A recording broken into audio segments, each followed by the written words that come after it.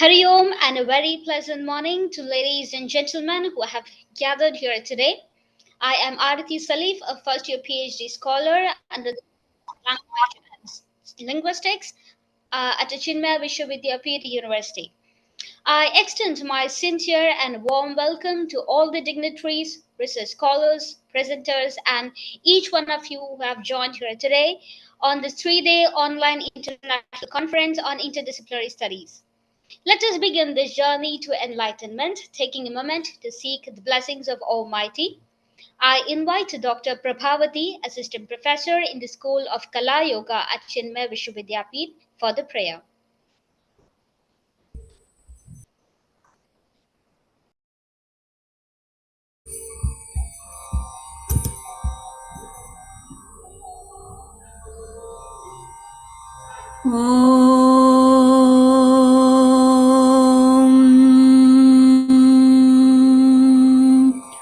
सहनाववतु सहनौ भुनक्तु सह वीर्यं करवावहै तेजस्विनावधीतमस्तु मा विद्विषावहै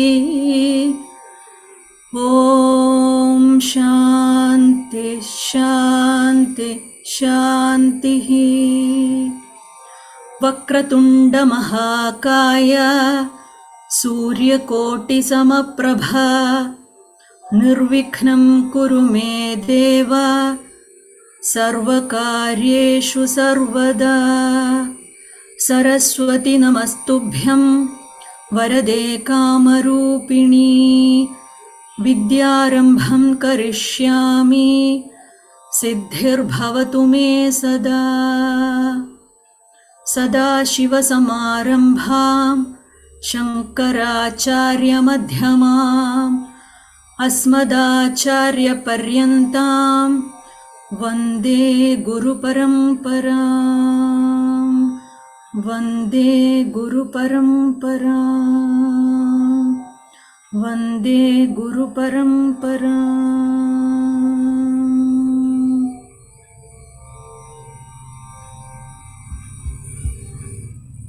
Thank you, ma'am. The secret of getting ahead is getting started, Mark Twain. To officially commence this event, I invite Dr. Anand sir to deliver the welcome address. Dr. Anand is the principal in charge of Institute of Science and Technology, associate professor in the Department of Computer Science at CVV, and the co-chairman of the ICID 2024. He completed his PhD from the Department of Computer Science and Engineering at the College of Engineering, Trivandrum. Dr. Anand has immense teaching and research experience and has associated with the project from various central government agencies and departments. His research areas include machine learning, optimization, and health informatics. Once again, I welcome Dr. Anand sir for the welcome address.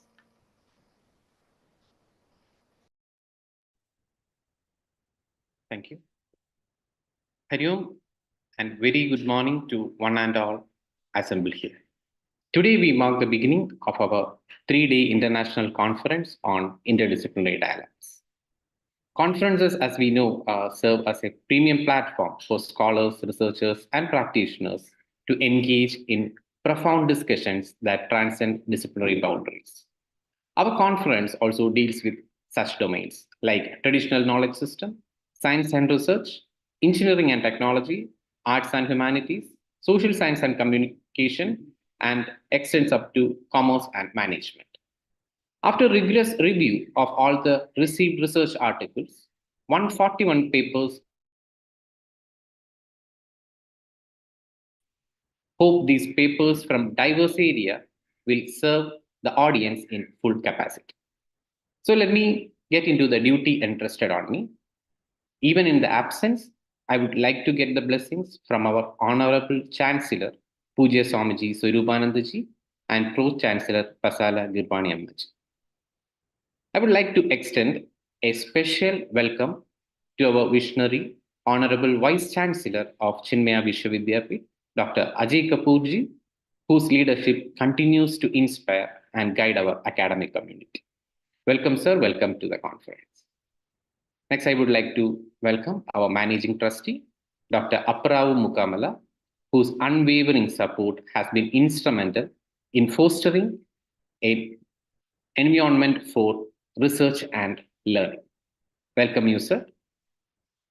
Professor T. Ashokan, our esteemed registrar and Dean of Academics, whose commitment ensures the smooth functioning of our institute and backs up in each and every program initiated from the university.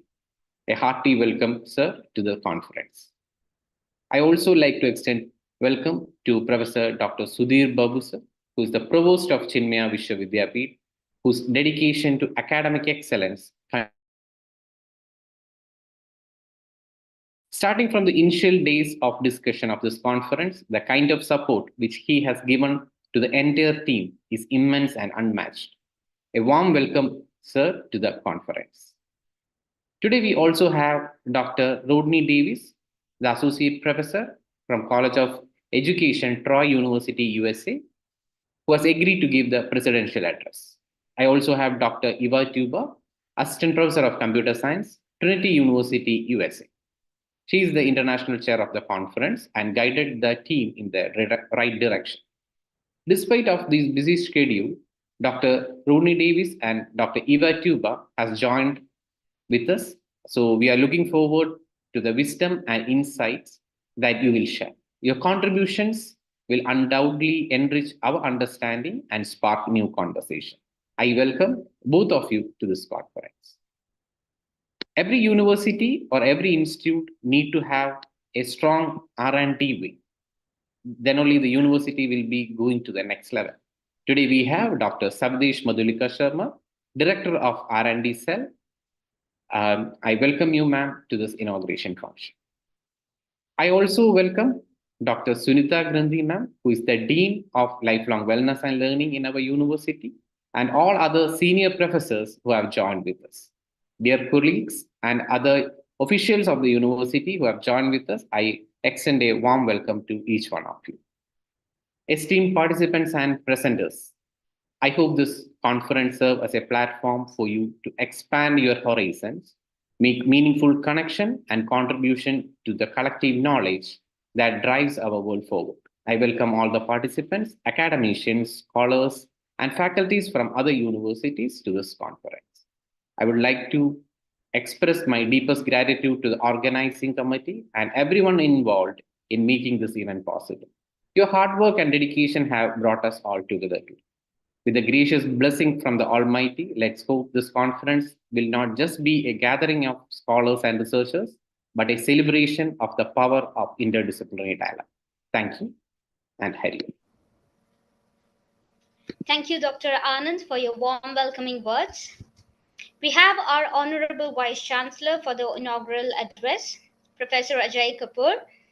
Professor Ajay Kapoor, the Vice Chancellor of CBB, is a world-renowned researcher rated within the top 2% of researchers in the world in his subject area and has produced many papers, reports, books, and patents. He served as a Pro-Vice Chancellor at Swinburne University of Technology in Australia and has expanded Swinburne's international research engagement through joint research centers in India, China, and Malaysia. Being a product of IIT-PHU in engineering, having a doctorate from Cambridge University, and with an experience of many years of teaching research and administration at various institutes, I can undoubtedly introduce him as an international academic figure of high reputation. Let us welcome Professor Ajay Kapoor for his inaugural address.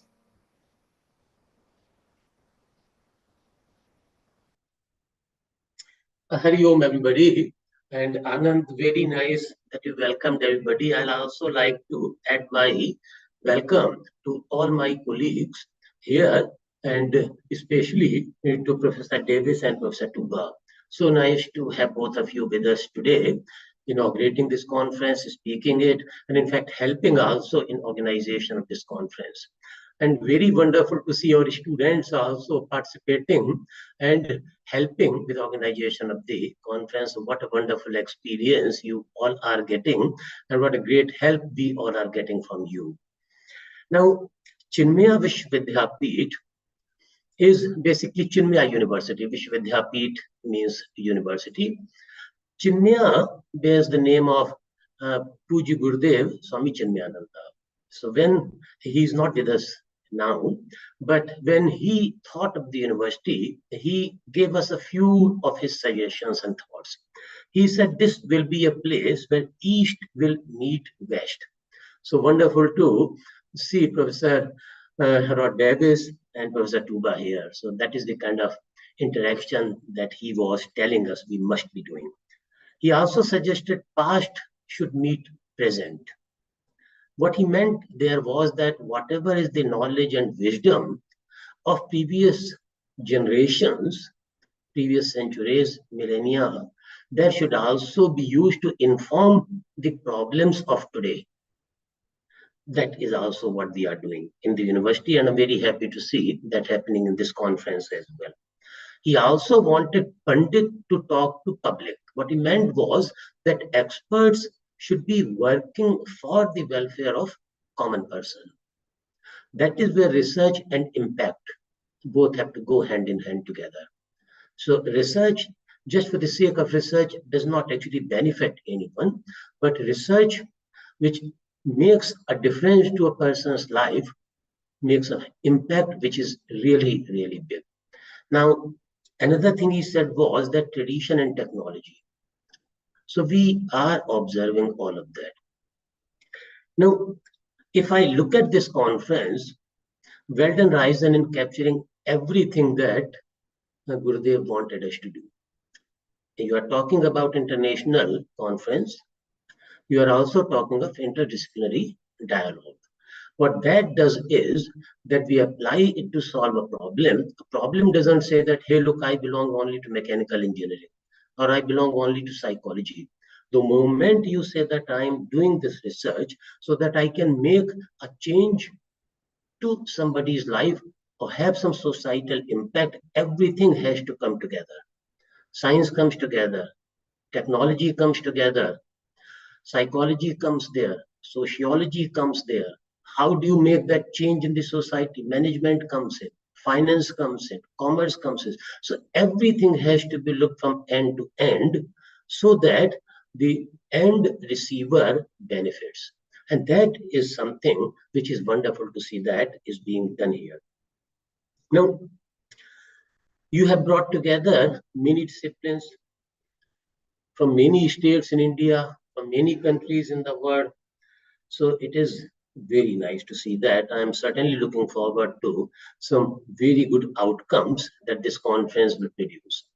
Coming to the outcomes are not only just publications, the outcomes are those long-term collaborations, those networks, those friendships which are developed. I have done a lot of research. I've published more than 300 papers, organized, attended many conferences in all countries. And the best part in a conference which I used to enjoy most and find most beneficial is making those networks and those connections. So I'll encourage all colleagues from CVV to look into that aspect. Other thing which becomes very important in attending a conference is comments from some senior people on other publications. So I hear about something, I have my thoughts, I have my views, but then what other experts are thinking about it? What do they see as the next step? What do they see as an issue or a problem which has to be solved? So be very attentive of what other colleagues are telling you about your work, about others' work. Do not take it as a criticism. It's a very constructive thing that a conference does. And that is, to me, the core purpose of a conference, meeting of the minds, meeting of people. So I'll encourage all of you to do that. Now, another thing I've noticed that a major theme in the conference is post-humanism. Now, in a very simple word, if you look at Chinmaya, or if you look at that Bharati or that Indian philosophy, they look oneness in all. So they'll be able to see that life form from in a rock, in a tree, in a river, in a human being, in a creature, in a element. So what that does is that in fact, ecology comes in straight away. You have to look after everything. You can't pollute a river, you can't cut a jungle. So all that stuff is there. So I'm very glad to see that post-humanism is also there. I can see Indic knowledge system is also there, and I can see them all working together and taking this whole thing forward. So with that, I'll again like to extend my very warm welcome to everybody, and I like to see this kind of work continuing, and especially to our interstate and international colleagues. I'd like to extend a warm welcome to you to come and visit us sometime as well. So let this be a good beginning which can go forward. With this, I'll stop. Hari Om. Thank you, Professor Ajay, for your insightful words. Our General Chair of the conference, Dr. Aparoji, has joined us for giving us his message. Dr. Aparo Makamala is the Managing Trustee of CBB and the General Chair of ICID 2024.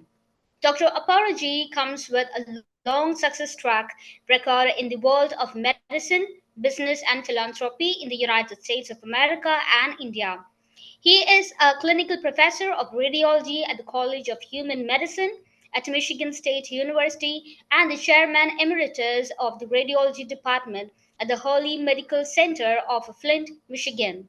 Professionally, Dr. Aparo is a board certified radiologist, nuclear and pediatric radiologist.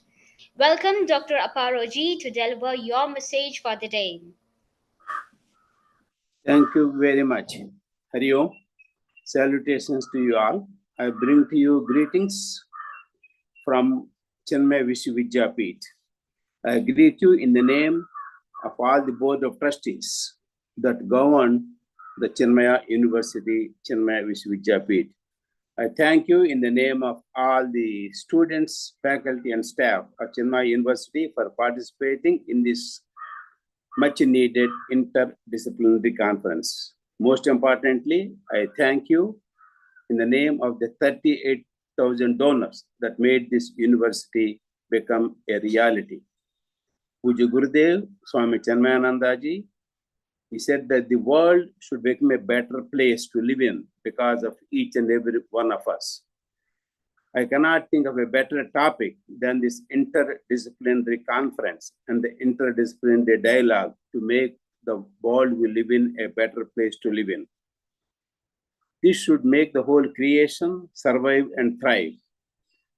I briefly glanced at the topics of the dialogue for this conference, which range from genetics to AI to microplastics to pollution, neurosciences,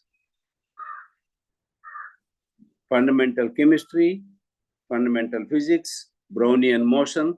I just cannot think of anything more interdisciplinary than this. This is as good as it comes. They are also talking of parasitology and genetics. We all can do our best. The players play, but the teams win. This is truly a teamwork. I compliment the organizers of CVV for bringing this interdisciplinary conference to the doorsteps of Chinmaya Vidyapeeth. As the professor and vice chancellor has mentioned, Gurudev's mission was to bring East to the West and to bring the best of the East and the best of the West together for this place, a better place to live in.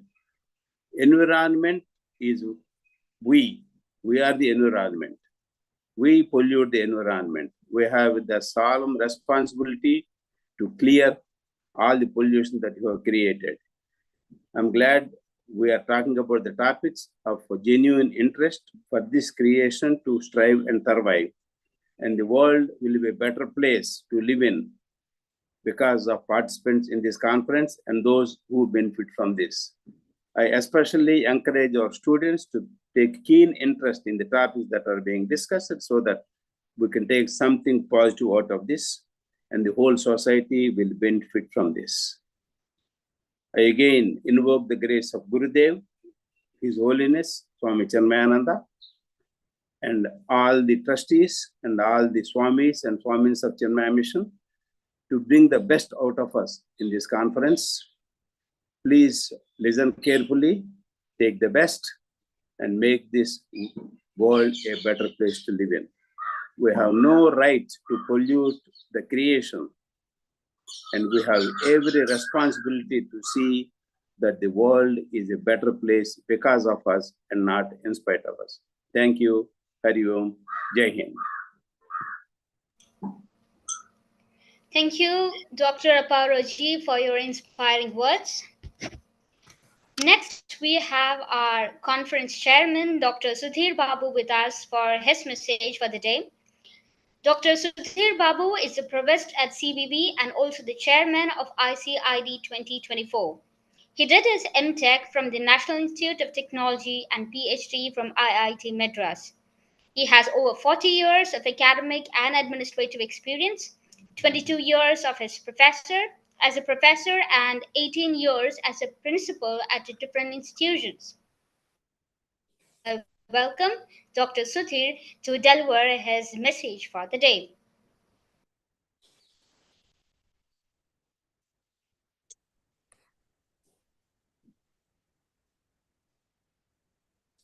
Good morning and Hari Om, everyone. Professor Ajay Kapoor, Honorable Vice Chancellor of our university, and Dr. Mukkamala Aparagaru, who is the Managing Trustee of this university, and Dr. Rodney Davis of Troy University, USA, who is the President of this conference, and Dr. Eva Tuba, the International Chair, who is from the Trinity University of USA, and the organizers, Dr. Matthew Raisin, Dr. Savitesh Sharma, and Dr. Anand Harindran, and my dear colleagues, dear students, a warm welcome to you all on behalf of this university, again from my side too. A few months back, Dr. Raisin Matthew and Dr. Anand Harindran and their team, they have visited my office. And they told that they would like to conduct an international conference on interdisciplinary dialogue. A dialogue and an international conference. I asked them how they go together. It's a dialogue. And they have explained me how they are going to organize an international conference, bringing the stalwarts from different fields of either science, technology, engineering, sociology, psychology, commerce, management, arts, literature, how they can share their research. They can have brainstorming sessions. Then I was really impressed. And I said, yes, you go ahead with this international conference. Initially, I was really afraid whether we can get those international standards of at least 50 papers. But to my surprise, to my understanding, we have received more than 200 papers of a high quality. And they had a hectic task of our organizing team had a hectic task of scrutinizing these papers and finalizing, I think, finally 140 papers to be presented to staff friends in 6 tracks in 3 days. I really appreciate and commend the services of our organizing team doing such a great job. I'm really thrilled that people of diverse areas of research are pooled together in this common platform and share their research and their knowledge and make known to the rest of the world what is going on in different fields and how that is going to be useful to the upholding of these societal values. In these 6 tracks, as Dr. Mukkamala Aparoji has mentioned, and we are really happy to see that researchers in diverse fields are participating, presenting their papers, participating in the panel discussions, brainstorming sessions, and come out with good deliberations, especially in the fields of chemistry, chemical technology, physics and electronics, artificial intelligence and machine learning, and computation mathematics, literature, psychology and support systems, wellness, then lifelong learning, Indic knowledge systems, traditional art systems, social sciences, entrepreneurship, and environmental sustainability, arts, and so on. I'm really surprised how we can bring all these people together. I'm really happy that so diverse people are here, and I'm happy to see all of you to share your ideas. Especially, I'm very much interested that some researchers are presenting the papers on children's screen time. Really, this is going to be a big demon destroying this mental health of the children, and also their thinking capacity is coming down because of the screen time. Now it is a high time for all of us, especially the parents, to take enhance the responsibility of bringing up their child with good health, especially not only physical health but also mental health. I'm happy that we have some papers on this. I'm also really happy that the stalwarts from different countries are delivering their keynote addresses, like, say, Dr. Rodney Davis of Troy University, Dr. Eva Tuba of Trinity University, and Professor Andrew Mangan of University of Reading, UK, and Professor Murukeshan of Nanyang University, Malaysia, and Dr. Novokshanova of Georgia University, USA, and Professor Dorcas Etang of Durban University, South Africa, Dr. Ankur Jain of Indian Institute of Management, Bangalore, and Professor Ramesh Patni from UK, and is also a visiting professor to our university. Thank you all professors for sparing all your time for contributing to this conference. I really appreciate, since I do not have much time to talk and name every person who is participating in this, but I really appreciate every research worker who is participating, presenting their papers in this conference, and making this conference going to be a very successful conference. I wish from bottom of my heart that the first international conference of this kind in this university will be a grand success. May the blessings of Almighty and may the blessings and grace of our Pujya Gurudev Swami Chinmaya shower on all of us. I am really proud and privileged to be the chairman of this international conference. Thank you. Thank you. Thank you, Dr. Sudhir, for your valuable words. Now we have the message from the registrar, Professor T. Ashokan. Professor Ashokan is a registrar and dean of academics at CBB. He is the general co-chair of ICID-2024, who is a great academician and administrative head of knowledge, having served several positions for more than 37 years at several universities, including the Kannur University in Kerala as Pro-Vice Chancellor.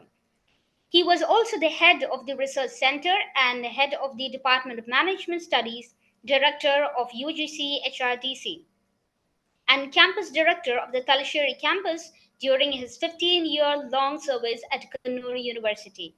It is a privilege to have such an eminent personality as a registrar in charge and dean of academics of CBB.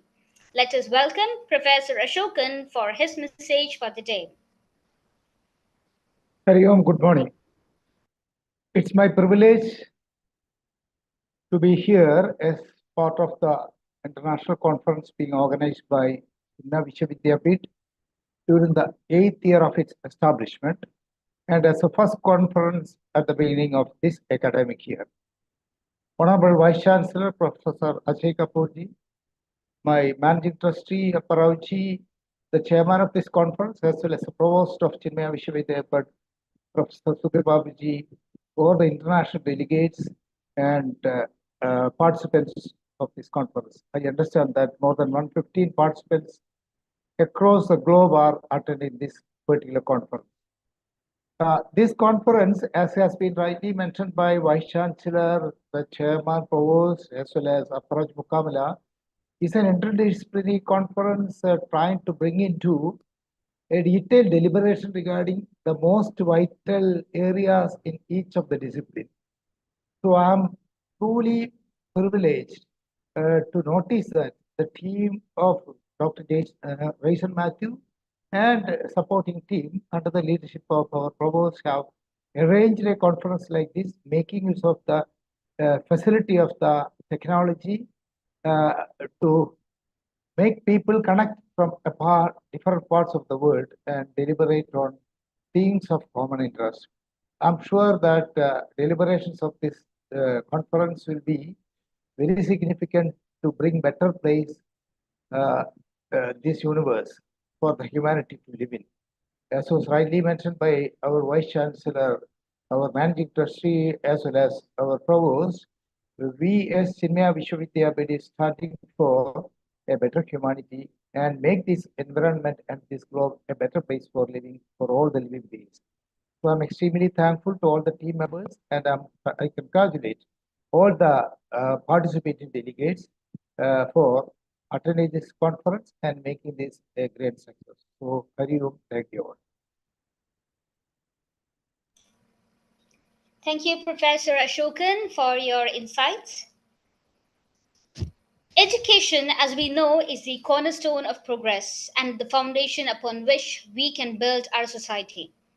In a world that is constantly evolving, the role of education is developing strong and compassionate and visionary leaders cannot be overrated.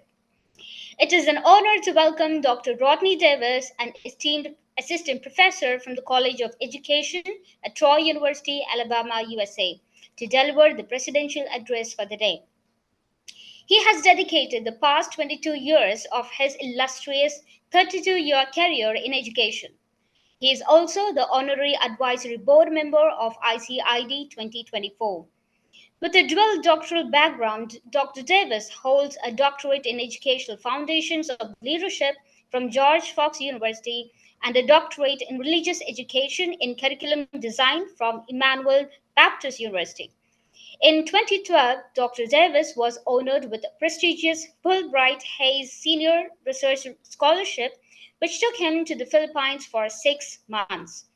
During this period, he served as a guest lecturer at Tarlac State University in Tarlac City, and conducted groundbreaking research on school principals' perception on their leadership beliefs and their perceived effectiveness. Dr. Davis is also an accomplished author, having recently published his book, To Be a Leader. We are privileged to have him here with us today.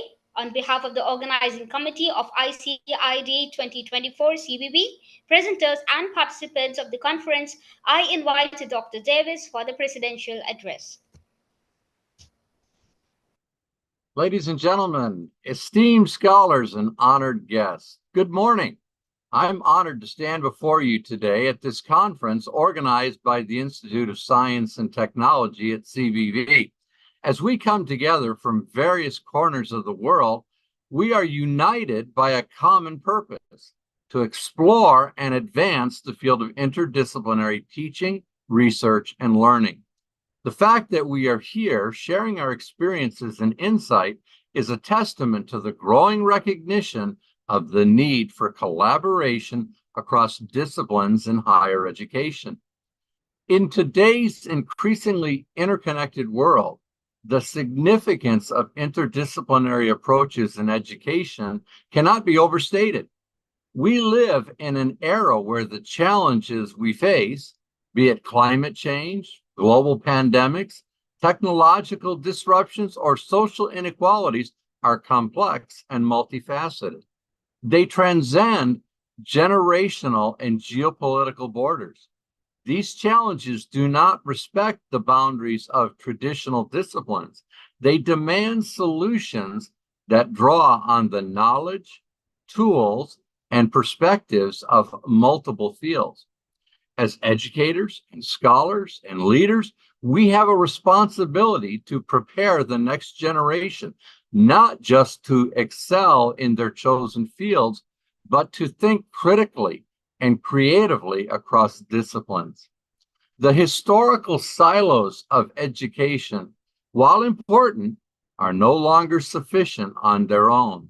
Our students need to be equipped with the ability to synthesize information from various sources, to collaborate with others who think differently, and to apply their knowledge in innovative ways. This conference, therefore, is not just a meeting of minds, but a vital step towards reshaping the future of education to meet the demands of our rapidly changing world. Interdisciplinary teaching and learning are the heart of innovative problem solving. When we bring together different disciplines, we open up new possibilities for creativity and innovation. We encourage our students to look at problems from multiple angles, to ask questions that might not be asked within the confines of a single discipline, and to discover solutions that are both novel and effective. Moreover, interdisciplinary education fosters collaboration and communication, skills that are essential in today's globalized world. It helps break down the barriers between fields, allowing for a more integrated approach to learning. This kind of education mirrors the real world, where complex issues require teamwork and a deep understanding of the diverse perspectives. In essence, we are not just teaching our students, we are preparing them to become leaders who can navigate and thrive in a world where boundaries are increasingly blurred. The significance of this approach is further underscored by its role in preparing future leaders. By embracing interdisciplinary learning, we are cultivating students who are not only experts in their fields, but also adaptable, critical thinkers capable of addressing the unknown challenges of tomorrow. These are the leaders who will guide us through the complexities of the future, who will be able to see the big picture and make connections that others might miss. This conference is more than just an exchange of ideas. It is a catalyst for change. It is an opportunity to share our experiences, to learn from one another, and to build the networks that will support interdisciplinary initiatives in our own institutions and industries. The conversations that we have here, the collaborations we forge, and the insights we gain will have a lasting impact, not just on our own institutions, but on the broader landscape of higher education. I encourage each of you to fully engage with the sessions and the discussions that will take place over the next few days. Let us challenge each other, inspire each other, and work together to push the boundaries of what is possible. The work we do here is not just for us. It is for the students we teach, the employees that we lead, and the communities we serve, as well as the future we are helping to shape. In closing, I want to reiterate the significance of this event, because I don't think that can be understated. We are at a pivotal moment in history, and the work we do here will contribute to a brighter and more interconnected future. When this conference concludes, we will all return to our places of influence, carrying with us the insights and inspiration gained over these days. This experience will no doubt become a cherished memory, but let us not allow the work begun here to lose its potency. Resist the call of complacency. Others may retreat into the confines of the familiar or fall back into the comfort of established routines. Instead, we choose to build what we have achieved here. By continuing the dialogues we have started, we promise to push the boundaries, foster interdisciplinary collaboration, and integrate these ideas into our own teaching, our research, and our leadership. The future we aspire to create depends on the momentum we maintain beyond this conference. thank you to all the organizers, the speakers, and all of the participants for your unwavering commitment to advancing this interdisciplinary cause. I look forward to the ongoing discussions, collaborations, and actions that will follow. Together, let us shape the future of education, research, and leadership, and the world they influence. Thank you.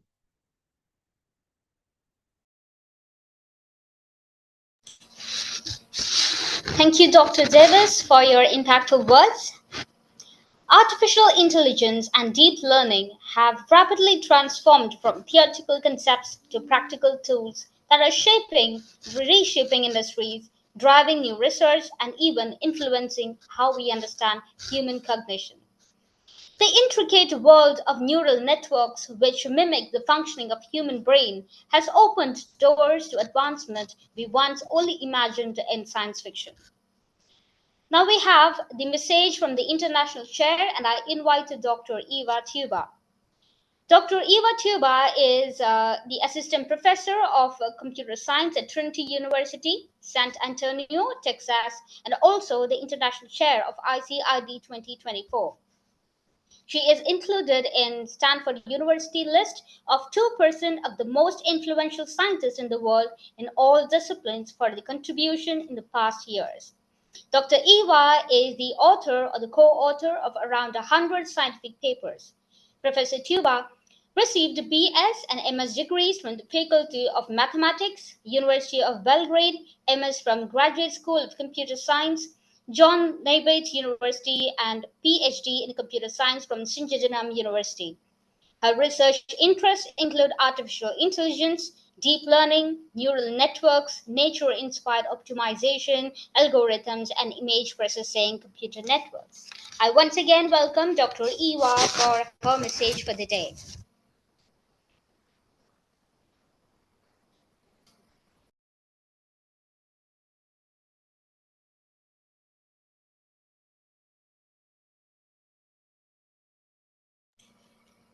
Dr. Eva? Good morning. Can you hear me? Yes, ma'am. Good morning to all of you. I connected a little bit late. I just arrived from a trip. I was in Europe. Now I'm back in the US. So I'm apologizing for not being present in the last 20 minutes, 30 minutes. It's a great honor to be here and to address all of participants and to participate in this dialogue on very important topics. As you all know, we live in a very exciting time, which is probably true for any computer science history. But this is definitely some extraordinary times, especially for young researchers. And it's very important for all of us to stay on top of this topic of artificial intelligence, or to be more specific about machine learning, which is actually the topic that is advanced in the recent years. And it's creating all this mystery, excitement, drama, or depending on in which field you are, different emotions are awakened, but definitely some emotions are there, and the desire for understanding and learning more is there. I would like to congratulate the organizer for recognizing this and deciding to give a platform to all of you to present your work, to share your thoughts and advance in these topics. I'm extremely honored and grateful for inviting me to be part of this, to address and welcome all of you. I hope that you will all use this opportunity to discuss among yourself, share your thoughts, and create some connections, future collaborations, and together we can stay on top of this all these topics that we'll discuss today and tomorrow. And also, I would specifically want to welcome all of you and congratulate all of you to be part of this conference. And I wish you all the best, and I'm very glad that this event is organized. I want to congratulate organizers for inviting all these extraordinary people to be part of this, to share their thoughts, and also for having this many participants from all around the world that will share their thoughts. I'm sorry for being all over the place. I just had 20 hours flight, so I hope that you will forgive me for being a little bit all over the place. But one thing is for sure, this is a really great opportunity for all of you. Great success for organizers, and I wish you all the best and all the luck in the next 2 days when you will presenting your work and discussing these important topics. Thank you so much for inviting me to be part of this conference. Thank you, Dr. Eva, for your insightful words. Next, we have with us Professor Savitesh Mathalika Sharma with her message for the day. Dr. Savitesh Mathalika Sharma is a professor and head of the electronics communication at CBB and also the research director at the R&D cell at the university. She received PhD at the VLSI from RIT Roorkee in the year 2018 and MTech degree from Banastali Vidyapeeth, Banastali in the year 2006. Her research and interests include nanoelectronics, device modeling, FinFET, TFET, and IPR. She is a senior IEEE member and associate member of IETE. I invite Professor Sharma to deliver her message for the day. Thank you. Am I audible? Yes, ma'am. Hari Om and good morning to all. Distinguished guests, esteemed colleagues, and participants and students. I feel privileged and honored to be here before you virtually today at the beginning of the 3 days International Conference on Interdisciplinary Dialogues 2024. Allow me to welcome you all on behalf of Chinmaya Vidyapeeth R&D Cell, joining us online from every corner of the globe. The conference is timely as the world faces unprecedented challenges as well as opportunities. This is an era where problems are better addressed through integrated approaches that transcend traditional boundaries of knowledge. In this viewpoint, this conference has established a platform that brings together diverse minds for cross-fertilization of ideas, leading to new insights. We cannot overemphasize how important research is to our society. Progressiveness is driven by research. It provides groundwork for knowledge acquisition and gives direction to mankind towards a brighter future.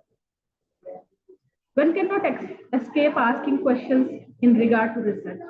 It actually necessitates one to ask hard questions so as to challenge prevailing norms while trying out different limits possible. Research thus plays a major role in a world which keeps changing rapidly. This conference is an embodiment of our united dedication towards advanced research and promoting cross-disciplinary dialogues. This provides a platform for us to disseminate the most recent findings from our studies, engage in discussion on what it all means, and form alliances that will shape the future innovations. Such a conference is one of the crucial ways to gap knowledge deficiencies through interaction between researchers in a dynamic and inclusive research setting. This conference will give you this go beyond its immediate purposes into becoming a catalyst for long-term change. The outcome of this study could influence policy, mold industrial practices, or enhance the living standards of individuals in different parts of the world. What we talk about today may be tomorrow's answer to issues what might come up. By doing things together like this conference, we can help build a future that is more resilient, fairer, and sustainable. This conference typifies how innovations fit into research.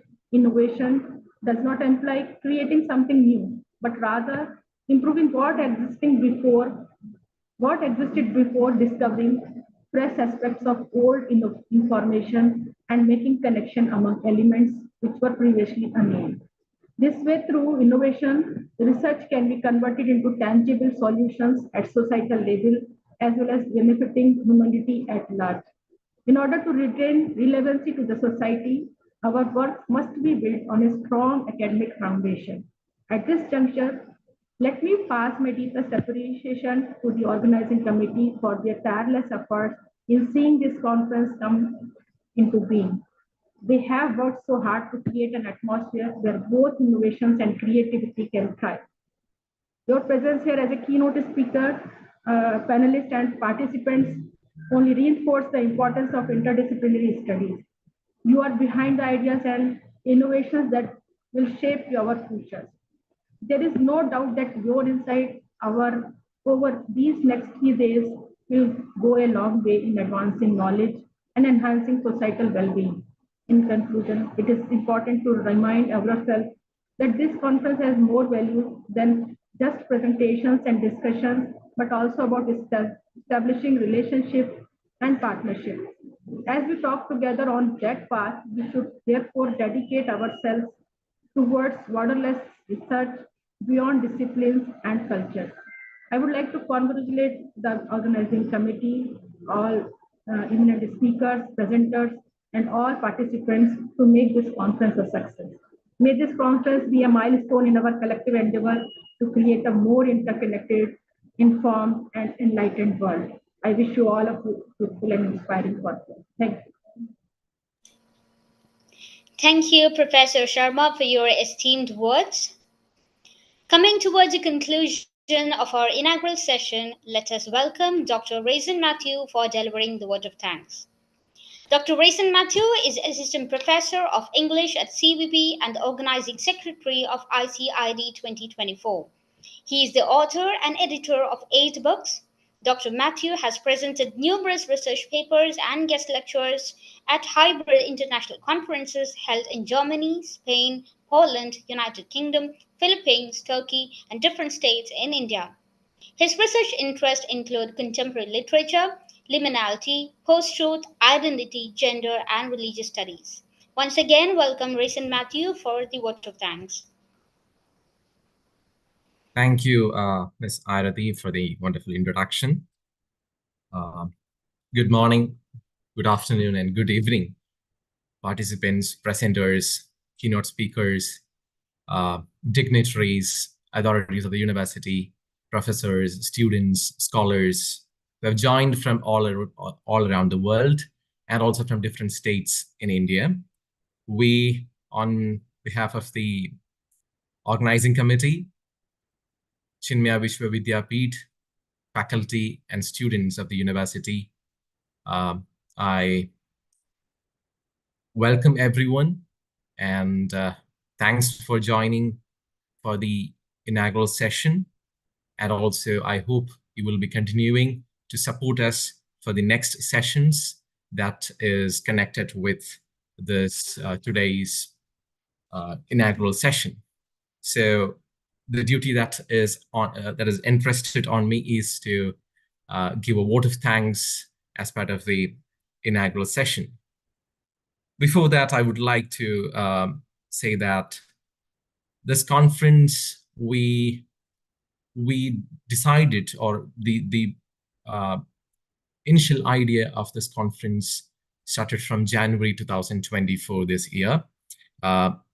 And we gave the initial proposal to the Provost and Honorable Vice Chancellor on in the month of February, and the approval was given, and by April 2024, we announced to the call for abstracts. We received more than 2,000. We received 220 different abstracts, and out of that, our review committee shortlisted 141 presenters for presenting their research. And also we have different participants from different fields joining our conference from different parts of the world. So first of all, I would like to thank Dr. Anand Harindran sir, principal in charge, for the wonderful welcome address, welcoming everyone on behalf of the conference committee and the university. He is the major support for this conference, and he is part of the organizing committee too. And Honorable Vice Chancellor, Professor Ajay Kapoorji, Managing Trustee, Dr. Apparauji, Chairman of the conference and Provost, Dr. Sudhir Babuji, Professor T. Ashokanji, Registrar of the University, Research Director Sabideshji. Thank you for joining us for this inaugural session and delivering your wonderful address. I remember that when there were some situations related to the conference, I approached Dr. Sudhir Babuji and also the Vice Chancellor and Registrar for solving all the issues and going forward. So the support and the encouragement that I received and the organizing committee received from them was very great support from them so that we could solve all the issues and go forward for the call for abstracts. And till now, I have received appreciation and also encouragement from all the higher authorities of the university, and also a great support from the organizing committee members of the conference. So I thank Honorable Vice Chancellor Apparauji, Dr. Sudhirji, Ashokanji, and Sabideshji for your immense and great support that you show for conducting this conference. Thank you so much for joining us, and thank you for your encouragement. And to the most important dignitaries of this conference inauguration, Professor Dr. Rodney Davis and Dr. Eva Tuba. When I contacted Dr. Rodney Davis to be the advisory board member, unlike any other advisory board members, usually they say that, yes, I agree, you can proceed. The first question that he asked me was, what should I do for you? What help do you need from my side? So that itself gave me an encouragement that we are on track and we have a great support of an eminent professor like Dr. Rodney Davis. I got his contact, and we were in contact from some of the conferences which was held in Philippines. And that grew one by day, that friendly conversations grew one by day. And it was very, I was so honored to welcome Rodney Davis, sir, for as a advisory board member of the conference. And this support is great for an organizing secretary and also organizing committee. So I thank Dr. Rodney Davis for being our senior most honorary advisory board member of ICID-2024, and also accepting our invitation to be part of this conference to deliver your wonderful presidential address. Thank you, Dr. Rodney Davis. I and Dr. Anand Harindran, principal in charge of IST-CVV, contacted Dr. Eva Tuba, assistant professor of computer science, Trinity University, USA. And Anand sir told me that you can message her, or you can give an email to her and she will reply to your email. So within 1 or 2 days, I got a positive reply from Eva Tuba, and she agreed that she will be the international chair and part of the organizing committee of the ICID 2024. I know that she was traveling from Europe to US, and on her busy schedule, I know that it is very difficult for her to join, but immediately just before the session, she contacted me. I will be joining soon. So thank you, Tuba, Dr. Tuba, for joining this session and agreeing to be the international chair for this ICID 2024. Also delivering your wonderful message to the audience, participants, and presenters. And not the least, but the best. Without any presenters or participants, there is no conference, right? So I thank all the presenters and also the participants who have joined this inaugural session and also will be joining in the next technical sessions for presenting their conference research papers and also supporting us as participants. Initially, when we gave the announcement of call for abstracts, I received a few, and after May, it was a tremendous increase in the number of submissions that we got from the potential contributors. So in the month of June, when we were about to close the call for abstracts, it was there were many requests from different contributors to just add two more weeks for submitting the abstracts. So it was the deadline we extended to June 15th, and the registration was happening on the deadline was July first week, and everyone gave great support to the organizing team because they had submitted the right abstract in the right format, and also they have prepared the conference PPT for their presentations. So I thank every presenter who will be presenting the research paper today, tomorrow, and the day after tomorrow for the conference. And I wish all the best for the presenters. And I thank the participants, faculty of the university, different universities, administrators of the different universities, different academicians, research scholars who have joined from different universities around the world. So that is a great advantage for this conference, that we have different participants and presenters and speakers from around the world. We have participants and presenters from Russia, USA, UK. We have from Netherlands, South Africa, different states in India, Philippines. We have from UAE, we have from Nigeria, and many other countries.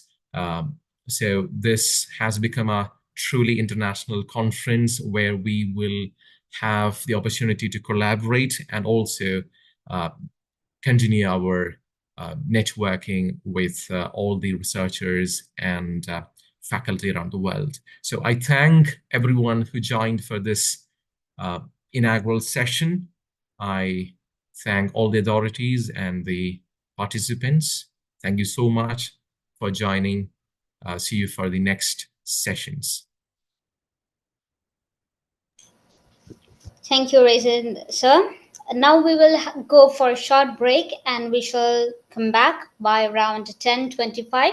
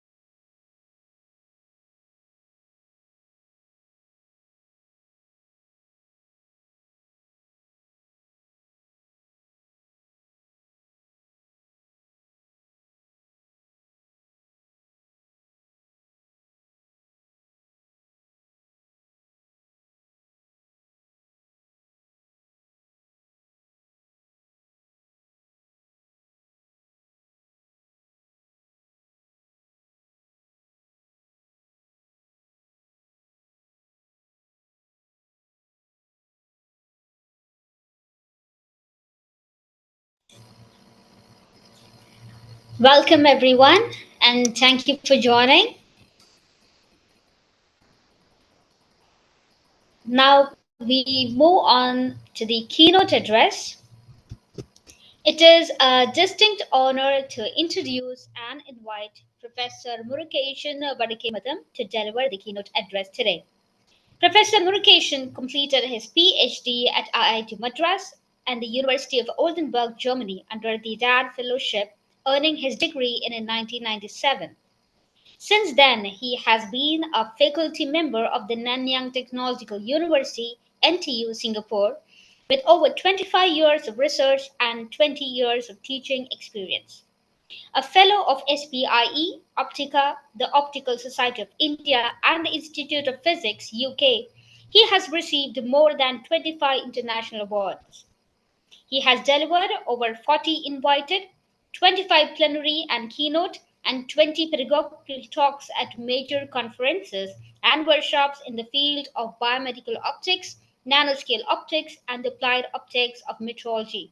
Supervised 30 plus PhD theses, authored or co authored 210 plus peer reviewed journal papers, and holds 25 plus patents.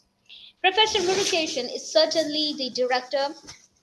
currently the director of Center for Optical and Laser Engineering and the deputy director of the Photonics Institute (TPI) at NTU Singapore.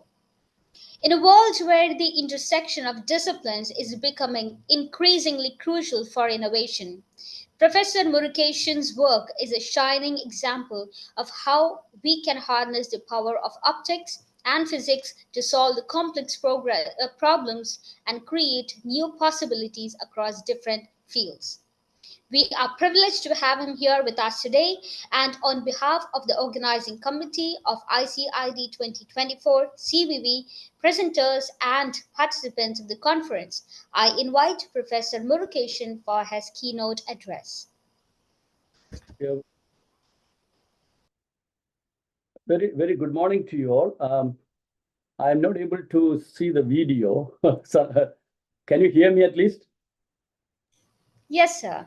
Okay, because I tried 3 different computers, and I think there is. It looks like you have to give access to me or something like that.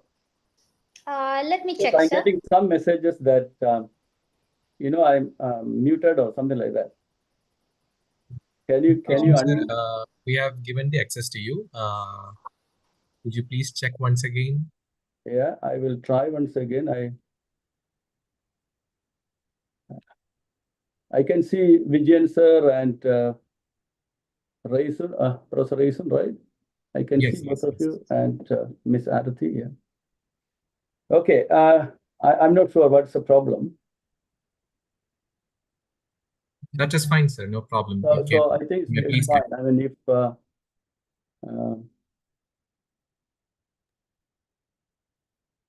could you please try reconnecting the camera just for one time? That's what I'm trying again.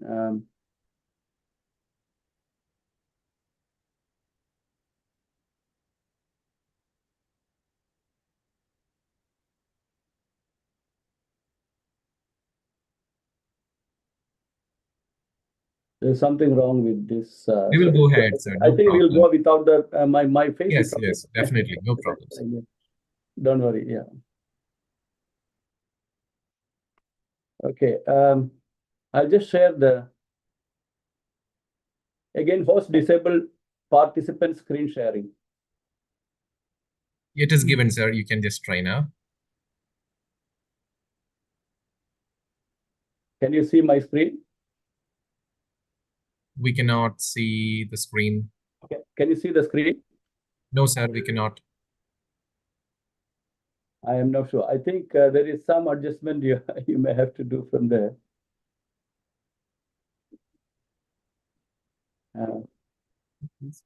Share screen.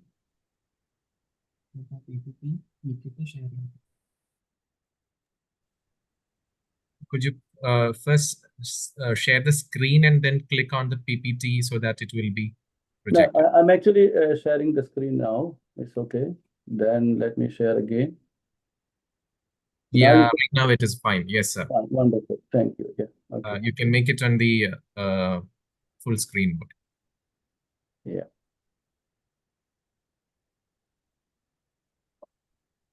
Now you can see now. Press on the three dots. Can you press on the three dots that you see there? I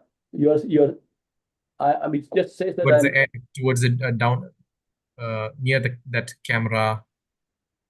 Yes, nearby. Yeah, right side. Yeah. No, the next one. Yeah. Yes. What do you want here? Hide presenter view. You can click on hide presenter view. Is it okay?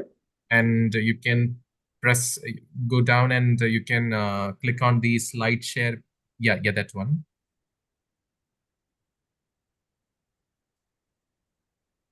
Actually, it's okay. I'm. That one, sir. Yes. It's not doing, eh? Very strange.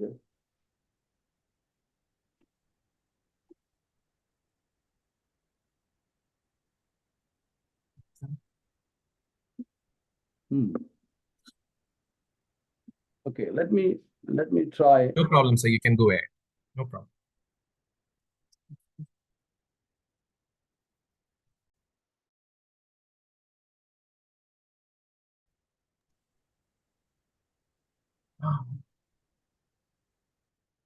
Can you see now? Yes, sir. Perfectly fine. Can you see now? Yes, sir. Hello? Yes. Yes, sir. Can you see now? Yes, sir. We can see the slide. I'm not able to hear you. Sir, we can see the slide and can hear you.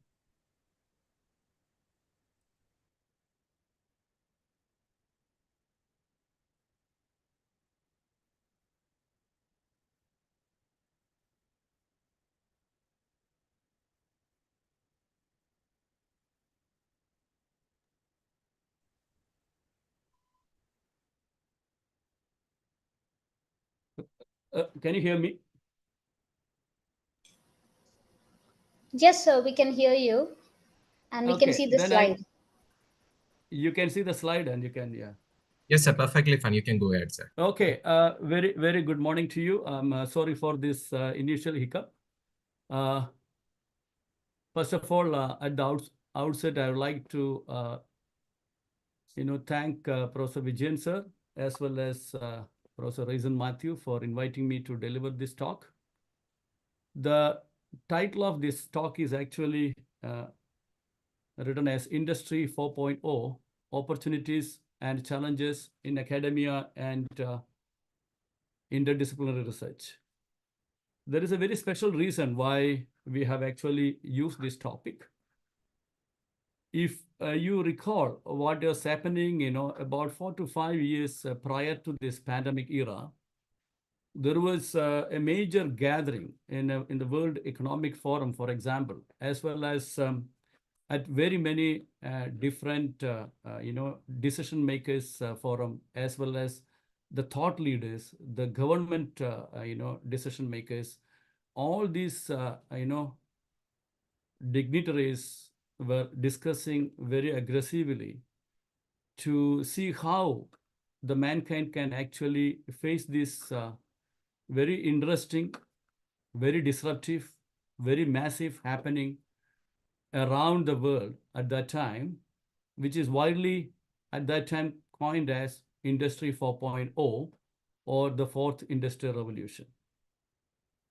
The reason for taking this particular topic for today's presentation is basically that those decision makers, individual as well as the collective wisdom of these thought leaders, policy makers, government officials, were that the people that living in this planet or on this planet will face this highly disruptive and massive changes in the next few decades.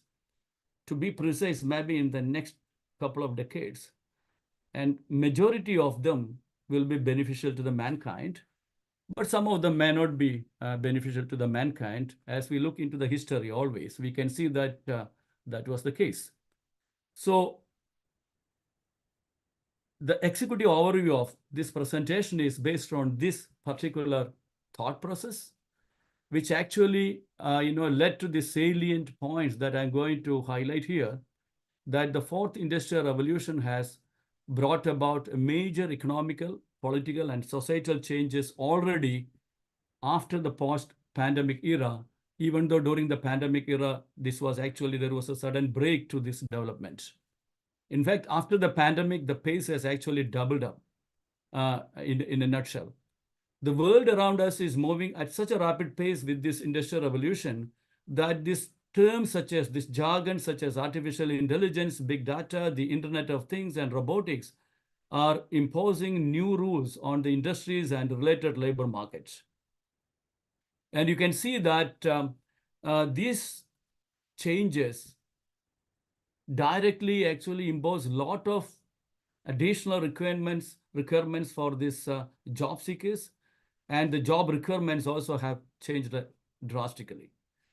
So the employees also must have digital competencies along with the core competencies to handle such workplace responsibilities. The educational and research institutions are the most affected one, which was not really visible at the initial stages, because to meet the demands of these drastic changes that is happening around, they have to actually change the curriculum and even the teaching methods, gradually progressing towards this new coin word, which is actually called Education 4.0. And our talk today will be slowly, taking to this Education 4.0 and what we can actually do to really meet these, challenges that are actually really in front of us. And the pressure exerted by the globalization process on the universities also cannot be ignored. And there comes this internationalization of education within the context of not only this fourth industrial revolution, but also that whatever industrial revolution or any revolution that is happening, it should be within that sustainability goals that we are actually looking at. Then only the mankind will be benefited.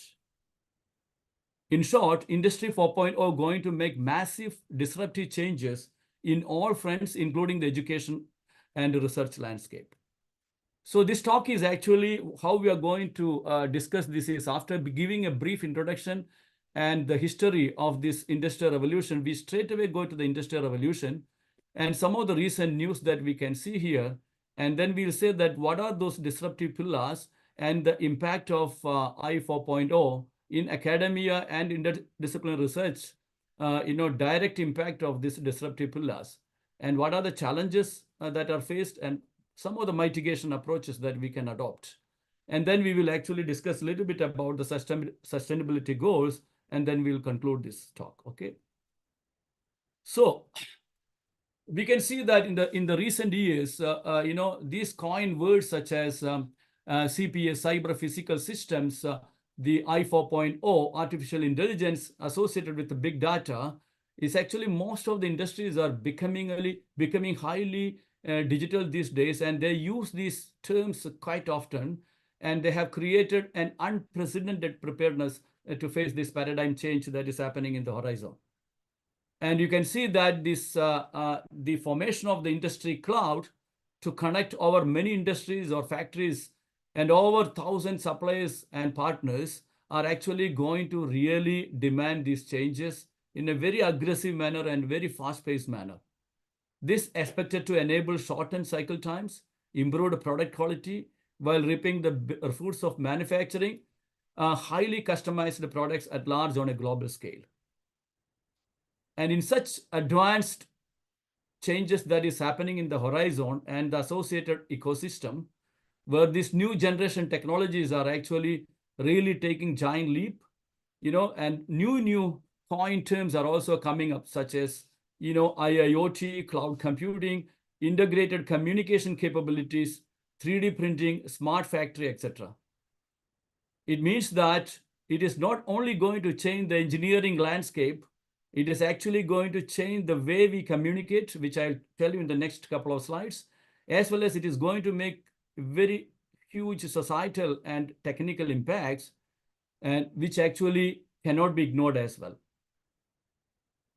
So what is actually the direct relevance then? The direct relevance or impact is actually on the education.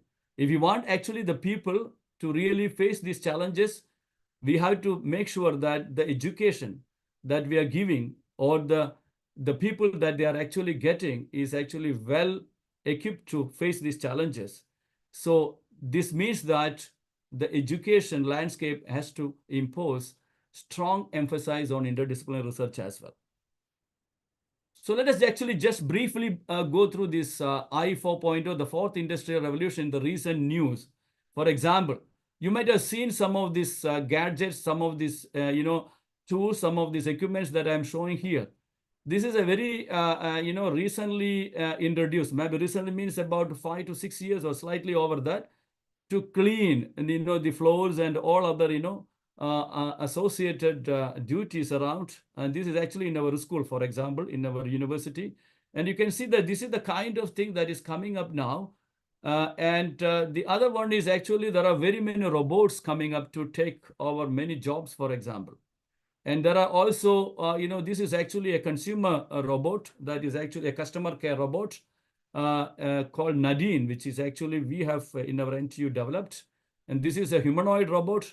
And also in India, you can see very recently the first police robot was actually introduced in Kerala, if I remember correctly, before the pandemic era. So you can see that there are very many changes happening. And you might have seen that very recently, it has gone to the state of, situation that even some of the, robots has actually started getting citizenship even, this is actually the, the so-called rhizo machines. And very recently, you might have seen this video that this robot named Sophia is actually the first robot granted citizenship. Okay, so the things are going very fast-paced. Okay. Another one is actually the 3D printing industry. You can see that the 3D printing industry is changing again the landscape. You can see that these days, very many, parts, very many, houses, very many industries even are actually 3D printed, or different parts of the industries or different parts of the houses or the house as whole, for example. And you can see that this is a small 3D printing thing that you can see in NTU, for example, to develop different units of a house, for example. And you can see that this is another very famous Episcore system, which they actually built, a full house in less than a day, for example. And such systems are actually very aggressively being developed, introduced, and the landscape is changing like anything. And we cannot actually say that this is only happening in developed countries. It is also happening in developing countries. And this is the very recently something built in Kanchipuram near Chennai. And you can see that this is the first 3D printed one-floor building constructed by Larsen & Toubro. And it is not only in the construction industry or in the robotic industry, this also see that in very many industries that is around us, including the aircraft industry, very many things are happening. They are using robots, they are integrating physics, chemistry, laser systems, etc., to do very many jobs now, just like, the building of parts, the painting of parts, or even removing of the painting of parts like that. Very many things are happening around. So where all these are taking us, all these things are taking us slowly to see this kind of a scenario. What is the scenario? This you can see that these are this is an auto plant in Dongfeng. You can see that this auto plant, which is actually housed in Wuhan, you cannot see any human labor there. And you can also see that in this particular plant, you cannot see again human labor. Even robots with intelligent sensors are actually examining the various products that are being developed. This is actually a situation that was actually occurring before the pandemic era in China. They actually started this to address the worker shortages as well as rising labor costs. And what happened is that eventually it led to the realization of smart factories. And this is the sign of things to come in the near future. In large scale, it is already happening now around the world.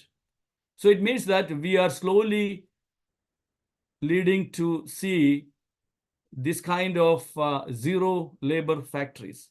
It means that you cannot see any man labor there in the factories. In these factories, everything is produced, everything will be monitored, analyzed, quality approved, packaged, shipped to the customers in a self-sustained fashion, and they're all cloud connected, and they're all done by the AI cyber robots. And you see that what is actually the thoughts coming to our mind.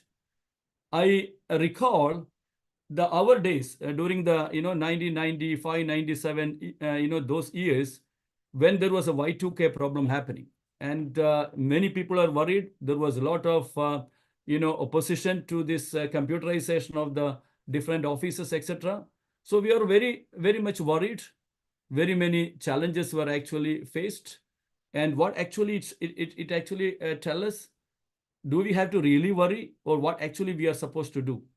What actually we are supposed to do is not actually what happened in the previous industrial revolution eras. What actually happened those industrial revolution period, or at the beginning of those industrial revolutions, where actually there were revolts. There were a lot of human issues to handle with. So such things have been a learning exercise for very many of the decision makers, and they have decided that at least in this fourth industrial revolution, we should be actually making sure that we are facing these challenges in a very, very educated manner, very learned manner, and how we can do that. So we can see that though during those industrial revolutions, it eliminated many jobs, actually it created a huge number of new jobs. But the problem was that whether the people were actually equipped or armed with the new skill set to do those jobs. And that was actually going to be the prime importance, or the prime case in this industrial revolution as well. So if you look into this history, for example, the first industrial revolution, which you can see that it was started around 1850 by the Britain's, mainly to really highlight the Britain's economic development during that century. Sir Toynbee actually introduced this or coined this term industrial revolution. And that was actually with this invention of Watt's engine, by widely known as the father of all industrial revolutions, who is none other than James Watt. And this was the first industrial revolution, which actually led to the development of urban centers, all those things. Okay. And then you can see that these industrial revolutions slowly started spilling over to the next generation of industrial revolution. And the second industrial revolution was actually started happening after 100 years, when the electricity was actually started inventing, and all the associated factory assembly was actually realized. This enabled mass production of products like automobiles and clothing, for example. The petroleum, the steel, they were all started realizing and making into the real factory assembly settings. The third industrial revolution, which is actually, where we started, learning about industrial revolution in a large scale, is actually with the digital age, which was marked by the advent of computing, the robotics, as well as the internet. And now we are actually in this fourth industrial revolution, which actually marked by the widespread interconnection of the digital and physical, as well as the biological aspects. And this was actually at its infancy just before the pandemic, but now it is going very, very fast paced, and we need to be very, very careful, and we have to be very prepared to make sure that the business practices and even the job market are not really disrupted that aggressively, okay? Just like the previous industrial revolutions. So, and you can see that when you see this industrial revolution one or the industrial revolution 2 and the third industrial revolution, which I just explained, what is actually taking us is a combination of all this industrial revolution with the wide connectivity possibility. That is the hallmark of this fourth industrial revolution, the connectivity. Apart from the big data, the AI, the connectivity is the major aspect of this industrial revolution.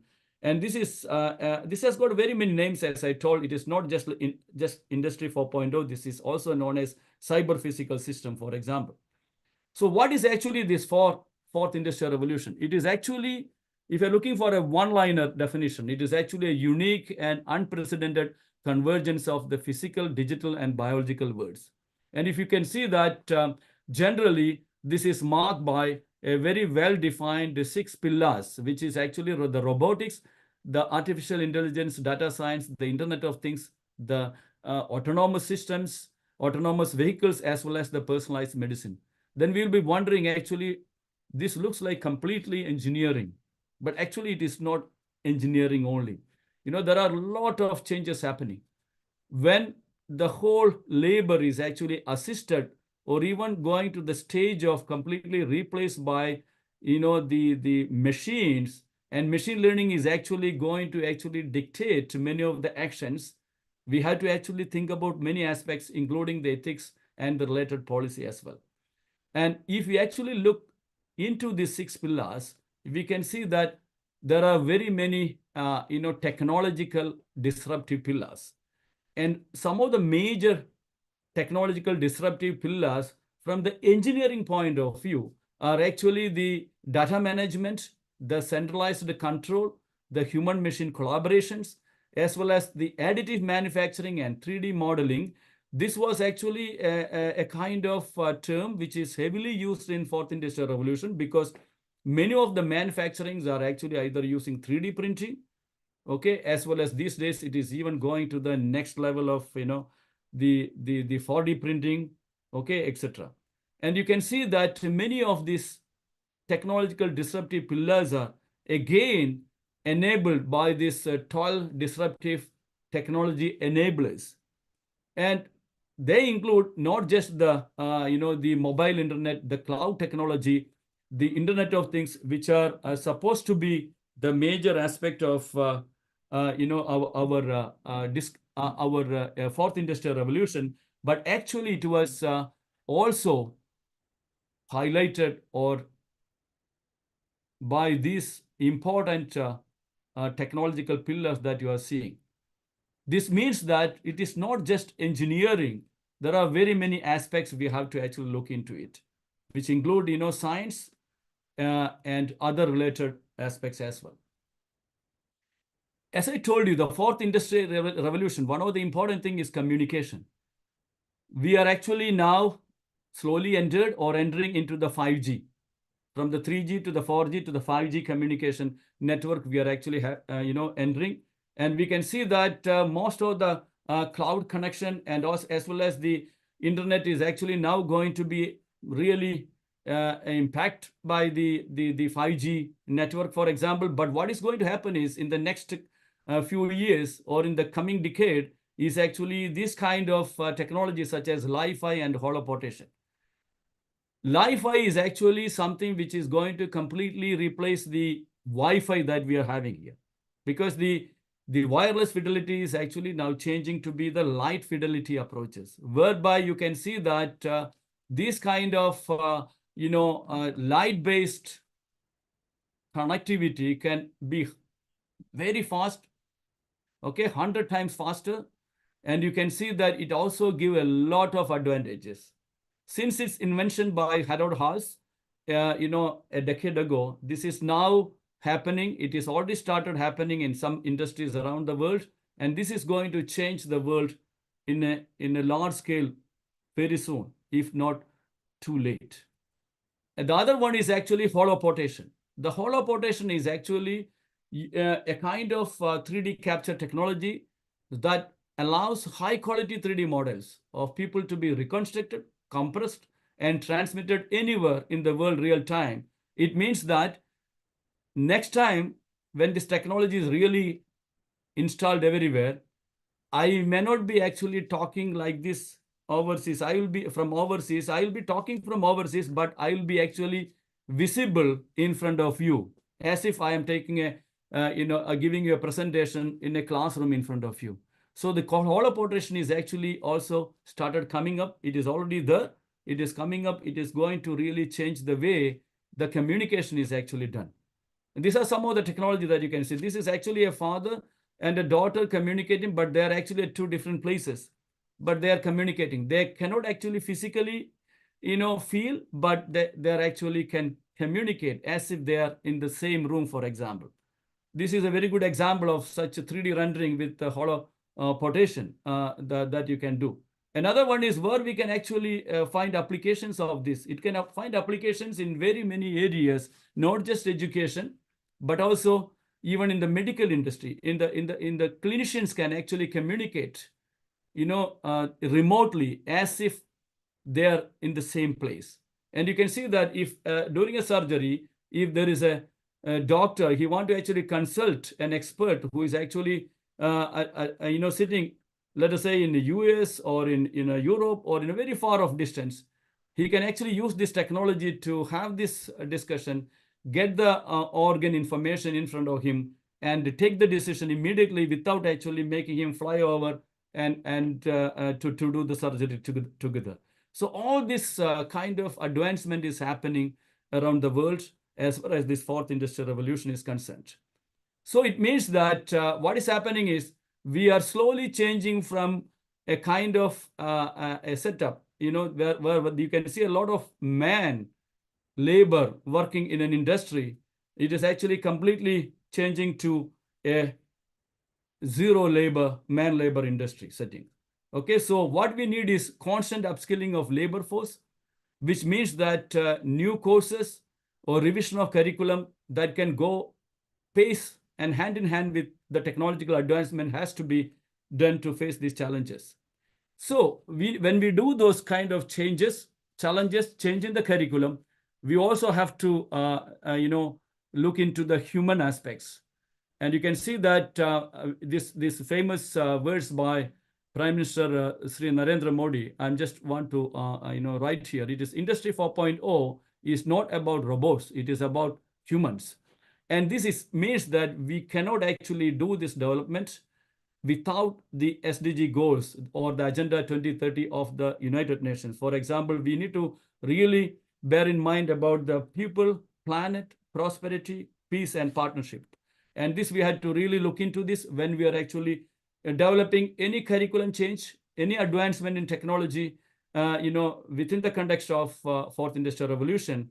It means that the research landscape also going to change drastically in the coming years. So the Agenda 2030 for the SDG goals or the Sustainable Development Goals, though it was actually adopted in 2015 to have these goals beyond 2030, for example, we need to make sure that this go hand in hand with this current happenings around us. That is this fourth industrial revolution. We cannot ignore that. And that is actually why, the government around, the thought leaders, the decision makers, okay, or even the, the education, the scholars, for example, they're all, discussing about this, how to face these challenges. And they all come up with the one important thing is that the skill updating or updating the skill set is very, very important.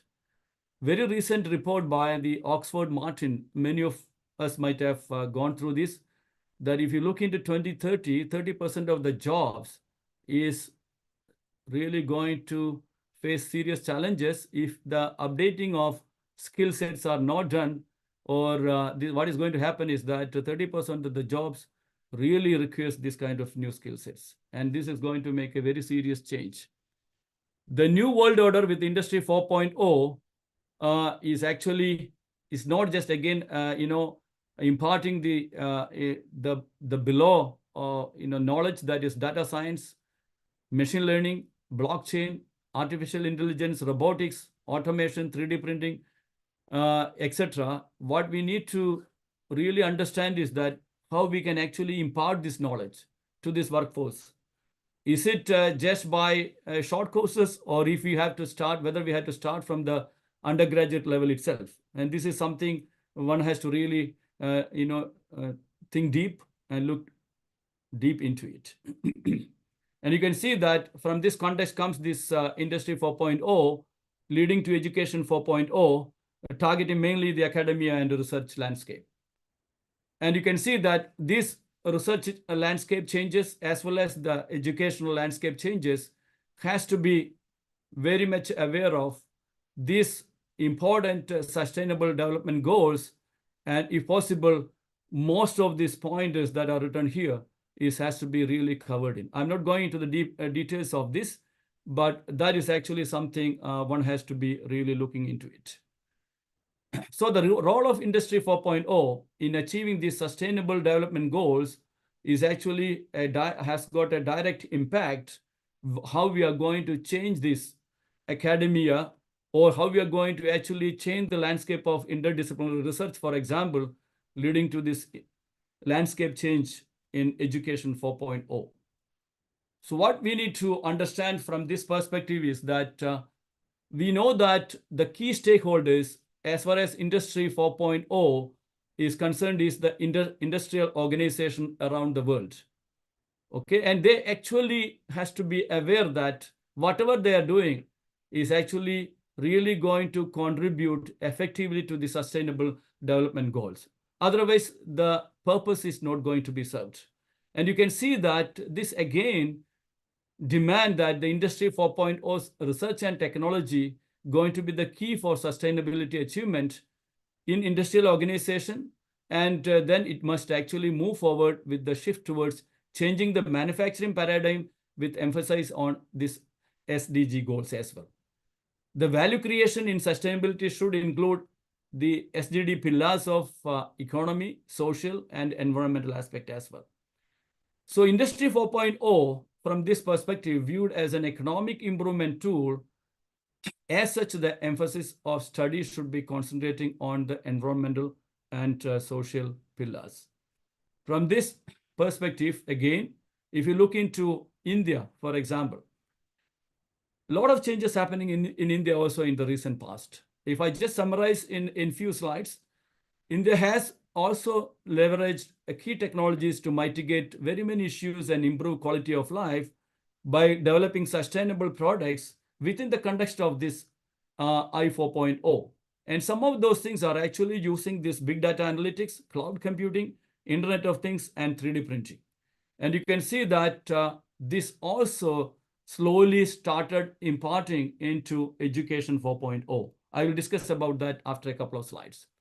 And you can see that if you really look into this big data, you can see that I'm not going into the economic part of this, which you can read here.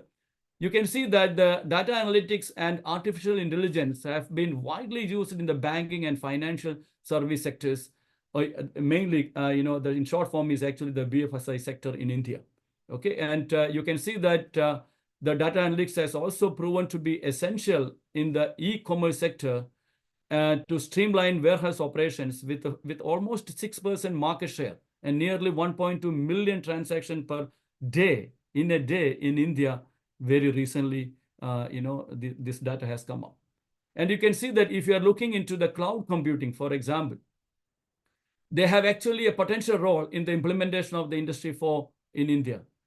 It's going to be the pillar of innovation and digital transformation with a projected value of about 10.8 billion by 2025. And you can see that the platform as a service, the infrastructure as a service, the software as a service is actually one of the major components that are happening in India as far as public is concerned. The public cloud service market is concerned, for example, to be specific. And you can see that this is not just these markets, it's happening in very many industries, in the manufacturing industry. And I would like to actually highlight it is even happening into the agriculture industries. Precision farming in conjunction with the drones has been a strategic move in the sector, allowing for tighter monitoring and control treatment of crops, resulting in higher productivity. And you can see that this combined with the IoT market, which is expected to grow about 9.3 billion by 2025, is actually changing the complete agriculture sector also very slowly. Not only in India, in many developing countries and developed countries also it is happening. And you can see that this fourth industrial revolution, combining with artificial intelligence, big data, it is actually completely changing the agricultural landscape slowly, but at the same time, it is really taking pace. And you can see that it is facilitating the precision agriculture, which gives very good yields. It actually can detect insects and pests by itself, measuring soil moistures, diagnosing harvest time, all kinds of things associated with the fourth industrial revolution can be implemented or already implemented to enhance this crop productivity, but at the same time to really improve the the cost saving as well. Okay, and you can see that some of these pictures you will be seeing every now and then in big urban centers. When countries which has not large landscape, they normally depending upon this aquaponics and vertical farming, for example. But this is one has to be realized that even countries which has got large landscape also looking into this vertical farming approaches in the recent past, especially in urban centers, because you can get a fresh produce, it can lower transport costs and emissions, and you can use resources very efficiently, and you can actually possibly grow crops around the clock, around the year, even under harsh external condition. And this was really something happening immediately after the pandemic, because pandemic taught us a lot. Especially at that time, the getting food was actually a very big problem. So you can see that this kind of vertical farming centers in urban places is another one which uses the I 4.0 and it is a lot. This is another thing that you can see here. This kind of technology is actually happening commercially. I'm just showing a brief clipping of that. When they're actually growing large scale, you can actually put everything in a drone, and you can actually say how the crop is growing. Crop monitoring can be done, which actually reduces labor needs. It can reduces large man hours and a lot of improved productivity, as well as a good cost saving approach. So smart industry and smart manufacturing is the other aspect that you can see under I 4.0. There are very many new technologies which uses even lasers. For example, most of the 3D printing you can see which are really leading. The equipments are actually selective laser sintering, selective laser melting based one, femtosecond laser based 3D printing approaches, which has got very many applications in variety of engineering area. It's not just conventional manufacturing industry which is going to be replaced like this, but it is in the aerospace industry, the construction industry, even bio printing is actually happening now. Okay, this is actually going to change the landscape drastically in the coming years. So there are very many new technologies are also coming, even for real-time inspection. But I just want to focus on the thoughts that I'm having under this I 4.0. Whether it is manufacturing, whether it is measurement approaches, whether it is the education 4.0, whatever may be the thing happening around, we know that all these jargons, all these technological terms that are actually part and parcel of I 4.0 these days are going to take a very, very impactful roles in the development that will be happening in the coming years. So India, if you take India, for example, or any developing countries, should marshal this its research and development projects and resources in a highly multidisciplinary approach as far as these areas are concerned. One cannot achieve these goals with just one, focusing on one technology. It should be highly multidisciplinary, not just interdisciplinary. And then other one is actually skill development programs has to be implemented. It should be imparting to the technicians and engineers for knowledge update, which has to be a mandatory approach. Finally, this era is focused on database solution. Therefore, I generally foresee a larger growth if R&D is directed along this direction. However, there are also some thoughts, because if these are leading into a zero labor factory, which is actually a debatable point, in the immediate future, if a zero labor factory is concerned, there are a difference of opinion, which I would like to highlight as well. Maybe it may not be very ideal framework for certain countries, which has got large or huge labor force, for example. So they may not actually directly enter into the zero labor factory just immediately. They should be actually doing it in a phased manner. That is the general consensus, which is again a debatable point. So what should be the step ahead from this perspective? We know that by now a highly inter and multidisciplinary wave along with the data analytics, it is happening, it is coming up, that is going to sweep all the industries globally. The key policymakers, government officials could in essence be the key players in this transformation with this strong infrastructure as well as the strong will to lead the educational system. So the immediate impact that is going to happen will be in the education sector by revamping of even the curriculum, the enhancement of the curriculum even in the higher secondary, the infrastructure development, which is very important. If you want to go hand in hand, pace with this development that is happening around, the infrastructure also has to be developed. And above all, upskilling of existing manpower sector is of prime importance as well. So what is the role of engineering? Let me just focus on the engineering first, because whenever we saw I 4.0, we focus mainly on the engineering in general. Okay, though nowadays it is actually not just engineering, it is actually going to different sectors as well, or different streams as well.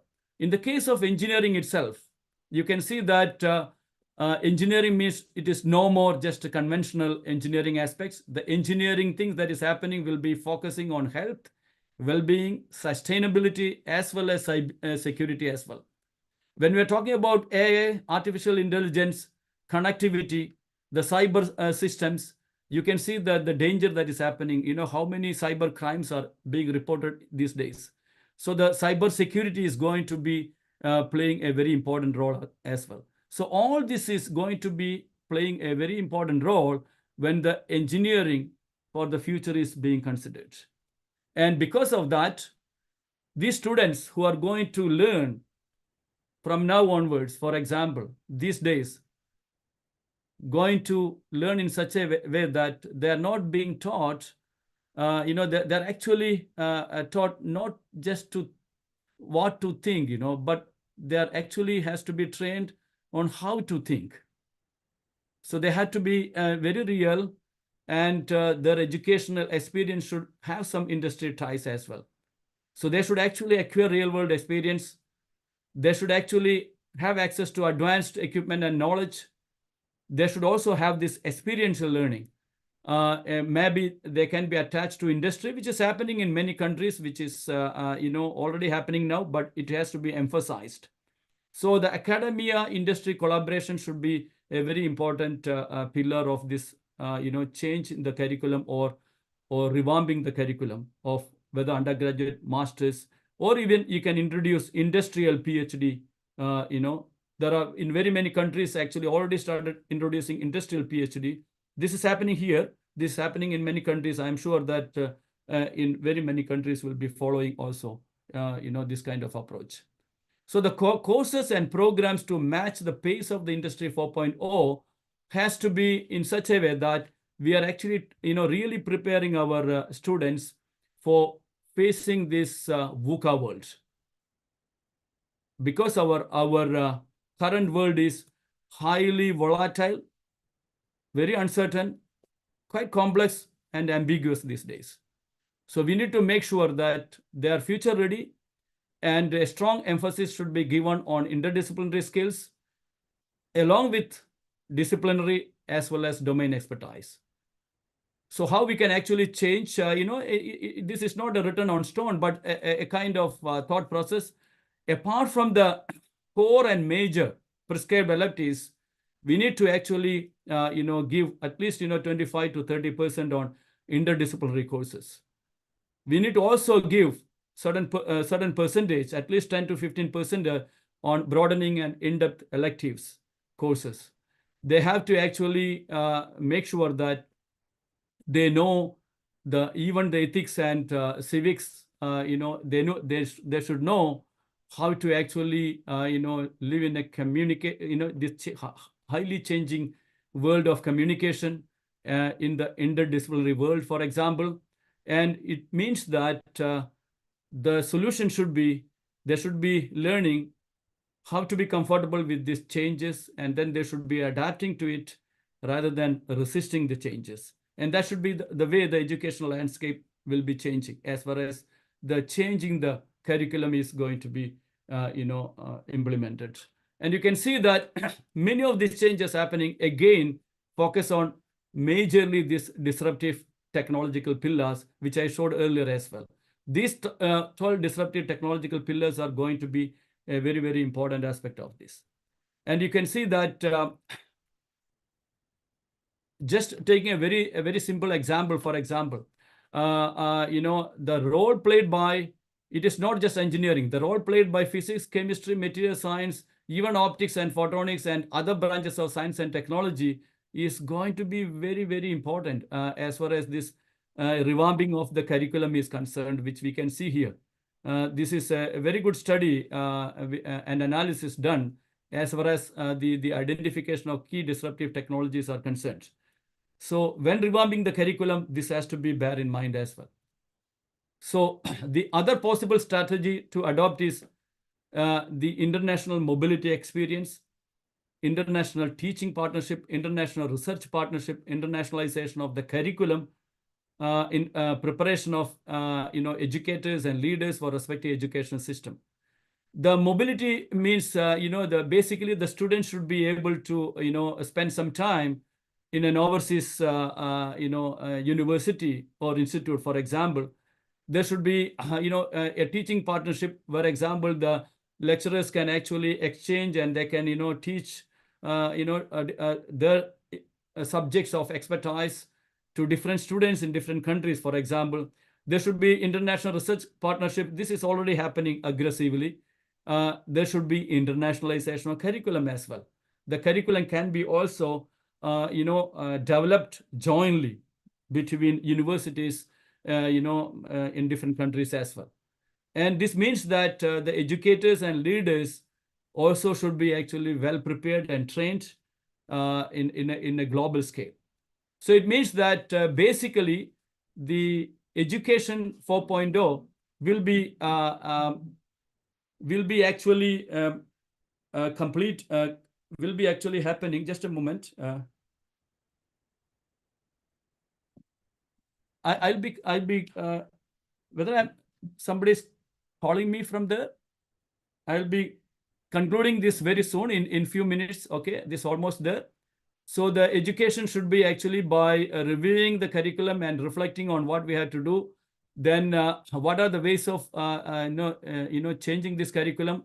Then the revision and plan. Then we have to take the necessary actions, and then we have to evaluate and implement. This is the approach that is being taken over. The new thinking is actually, of course, our students, our faculty should be going in different countries to do this internationalization, but there was a thinking that whether it is going to be brain drain in the long run, but it's not brain drain, it is actually brain circulation. So this is also going to be a different aspect of it. So what is happening is that, before concluding, very unprecedented, massive and highly disruptive the change is happening as far as I 4.0 is concerned. But whatever we are doing, we are actually we are actually implementing a technology with the right and collective human interaction of about 7.2 billion inmates of this planet, which can indeed mark the beginning of a brand new connectivity era for humanity with positivity.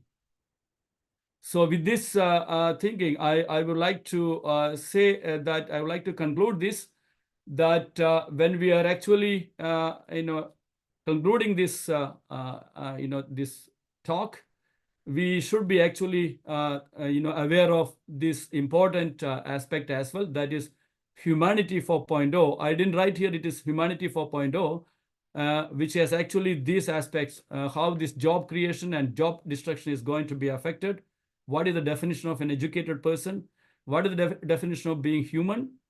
Whether machine decisions are reversible by humans in the long run, and the intended benefits, and sometimes what we have to face as far as unintended consequences are concerned. And of course, we have to be aware of the truth and beauty of this imperfect world as well, which is what I would like to say, that let us contribute, the way we can as far as this fourth industrial revolution is concerned, but bearing in this SDG goals to achieve the sustainability goals that are envisioned. With that, I would like to thank you very much for your attention. Thanks are once again due to Professor Vijayan, sir, as well as Dr. Raisun Matthew for this invitation. Thank you very much. Thank you, Professor, for your insightful talk. Thank you, Professor Murukeshan. That was indeed an insightful presentation, sir. Thank you. Can you hear me? Hello? Yes, sir. Yes, we can hear Hello, you. sir? I'm not able to hear you. Can you give access? Sir, it is already given. Can you hear us? We can clearly hear you, sir. What's happening? Yes, sir. We can hear you. Yeah, I'm not able to. I don't know what's happening. Did you give me access now? Yes, sir. Yes. Professor Vijayan, sir, could you please comment on the insightful talk by Murukeshan, sir? It is really wonderful. There is something we are all going through, and we will be going through in greater measures in the coming days. And Professor Murukeshan has taken informed us about what is happening and how we should get prepared for that. Not muted actually, but something is not okay. So I will re-log in again. Is that okay? Yeah, fine. Can I re-log in? Yes, sir. Yes, sir.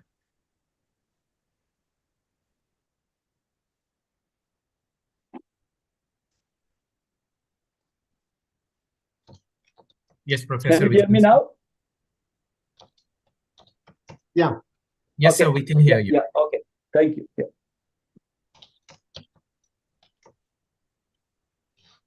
Participants, if you have any questions for Murukeshan, sir, you can just post it on the our Zoom chat or just unmute yourself. We will be welcoming 1 or 2 questions as we are running out of time.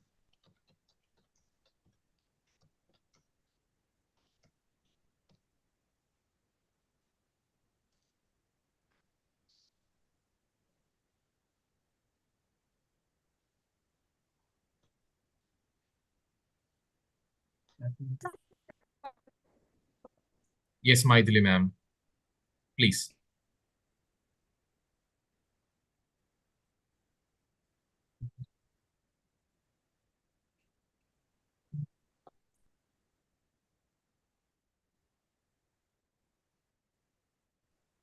Okay, there is a question I have seen whether these pictures I'm displaying are available on internet. Majority of the pictures I'm showing, I have shown in this lectures are actually in this presentation is actually based on what we are doing here. But many of those videos are actually available on the internet. Okay, many of those initial video that I have presented are actually available on the internet. For example, those the robots, those printing, 3D printing of houses, etc. available. It is freely available. Okay, sir. And you can use that. Yeah. Okay, thank you. Sir, we have a question from Krishna. Yeah. I'll read it out for you. Is the world ready to deal with the environmental impact of implementing Industry 4.0 technologies, particularly in relation to increased energy consumption and electronic?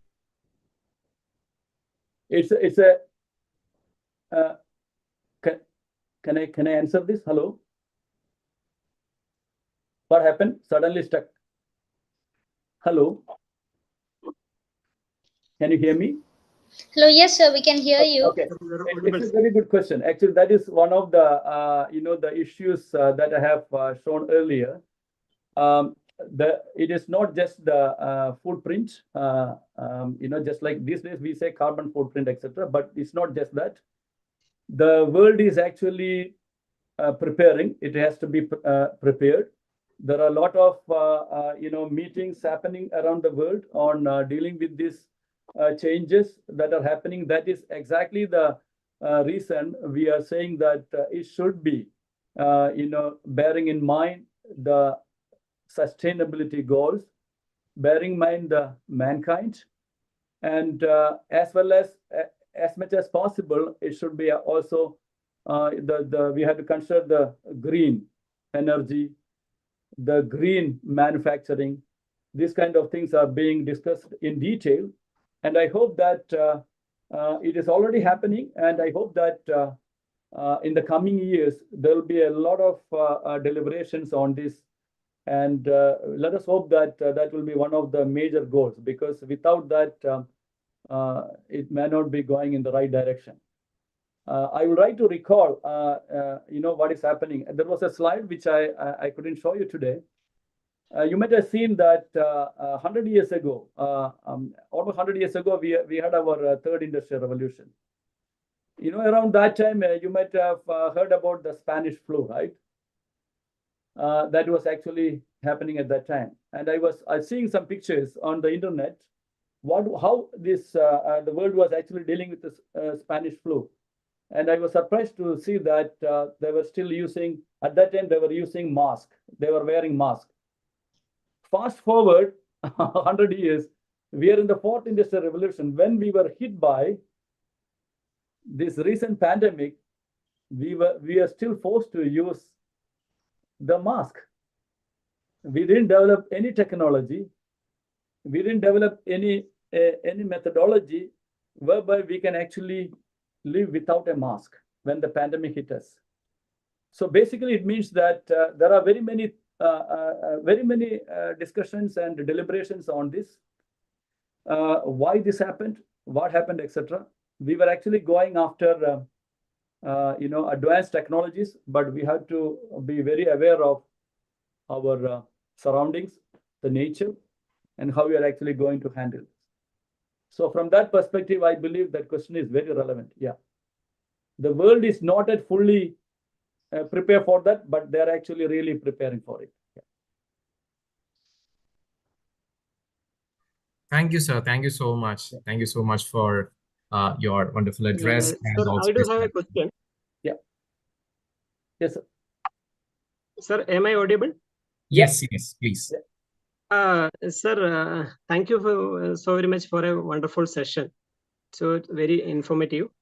Myself is Prashant Puliyuladil. I am a PhD psychology scholar from School of PPSH at CVV. Okay. Sir, I do have a small question. Yeah. As such, we are discussing about this 4.0 in education, 4.0 in industrial revolution and every part. Yeah. And we around 1 decade ago itself, we have sent a moon impact probe also. That much of technological advance we do have being Indians. And 2 villages, that is our Mundakai as well as Churalmala has got devastated in a small landslide. So why we can't be able to incorporate a 4.0 in our weather forecast advisors prediction, while we do have this Doppler radars, we do have eco-sensitive points, and we can map this rain also. We do have elaborate systems at radar systems at KUSAT. And why can't we able to make an AI system for which at least we can be able to predict and at least evacuate the people prior when such a natural calamity? It's a very timely question, a very important question. The same questions. And the sad thing which I felt, sir, Nepal, they have got some AI system where which they have evacuated their people, and we have sent a moon impact probe around 1 decade ago, and we have got a lot of expertise, and we are handling most of the industrial parts of the world by our leaders called Brain of India, and we are unable to make an AI program to predict the natural calamity. And this eco-sensitive points, it was already been elaborately explained by this Gadgil, Madhav Gadgil committee, as well as later 37% reduced by Kasturi Rangan. Whichever committee report Prashant, could you please give some time for Murukeshan sir to answer the question? Yes, I know that it's a very, very important question, very emotional as well. We were all devastated by seeing those things, what was happening there. Yes, we were all, actually, trying to, extend whatever helping hand we could have extended. Yes, but then from the scientific point of view, let me actually divide this into two parts. Okay, the question.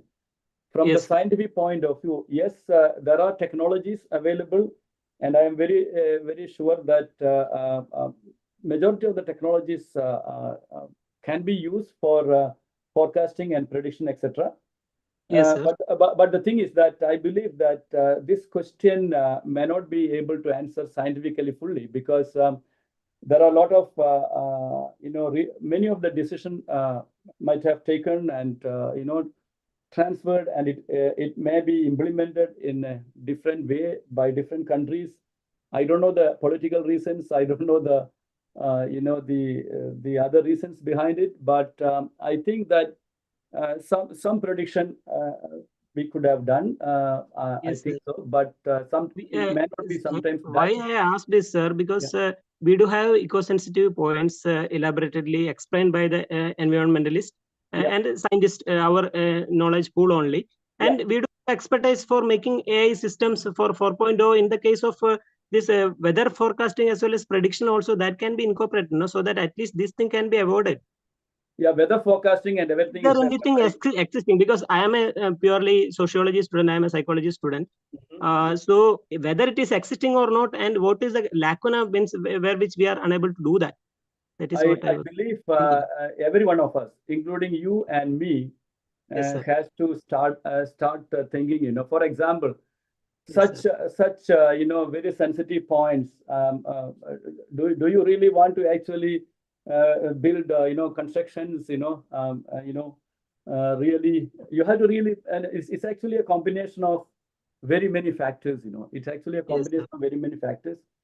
Some of those things we can, I think, being a science, our knowledge community, we should look into it at least. But it's actually, as I told you, I 4.0, when it is actually going to really implemented, it is policymakers, the government decision makers, the ministers, the thought leaders. They all have to sit together and see how this has to be implemented. And that's a major thing. It becomes, it is not just a technological know-how. It is actually going to be a political know-how. It is going to be a societal know-how also. When I say societal know-how, it is actually every one of us are responsible as well. Thank you, Prashant. Thank you, Murukeshan sir. Actually, we are running out of time, so we need to conclude this keynote session now. So I thank all the presenters, all the participants who joined for this keynote address, and all those who have asked their queries to Murukeshan sir. And Murukeshan sir, thank you so much for joining us. Thank you for your wonderful address. Thank you for giving this opportunity. At the same time, thank you for your attention, and I hope that we will meet one of Sure. Yeah. Thank you very much. Yeah. Sure. Welcome, sir. Welcome. Wish you all success for the conference as well. Thank you so much, sir. Thank you so much. Dear presenters, we will be continuing with the technical session 1 and technical session 2, as already informed with you in the conference schedule. So those who are presenting in room 1, that is this room, you may please wait here for the technical session 1. And those who are in room 2, you may please check your conference schedule. The link is already given in that particular technical session 2.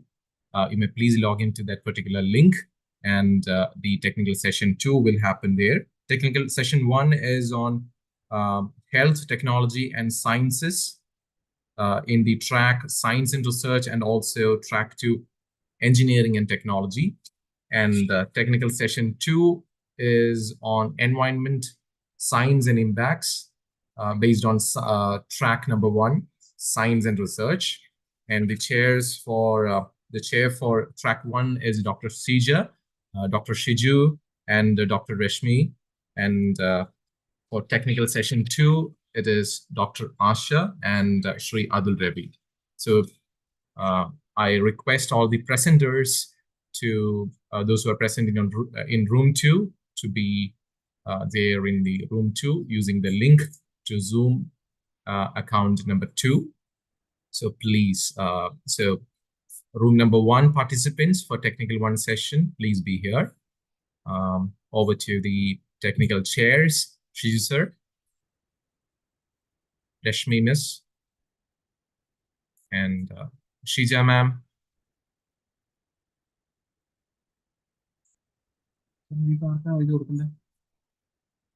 Over to Rashmi miss and Shiju sir, and also Shija ma'am. We will continue with the technical 1 session. That is the first technical session of the conference, day 1.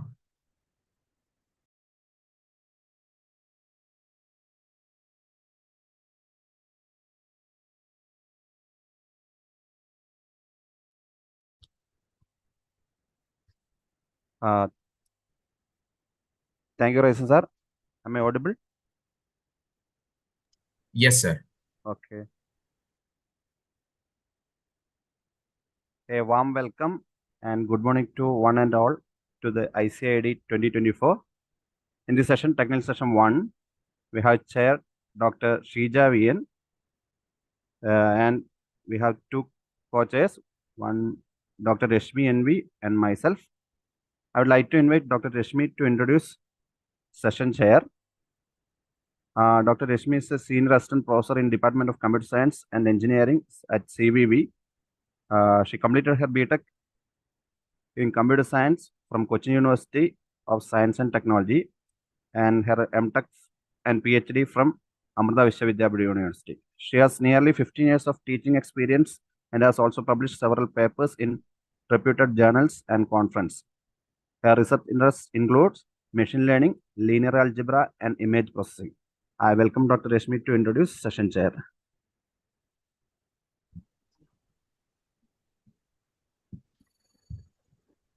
Thank you, sir, for your nice introduction. And thank you for giving me the opportunity to introduce and welcome Dr. Shija, the chair for this technical session on Science and Research, Engineering and Technology. Dr. Shija VN is a distinguished assistant professor of chemistry at Marian College, Kuttikanam, and serves as a member of the Board of Studies for the Physics Department with an academic foundation, an MSc in Polymer Chemistry and MPhil in Applied Chemistry. She earned her PhD from Avinash Lingam Institute for Home Science and Higher Education for Women.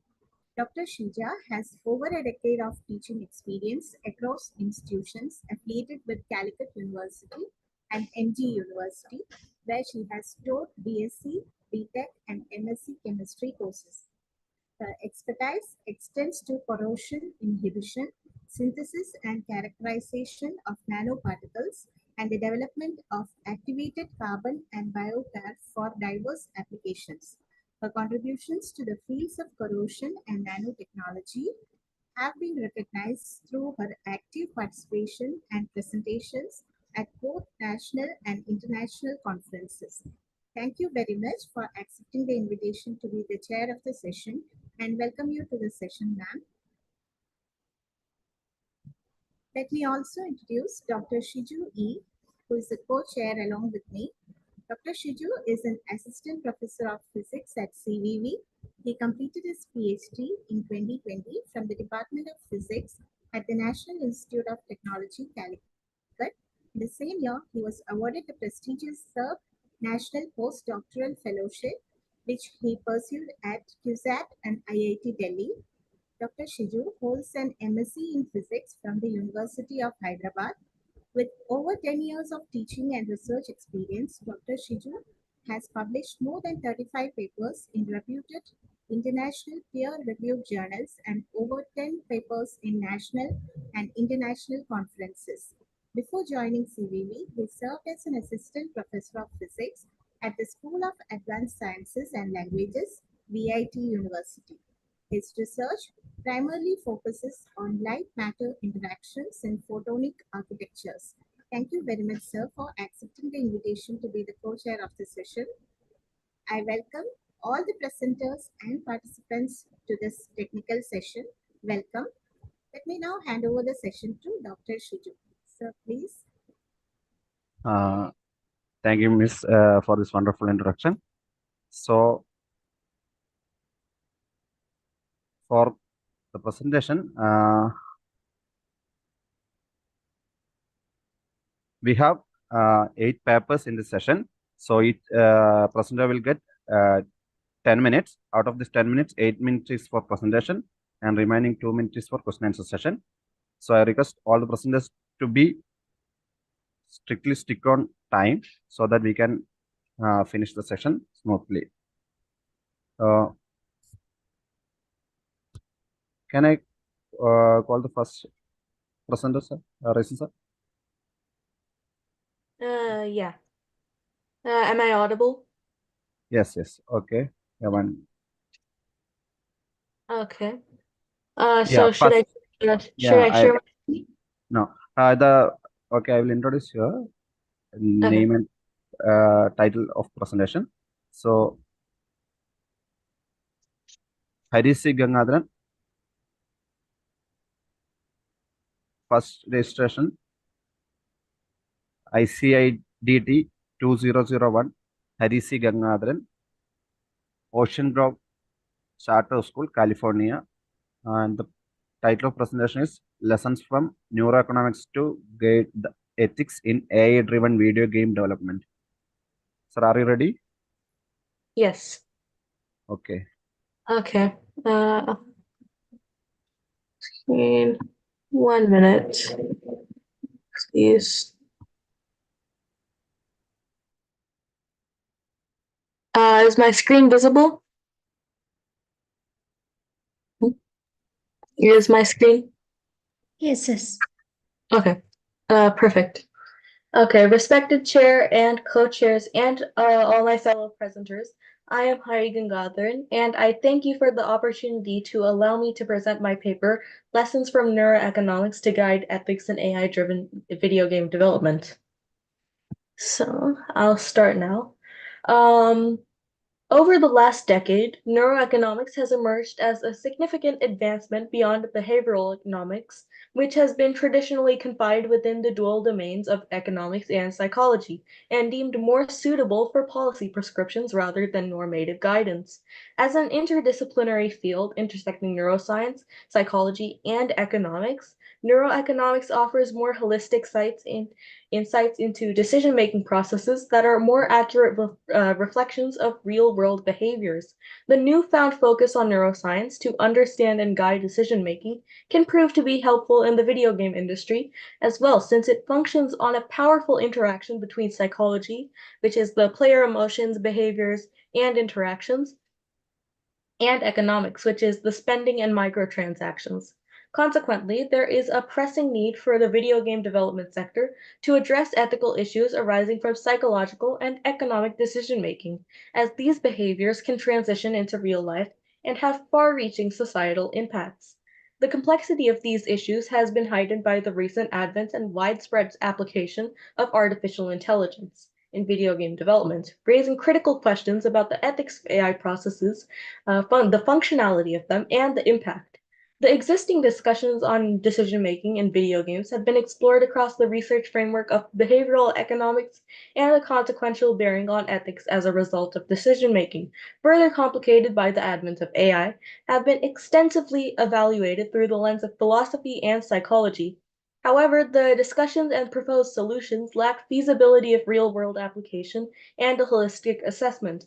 This paper proposes neuroeconomics as a suitable framework for providing an ethical evaluation of AI-driven video game design and development that provides an in-the-moment study of human neural functioning to find a more conscious or aware approach to normativity in video game development. Over the past 10 years, neuroeconomics has emerged as a new interdisciplinary field to advance our understanding of the complexities involved in economic decision-making. Multiple studies have acknowledged the relevance of expanding the domain of psychology to include the identification of neural substrates associated with motivations, actions, and the responses of the human mind and its translation into patterns of human behavior that influence economic decision-making. This new transition from behavioral to neuroeconomics has broadened the scope of study of economic behavior in many domains, including video games, where microtransactions play a prominent role in business sustenance and expansion of gaming studios. The microtransactions within video games have remained at the center of debate surrounding their ethicality. With the advent of AI and its role in automated and mechanical development and marketing of microtransactions within video games, the issue of ethics has garnered more attention. There is a pressing need to find plausible solutions to find a balance between business gains and a wholesome gameplay experience for players, which is not constrained by their purchasing power capability of some players to attain, retain, and amplify their individual play experience while putting other players at a disadvantage. Furthermore, there are multiple ethical issues surrounding player behavior, especially in the context of multiplayer games, such as bias, fairness, and the impact on player well-being. These are not merely confined to individuals at a micro level, but can translate into broader social issues. For example, detached and unethical social behavior and aggression because of higher levels of self-serving bias. Neuroeconomics is at the confluence of neuroscience, psychology, and economics, and can help find holistic, workable solutions to address ethical goals of economical gains and psychological decisions making within video games. The objective of the research methodology is to provide transparency and reproducibility, and to exclude any research that would taint the true result of the systematic review. To achieve these objectives, the literature review was conducted as a systematic review, encompassing academic research from the past 2 decades, with a few studies tracing back to earlier years to ensure comprehensiveness and recency. The search strategy employed a combination of keywords and logical operators, specifically targeting research at the intersection of neuroeconomics, artificial intelligence, video game development, decision-making, and ethical considerations. The sources screened for inclusion comprised of peer-reviewed academic journals, conference proceedings, and academic books, ensuring a rigorous selection of literature relevant to the research questions. This systematic approach aimed to provide a thorough and balanced overview of the existing knowledge base, identifying key themes and gaps in the literature too. The prevailing literature on interdisciplinary study of ethics and technology, and recently AI, has identified the limitations, including the predictive nature of economic modeling, that fails to account for anomalous behavior, speculative philosophical tenets that lack empirical inquiry, and inclusion of psychological concepts that fall short of including emotions to guide ethical considerations. The new research on decision-making and ethics has started to realize the importance of tracing back the steps to neural and brain functioning to understand the real-time biological and emotional responses to better understand the factors that cause a certain judgment and decision. Hello? Hari, yes? You have 1 more minute remaining. Okay, can you finish fast? Okay. Okay. Then I will quickly go over my primary objective and research questions. The primary objective of this paper was to position neuroeconomics as the missing link in the interdisciplinary chain of trilogy of philosophy, psychology, and economics to guide a balance between ethics and business gains in AI-driven video game development. And there are two research questions here, which is why are the integration of neuroeconomics beneficial for video game development? And what are the approaches within neuroeconomics that can help understand a gamer's mind better and hence guide ethical algorithms? Now here we focus on looking at both of these questions. And here in the first one, we are looking at how ethics was the domain of moral psychology and philosophy, but how recent studies have also shown the value of understanding moral judgment and decision-making, and what are the approaches within neuroeconomics that can help understand a gamer's mind better and hence guide ethical algorithms.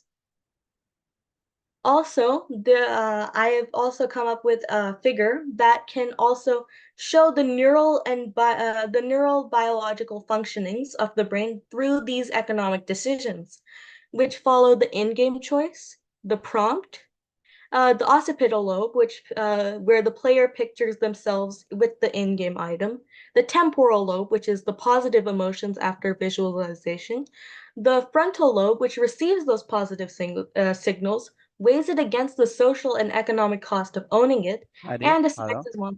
Can you conclude within 30 seconds? I couldn't hear you. Can you say that one more time? Can you conclude it within 30 seconds? Okay, I can Okay, try. yeah. So after the frontal lobe, the parietal lobe directs the player to do it, and there are three models here that I've gone more into detail in the paper that talk about how the player weighs it against and how we can use this to guide NPC non-player character behavior too.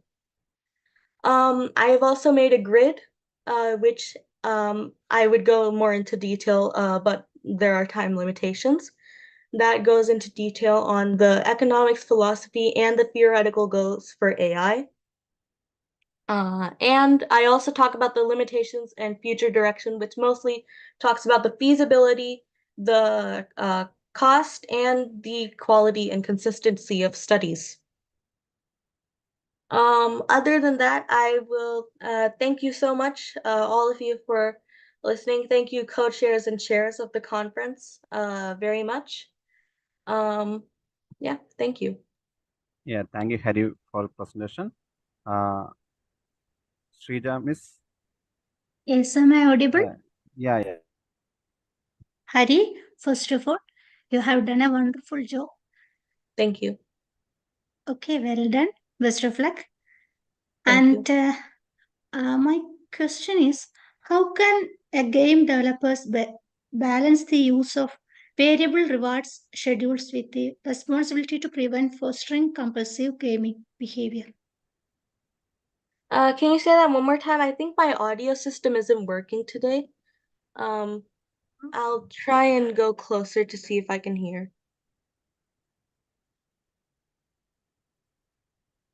Can you say that one more time? I couldn't hear it. My audio system wasn't working. Ma'am, can you repeat the question once again? I think he's not able to hear the question. Okay. How can a game developers balance the use of a variable reward schedules with the responsibility to prevent fostering compulsive gaming behavior? What variables you are used, or you can suggest? Variables to balance the rewards? Yes. Yeah, so in the paper, I talk about how neuroeconomics, right? How looking into the brain, right, can lots about like how what variables can use. So I would take into account the neural levels, right? So I would have to do more research on this, but it's a very, very good idea. So I would first go into the neuroanatomical level, right, which is how the brain is functioning, right? And then use that to find variables, right, through neuroeconomics that can balance this, that can balance the reward schedule. But this is a very interesting idea, and I'll be sure to try and research on it. Thank you so much. Okay, very nice. Okay, is there any other question from anyone? Okay, I believe there is no question. So if there is no question, we can move to next presenter. Thank you, Hari, once again. All the very best. Thank you so much. This conference is amazing, and I've learned so much already. Thank you so much. Yeah.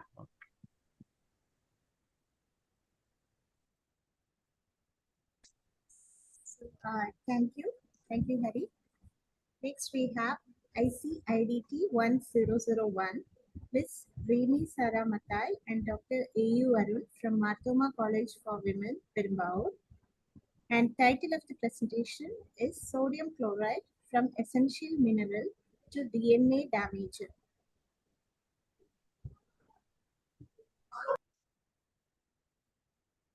Ma'am, am I audible? Am I audible, ma'am? Yes. Shall I share my presentation? Yeah, sure.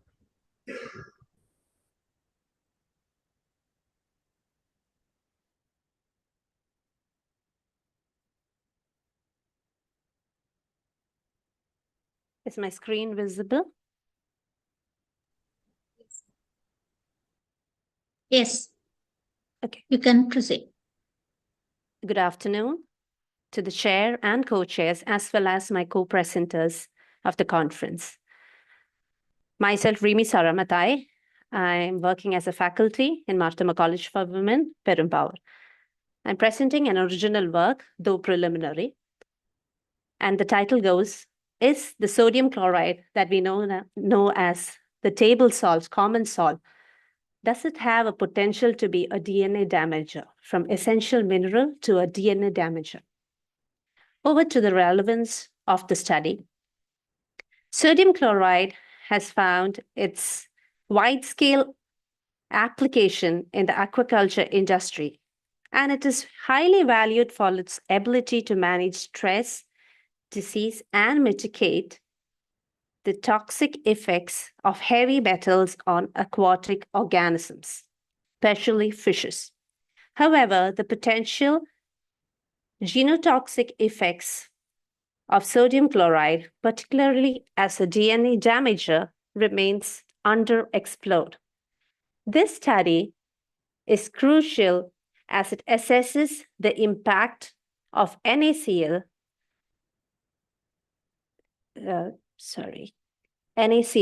on DNA integrity on Oreochromis niloticus, the Nile tilapia, which is very much known for its high tolerance to salinity. Understanding these effects is essential for ensuring safe aquaculture practices and protecting the genetic health of farmed fishes. Here, the research question is, does the exposure to NaCl, otherwise sodium chloride, induce genotoxic effects and DNA damage in Oreochromis niloticus at concentration below the recommended safe range for aquacultural practices? The objective of the present study was to assess the genotoxic effect of NaCl on DNA of Nile tilapia at low concentration, definitely below the recommended safe limits. Methodology of the present study, the experimental design. Here the fishes, Nile tilapia, were acclimatized to laboratory conditions for 15 days, and the fishes used averaged to a weight of 8 grams and length of 4 centimeters were exposed to both low and high concentration. Low meant 0.8 gram per liter sodium chloride and high meant 1.6 gram per liter sodium chloride. And both the treated fishes were exposed for 10 days and 30 days period. Control group of fishes was also maintained for both the periods, 10 and 30 days of exposure.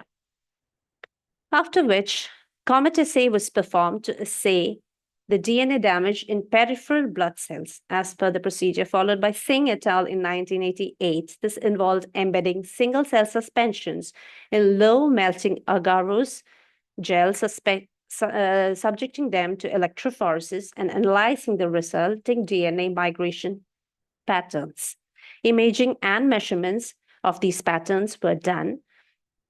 Photographing was done during using the inverted epifluorescent microscope Olympus CK-X41 attached to Optical Pro 5 CCD camera. Comets that we received was scored using another scoring software called Trinity. And again, the results were statistically correlated. The comet length and the tail length of the comets was measured in pixels and compared with the control groups, the treatment groups and the control group. The comets received were compared over the experimental period. These are the results or the images, photographs, images of the peripheral blood samples of both the control groups and the treated groups. A shows the fishes, the peripheral blood comets of the control fishes. B shows the treated group of fishes that exposed to NaCl for 10 days. B. Provide that in 30 seconds. Okay, yes. So the results, as it was evident in the images, the comets increases as the duration and concentration increases. Again, it is the actual statistical, the values, the comet measurements have been just plotted as a graph. It is very much clearly evident over here from the control to the increase in the concentration of sodium chloride and the exposure period, the comet length was increasing. The comet is an indication of how much damage is happening in the DNA. So this is the final discussion and result part. At lower concentration, the comet length was increasing in a smaller way compared to that in the higher concentration. The tail length was also showing an increase in both the 10-day exposure period and 30-day exposure period compared to the control groups. That is, a dose-response relationship was identified. Higher concentration and longer exposure times led to greater DNA damage. Both the images and the plotted graph reveal the same thing. So the interdisciplinary perspective of the study is that it integrates concepts from aquaculture, toxicology, sustainability, and molecular biology, and it highlights the need for such approaches to ensure safety in terms of assessing the environmental impact of all sorts of drugs and substances used in fish farming. By utilizing the comet assay, which is grounded in molecular biology, the study provides insights, though preliminary, which is linkable to aquaculture practices and environmental safety. It underscores the importance of integrating toxicological assessments into aquaculture management to prevent potential genetic damage in farmed fish populations. Conclusion, this finding suggests that the impact of sodium chloride, which could be a potential toxicant in this particular species. Hence, aquaculture industry should exercise caution and implement responsible NaCl usage practices to ensure optimal fish health and minimize any potential DNA damage in the species under consideration. Thank you. Thank you so much. Over to you, Eugenia. Okay, Rimi. Her presentation is very nice. And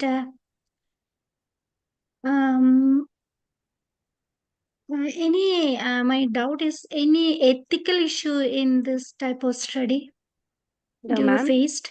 No, ma'am. As of now, fishes are not subject to any ethical concerns.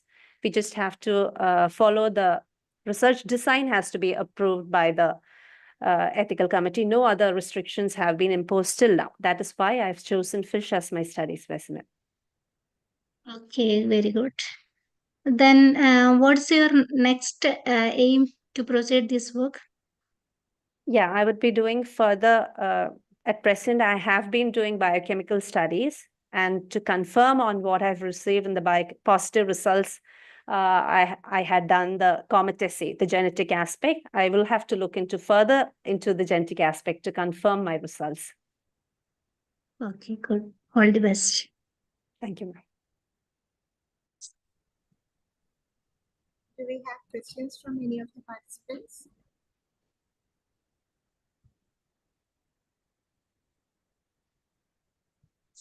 Thank you, Vini.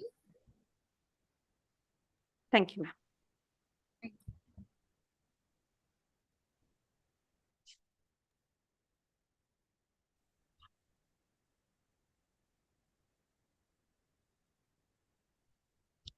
Okay, thank you, Renu. We have next presentation. Registration ID ICID-1002, Dr. Arnab Ganguly, Banwarilal Balotia College. The title of the presentation is The Genesis of Genetics. So, are you ready, sir? Yes, I'm ready. Am I audible, first of all? Yeah, you are audible. Okay, thank you very much. Please So, be with finish your presentation within 10 minutes, sir. absolutely. Yes. So, good afternoon, everybody, and my greetings to the chair and co-chair and the wonderful organization of CVV ICID, the whole team. And without wasting time, I'll share my presentation. Do let me know when it's visible.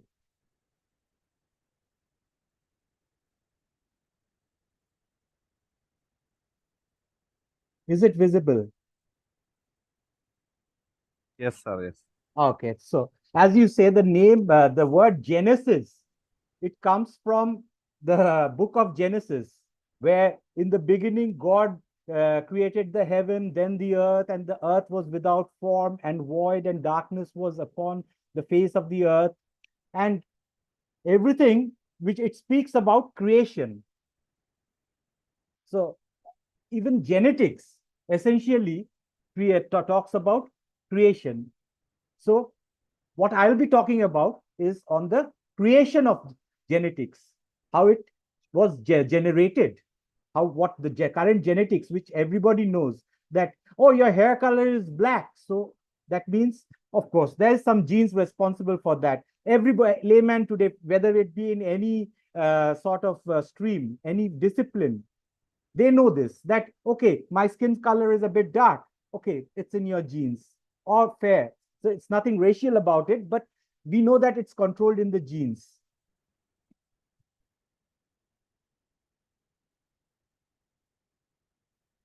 So how do I define gene and genetics? So essentially, if you look, you have a cell, the unit of life in our body, a cell. Inside the cell, there is an organelle known as the nucleus. Inside nucleus, there are chromosomes. Inside the chromosomes are organized DNA segments, and a segment of these DNA is essentially the gene. That's what we know nowadays. Although there are lots of controversies regarding it, but we don't talk about them. But what did these genes do? They make a protein, and this protein is what we see, what is expressed in our body, a protein, or how the protein is regulated. There are lots of things discussing about now. So the physical unit of genetics is the gene, which is a segment of a chemical called DNA. And as I said, the philosophy of genetics is the process of reproduction, because we know that we generate another individual through the process of reproduction. And so reproduction, what controls reproduction, the act of reproduction, what happens after reproduction, what is physically manifested after reproducing, everything is genetics, actually. So what we are talking about, let us look how this particular term of genetics, they came to this modern genetics, which we call discuss about now. So if you look at the timeline of genetics, you had a time where I put a green mark over here. The first area of the ancient period of 900 BC to 120 AD, most of the work was philosophical, that it was considered that some considered that the man had all the powers of reproduction, the female was just the vessel, and there were even things like both were equal, and there was a war between man's sperm and a female also. It was supposed that there was a female factor also. They fought, and if the man's sperm won, then the child became a boy, and if the female factor won, then it became a girl. So all these theories, they existed. Of course, they laid the framework for what further studies could be done on it. But the philosophy was laid well ahead, that they knew that there were some factors which controlled how we look, whether we are boy or whether we are girl. And the units, it was in our ancient Ayurveda also, there was a mention that the father's sperm, about the father's sperm and the mother's some factors. Aristotle also talks things on the philosophy. Hippocrates, of course, you know, he's the father of medicine. Everybody takes the Hippocrates oaths. Empedocles also, he described it as a unit. Then we also have, in the Middle Ages, we had in the Arabian, in the early sort of Arabia, we had people like Al-Jaziz, Abu Al-Qasim, Judah Halevi, all they really gave some scientific explanation from the Arabian world on what this inheritance pattern was. And there was law there in the 120 AD to 1899 AD. I would call this age as the pre-Mendel period of genetics. And then in 1865, the father of genetics, whom we consider nowadays, he was a priest in a church. And at that time, you know, there were science and religion, they were loggerheads with each other. And during this time, this person actually, he laid the first laws of inheritance. After that, you could find the modern genetics. A lot of people from Barbara McClintock, Morgan's lab in Colorado, Griffith, Jacob Monod Sanger, and Human Genome Projects. Then we had the functional genomic systems biology, artificial intelligence coming in. So everything, all the real revolution started with the first laws of inheritance given by Gregor Mendel. So I would consider it as a marriage between religion and science, a very good example, where a father from a church, he's sort of gave the first rules of science in a particular discipline which controls our life, that is laws of inheritance. So when in the beginning, people, men did not have that, the process of sex, and that led to reproduction. It was not known. They did not know about it. So when people started domesticating animals, then they came to know that, okay, so this is how, after this act, okay, the organism reproduces. And then they say that like begets like. So if this particular organism looks like it, the offspring of that organism will look similar. And then they started selectively breeding different crops to produce better varieties and all these things. And the interest in the laws of heredity began. And so the father of genetics, Mendel, he gave Arnab, the first. Sir, yeah. You have 2 minutes remaining. Oh, absolutely, sir. It will be over very Okay, fast. fine. Okay. So I basically covered everything. It's just I'm covering things like. So the father of genetics, Gregor Mendel, he gave the first laws of inheritance.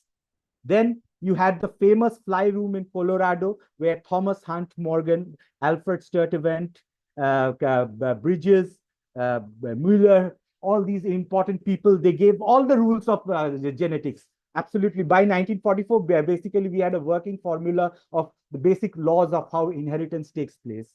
But still, there are, what was that? That particular chemical unit of that inheritance. And the notable champions, of course, was Watson and Crick with the DNA helical structure. Then you had the famous Barbara McClintock in those times when women were not given that much amount of importance. She showed that genes could jump from one place to the other. You had Rosalind Franklin, actually died before getting the structure of DNA. Her work led to the discovery of DNA. You have Shargaff, Carey Mullis, this polymerase chain reaction. So these people were other notable champions. And then you had Craig Venter, who sequenced the whole genome, his Human Genome Projects. Of course, there were other people collaborated with him. And something to ponder, actually, that genes, as Richard Dawkins in this called the gene selfish, that the gene is controlling what we do in the nature outside. But then now systems biology says that the gene is basically a slave. It is not the master. It's basically the system which is controlling the gene, how it should behave. So I would just end my talk on this particular note. And thank you very much. Stay safe, especially when I hear about all this disaster happening in Kerala. My heart goes out to them. Thank you very much. Thank you, sir. Thank you for the presentation and the concern. Shrija, miss, do you have any question? Yes. Yes, Mr. Arnab, your presentation is amazing and very nice Thank you. presentation. And my question is, in what way did the rediscovery of Mendel's work shape the direction of genetic research in the 20th century? Absolutely. In what way it did it did actually? There was no laws of genetics. That there, what Mendel actually did was he had he crossed tall plants generations after generations to across dwarf plants, pea plants, generations after generations. Then what he did, he took the tall plants pollen and he brushed them inside the dwarf plant, and he had the first generation of plants. And everybody sort of, what do you expect? Something tall and something short. You mix them, it will be something in between. And it did not happen like that. What you had in the next generation was all the plants were tall. So you had one factor which was dominant over the tall factor, which was dominant over the short factor. So you knew that this particular tall factor was actually what was very important, controlling. And then in the second generation, when he crossed them, you had a ratio of 9:1, where the 3 plants out of every 4 plants, 3 plants were tall and 1 plant was short. So the short factor, the dwarf factor came back. So these factors, they all came into the equation. And now what was sad was that Mendel did this work and he got lost. He was rediscovered in the early 19th century. And after what this law of inheritance, these 3 laws of inheritance which he formulated, on that basis of that, we could actually know that there was some physical entity. We had something called a factor. Actually, he could define a factor through a scientific method statistically, that, well, this is a law and this is going to happen generation after generation. Why does my son have the same eyes color which I have? Or why does my son have the same hair color as I have? So all these, this was the first thing which he gave a scientific explanation. And absolutely, this revolution, once you know that, okay, then people started to find out what this particular factor was. This was the gene. There were several scientists who gave this formula of genes. So this person who died in oblivion in 1905, he became called as the father of genetics. This is absolutely essential. This is in a nutshell, I would say. There is no way by which one can simply stop praising this man. When he died, he told that, okay, right now nobody accepted my work, but I know one day this is going to be popular. And it was 25 years after his death. Everything came out in light. Very nice. Any questions from others? Sir, I have a query. Yeah. What's your opinion about the ethical implication of modern genetic technology? Oh, this is absolutely a wonderful question. I mean, what is the ethical implications? Well, it's on a case-to-case basis, but the biggest ethics is if I use genetics as, for example, I have diabetes. Maybe someday somebody finds out, okay, this gene particular thing is having a defect. So what do? Do I use a particular technology which has come into highlight, whether I put it inside me? And okay, it cures my diabetes. Actually, I am diabetic, but it cures my diabetics. And the next day onwards, I take as many sweets as I want and I have no trouble in the world. Well, so people will say it's ethical. Why not? You're using it for a good thing. Definitely, people will agree to it. Of course, considering the side effects. But then, in the next generation, people start thinking, I want to create the perfect, a superhuman. Who's as good looking as this person, who's as pretty as this person, who's as brainy as this person, who has got no physical defect as this person. So I just engineer somebody into making a particular person a genetic. That is very unethical. So therefore there are lots of debates and discussions. Also, currently in genetics, the stem cell theory, that's also under severe consideration, where you have You use a particular a sperm and an egg, you make a particular embryo, whether you want to make this embryo into a kidney or whether you want it to be a person. Ethical question. That kidney is going to save a life, definitely. Yes. But at the same time, you're killing a person for that, or you're not making that person. Yeah, thank you, sir. I know there's a lot to discuss Lot regarding this. So we are running short of time. Definitely. Thank you. Thank you sir. very much. Yeah. Again. If there is any other questions, we can move to next presentation.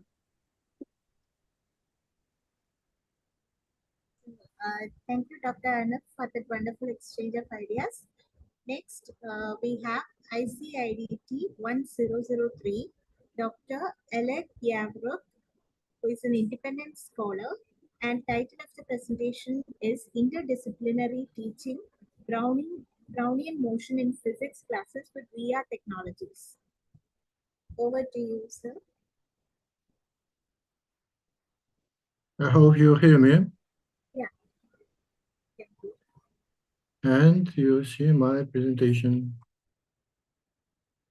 I'm going to show you 12 slides and offer 2 gifts at the end of my presentation. Virtual reality technology holds great promises for many areas of education, and physics teaching is a place where ongoing assessments and predictions can be made. Here is presented how to teach phenomena in physics classes with VR technologies on the example of Brownian motion. This phenomenon was discovered by Scottish botanist Robert Brown in 1827. In 1905, Albert Einstein created a probabilistic theory of Brownian motion. In 1908, Paul Langevin successfully applied Newton's second law with the stochastic force exerted on a Brownian particle, obtaining the equation, which now called the Langevin equation. Jean Perrin was awarded the Nobel Prize in 1926 for the experimental substantiation of Einstein's theory and the proof of the discontinuous structure of matter. The mathematical model of Brownian motion is a continuous random process named in honor of Norbert Wiener, the Wiener process. In astrophysics, according to stellar dynamics, massive stars can move like Brownian particles as a result of the gravitational pull from nearby stars. Acoustics uses the concept of Brownian noise created with the Brownian motion algorithm. Brownian motion can be found beyond physics and mathematics. Brownian trees are a kind of computer arts. Metaphors associated with Brownian motion are often used in fiction. The exercise Brownian motion can be found in some psychological guides. There are many versions of intriguing cognitive and psychotherapeutic games based on Brownian motion. Differential equations describing stochastic processes might be used in model financial markets. Currency fluctuations are very reminiscent of Brownian motion. A broad discussion related to results of theoretical and experimental investigation in Brownian motion also have affected the philosophy of science. The term phenomenon can be found in dictionaries of science, philosophy, psychology, and so on. A phenomenon is an event that exists and is experienced. In physics, we try to understand phenomena from the world of subatomic particles to the entire universe. A general approach to teaching phenomena was suggested by Usova. A generalized plan satisfies the logic and methodology of science. New approaches to teaching physical phenomena, in addition to traditional ones, include various virtual reality hardware and software tools.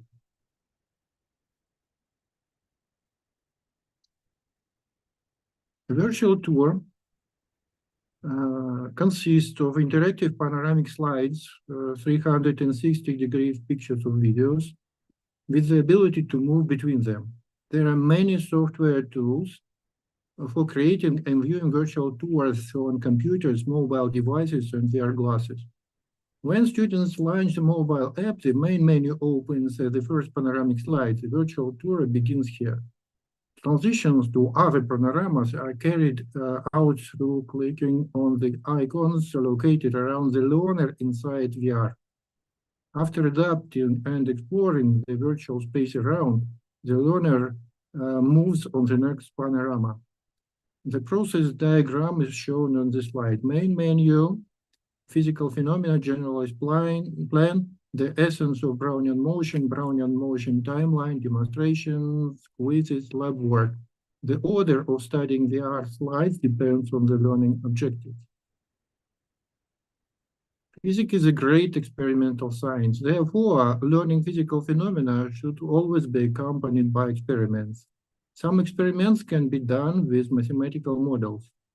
Random walk makes it easy to simulate Brownian motion and visually demonstrate its trajectory with the toss of an ordinary coin.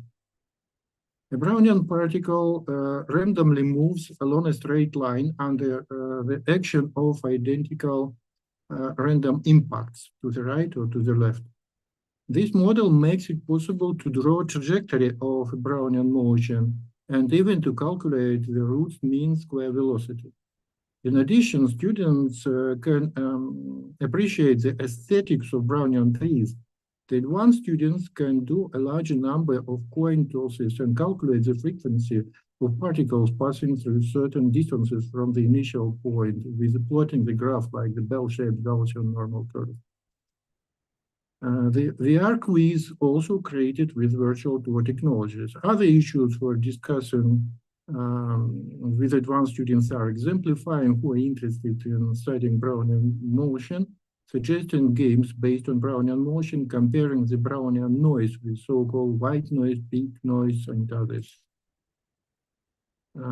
Teaching guidance, VR software tools, training materials were piloted by both in-person and online physics teaching on individual and group sessions in 2022 to 2024. Brownian motion is any phenomenon where some quantities randomly and slightly fluctuates all the time. Brownian motion is related to many scientific disciplines and can be found in many natural and social phenomena. Here it suggested a general approach for teaching scientific phenomena with demonstration of the interdisciplinary significance of Brownian motion concepts. The proposed teaching models involves applying popular versions of reality hardware and software, virtual tour technologies. New methods of teaching based on VR technologies are friendly, welcome by teachers and students. And these are two gifts for you. You can use these, they are absolutely free. The first gift is YouTube version of my presentation, and the second gift on the right, I have another application, for example, timeline application, teaching physics with timelines. I hope you have a lot of questions for me. Thank you. Thank you, Dr. Alex. I'm sure students will enjoy that experience using VR. So over to you, Shija ma'am. Hello, am I audible? I hear you. Okay. First of all, your selection of topic is very nice, and presentation also. My doubt is, or my query is, can you explain some effective strategies for demonstrating the interdisciplinary nature of Brownian motion in an VR environment? How expensive? What do you mean? Yes, some effective strategies. Very simple, very cheap VR glasses. To these glasses, I can insert regular phone. Okay. Very cheap, very simple, very very fast, very fast. It's not so hard as maybe somebody thinks. Okay? It's very cheap. I use you may use Google Glasses. You may use something expensive glasses, but you may use very simple Google Box maybe glasses, right? Very nice. Very good. Rashmi ma'am. I have a any query. questions from participants? Okay, sir. Vijay, sir. Can I ask a question? Yeah, sure. Yeah. Dr. Yavork, it is very nice. Your presentation was very useful and it is very timely with the present generation of students, I suppose. But the issue will be that all teachers cannot spend a lot of time in preparing such VR presentation. They may not even have the know-how. So is there any source? Of course, you have given a link, which we will try. Is there any source where some of these are available for teachers already? Or how teachers can get into it? Please repeat your question. Your question. Yeah, question is that this is a very useful technical tool, especially for today's students.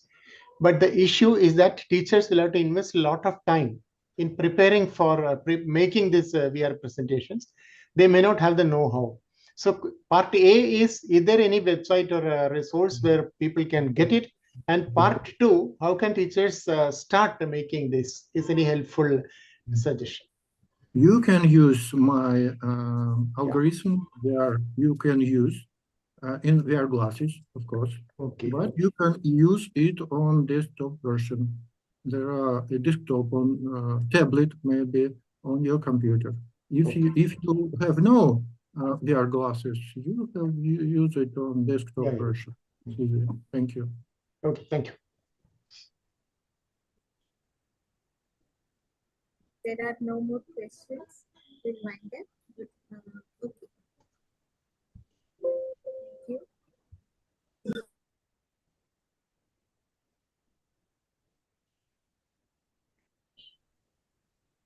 So the next presentation, ICID-2002, Malavika V. Raj, Harikrishnan P. and Dr. John T. Abraham, Bharat Mata College, Kochi. The title of the presentation is Diabetic Retinopathy Detection and Classification Using Machine Learning. Are you ready, Malavika? Yes, sir. Yeah. Am I audible? Yeah, you are audible. So over to you.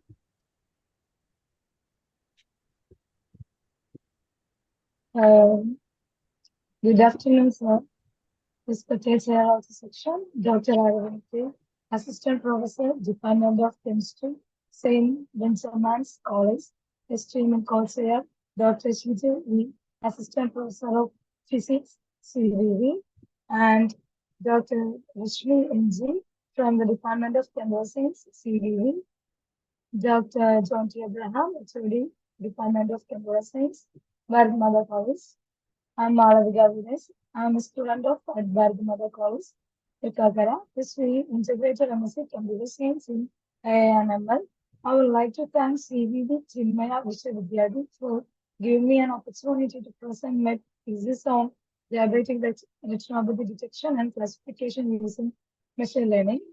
It is an honor to present my paper today. Malavika, if you don't mind, can you switch on your video?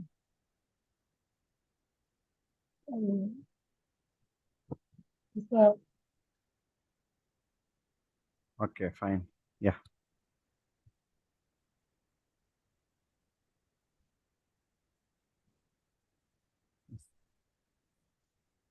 it is an honor to present my paper today in presence of such a distinguished faculty members and purple peers. The objective of this project is, let me share my screen.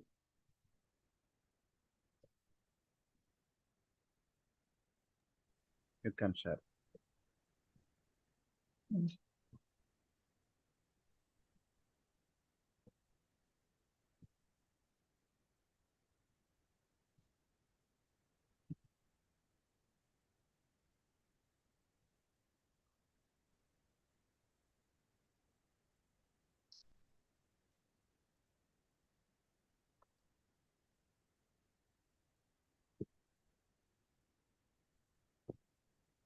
Malavika, Sir. are you there? Yeah. Yes, sir. Okay.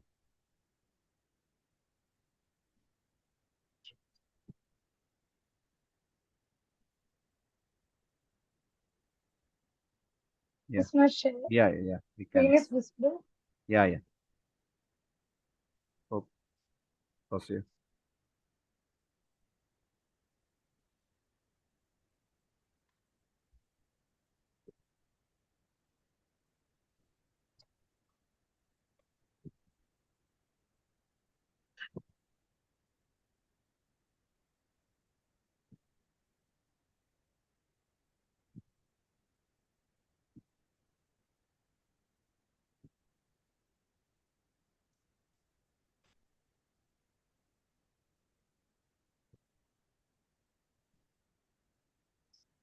Sorry for the inconvenience.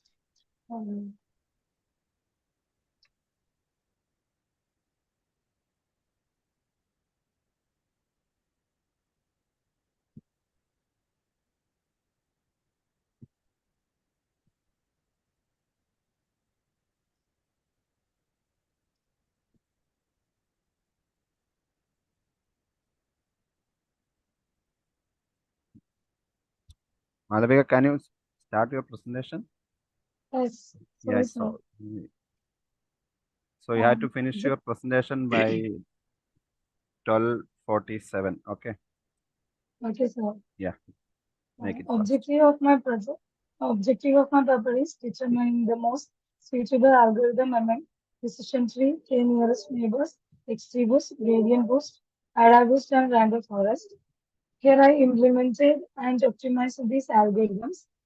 The training and testing done using some same data set to ensure the fairness in comparison. Here, employee performance metrics are accuracy, recall, precision, and reference score for understand the effectiveness in fairness in the algorithms. It will give valuable insight for the future researchers and clinical applications in this area.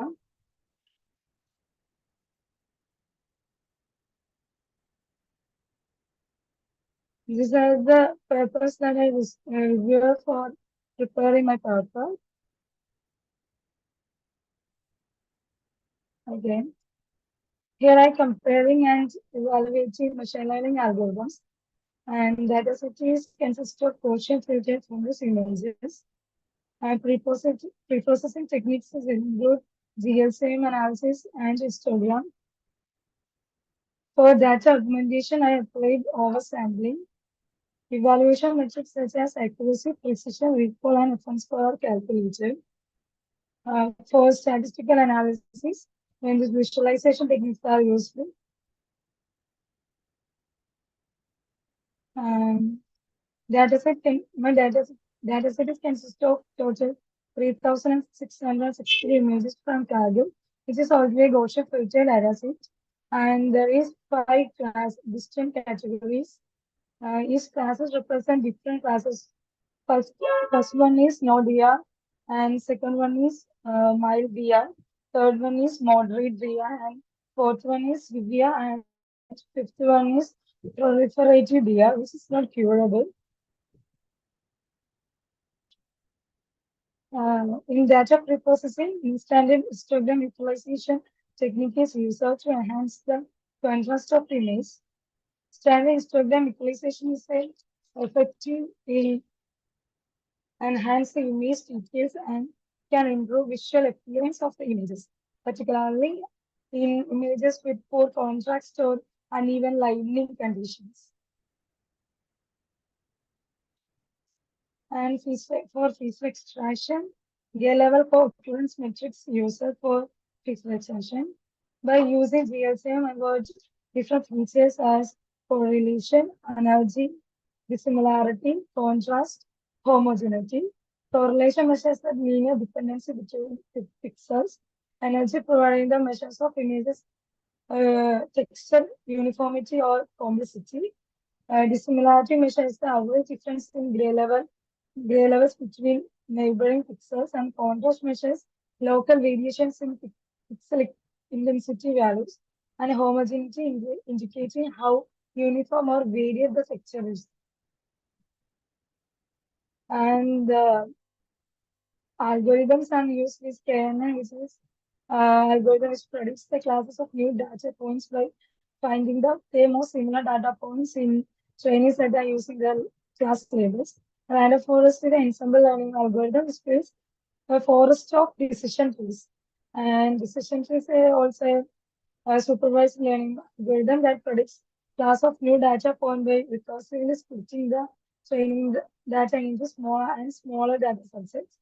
And adaptive of decision trees is a boosting algorithm which boosting the decision tree and use adaptive of random forest which boosts the algorithm random forest and extreme gradient boost boosting the algorithm gradient boosting. And this is my model architecture. Here I'm giving input as Gaussian further analysis and preprocessing and fish extension, data augmentation, classification, evaluation of results. In input layer, this is the study layer, preprocessing retinal images, which is already Gaussian filter from these images. And second layer is preprocessing layer. You also histogram equalization to make them more contrasted You have and 1 more minute sharper. left. You have 1 more minute left. Okay. I didn't hear. Could you please make your voice louder? You have 1 more minute left for your presentation. Okay. 3% net instruction. That more augmentation layer. Addressing class imbalance for vector learning and classification layer. I'm using different algorithms and performance evaluation using performance metrics, and we output the best algorithm is high accuracy. This is the output of a histogram equalization. These are the results I got for random forest, KNN, decision tree, AdaBoost, XGBoost, AdaBoost of random boost, and this is the analyzed result. Here we can see accuracy of each data, algorithms, and this is the performance metrics visualization. In conclusion, these among physics evaluator AdaBoost with random forest as the base classifier demonstrated superior performance in detecting classifying the Novokshanova, achieving an accuracy of 93.628. This algorithm effectively combined the strengths of the both random forest and AdaBoost, resulting in exceptional precision, recall, and reference score. The ability to accurately classify diabetic retinopathy into 5 distinct stages is crucial for the early invention. AdaBoost outstanding performance highlighting its potential as a valuable tool for assisting healthcare professionals in early diagnosis and treatment planning. These are the reference. Thank you. Okay. Thank you, Malavika. Shija, ma'am, any question from your side? Yes, Malavika, you have explained a lot of about algorithms. Very good explanation. And my doubt is, how do you ensure that machine learning model trained on a specific data set generalized well to diverse patient population? Sorry, ma'am, could you please repeat the question? How do you ensure that machine learning model trained on a specific data set generalized well to diverse patient population?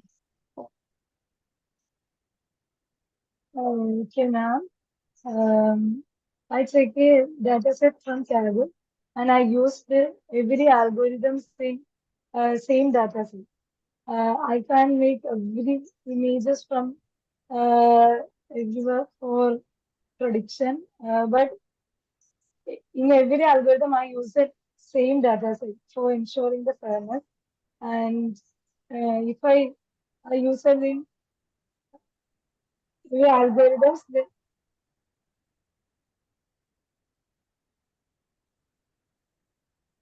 Hello? Okay, then what's the relevance of your study? relevance is in medical care. Our simple contributions can give something to in that area because eye is so important for us. So, in finding the diabetic retinopathy early can make if that in a final stage we can curable. So if we can find it from a first stage or second stage only, we can cure that disease. So I'm not giving a larger or a big contribution. I'm trying to give a small contribution which help to improve their future studies. Very good. Very good. Your attitude is very nice. Okay. Rashmi ma'am? Is there any more questions from our participants? Okay, I have a question. Malika, it's interesting to know that you have tried so many machine learning methods, traditional machine learning methods. Why haven't you tried this deep learning methods? Nowadays, for image processing applications, we usually go for deep learning. So, I'm just curious to know why didn't you try those deep learning methods? I prepared this project when I am in second year, so I didn't know about the deep learning algorithms. I didn't study, but now I know about deep learning algorithm, and I'm doing some works on deep learning algorithms for predicting more accurately on this data set. So I have a recommendation like you've used a data set with 3000 images. So if you could find a say larger size data set, you could employ deep learning methods for your application. Okay. And if you can add explainable AI, then it would be really helpful in that since it is a medical application, it would be really helpful in that medical context. Okay. So I would recommend that you use a larger data set and apply deep learning and explainable AI. Okay, thank you.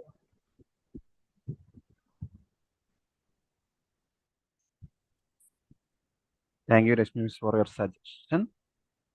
I think she will incorporate that one. Thank you. Thank you for the presentation. We can move to the next presenter. Next presentation. Next I call upon Dr. Devjyoti Bora, Pandit Deen Dayal Upadhyaya Adarsh Mahavidyalaya, Assam. And the title of presentation is Identifying Short Birth Intervals with an Adaptive Neurofuzzy Inference System Model. Are you ready, sir? Yes. Am I audible? Yes, am I audible? Yes. Okay. Yes, sir. Is my skin visible? Is my skin visible? Yes, of course. Okay.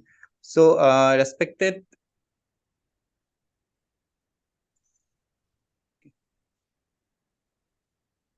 chairperson and co-chairpersons, and all the presenters present here. I am Devjyoti Bora, and I am going to present my research on the topic identifying short birth interval with an adaptive neurofuzzy inference system model.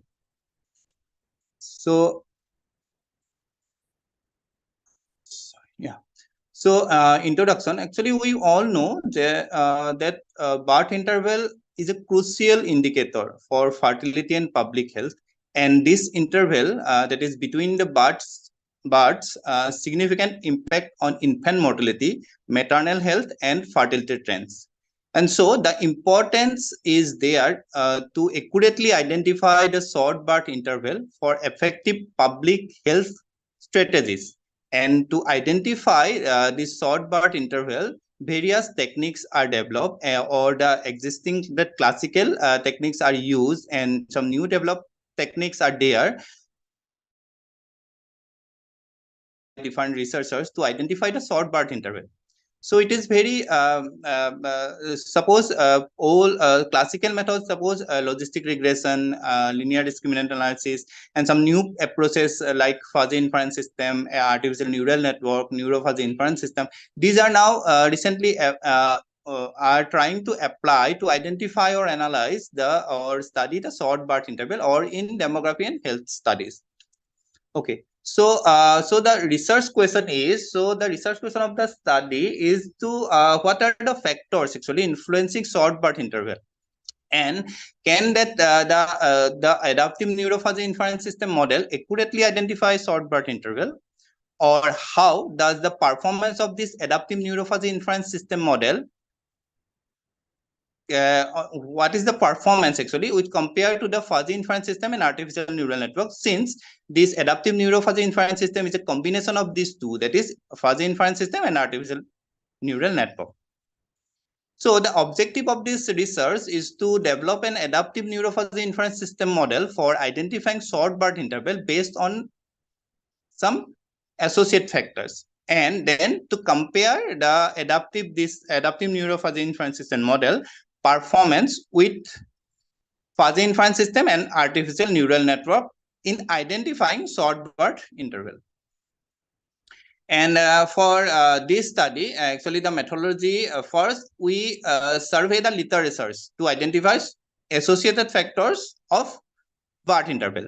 And from these literatures, we select actually four, or we can consider it as one. Okay, so select three factors. First one is wife age at birth and education level of husband and wife and duration of breastfeeding. And in fuzzy inference system model, actually first we stratify the input variables, and then we fuzzify these variables using membership function, and I use here triangular membership function. And for fuzzy inference, Mamdani method is used where 34 fuzzy rules are constructed, and for defuzzification, centroid method is used. And in artificial neural network, a multi-layer perception is constructed by 3-10-1 architecture, means there are 3 input variables, 10 hidden layers, and 1 output layer. And for hidden layer activation function, we use sigmoid function, and in output layer activation function is purine. And similarly, for adaptive neurofuzzy system is a 6-layer function, and similarly, triangular membership function is used for fuzzification of the input variables. Then for inference, Sugeno method is used where 54 rules are there, inference rules are there, and for defuzzification, weighted average method is used. And the output variable of these 3 models are birth interval and data. Actually, we want to construct and test the model. So we done a survey of Dibongya Deori, which is a scheduled tribe, actually belongs in Assam in 2021 to 2023, and sample size is 362, and these datasets is divided into training dataset and testing dataset. Training dataset to construct the model, that is 70%, and testing dataset is 30%. And for model performance analysis, we draw actually ROC curve, and we calculate the area under the curve, then mean square error, root mean square error, and mean absolute error. And for this analysis, software are used, that is MATLAB, Python, and SPSS. And this is the descriptive statistics of the data set. Actually, from here we can observe that the minimum age of wife age is 15 and maximum is 38. And there are illiterate couples and highly educated couples also. And breastfeeding, maximum breastfeeding is 60 and minimum is 5. And all other measures are displayed in this table. So now the result after trained models using 70%, we plot or we input the 30% data to show the output actually.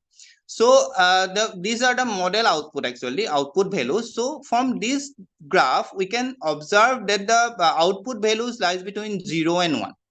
Okay, all the values, actually all the values from all three models are lies between, the output values are lies between 0 and 1. 0 means, okay, and these are actually risks, or in fuzzy logic we can in fuzzy inference we can, is that risks or risks of short path interval. Okay, so these values are lies between 0 and 1. And result and findings, and actually this is the performance evaluation. When we draw the ROC curve, then we see that the area under the curve is maximum in case of adaptive neurofuzzy inference system model. So it is observed from this graph. And the result of actually performance values, from this table we can observe that the performance value, that is area under the curve, is maximum in case of adaptive neurofuzzy inference system model. And the errors, that is mean square error, root mean square error, mean absolute error, are small as compared to the other two models. Okay, these performance measures are calculated from the 30% of testing data. And now in the conclusion, among the fitted models, adaptive neurofuzzy inference system model for identifying short path intervals performing well, and thus we may use in future for identifying path interval considering the input variables under study. And it is need to be mentioned that the application of adaptive neurofuzzy inference system in demography and health is a new area of research. However, the approach has provided promising way for analyzing various demographic characteristics. And if we go for the interdisciplinary perspective, then we already understand that the collaboration between the data science and public health disciplines can improve. By collaborating, these two can improve the predictive model for various demographic and health characteristics. So these are machine learning models or data science, that is fuzzy logic, neurofuzzy inference system, or neural network, artificial neural network. These are actually machine learning data science techniques. So since we from this study we can observe that these actually methods can be applied in maternal and child health policy, so it can be further extended to demographic and other health events. Okay, so these are the actually references. And thank you for giving me this opportunity to present my research here, and thank you for the patient listening.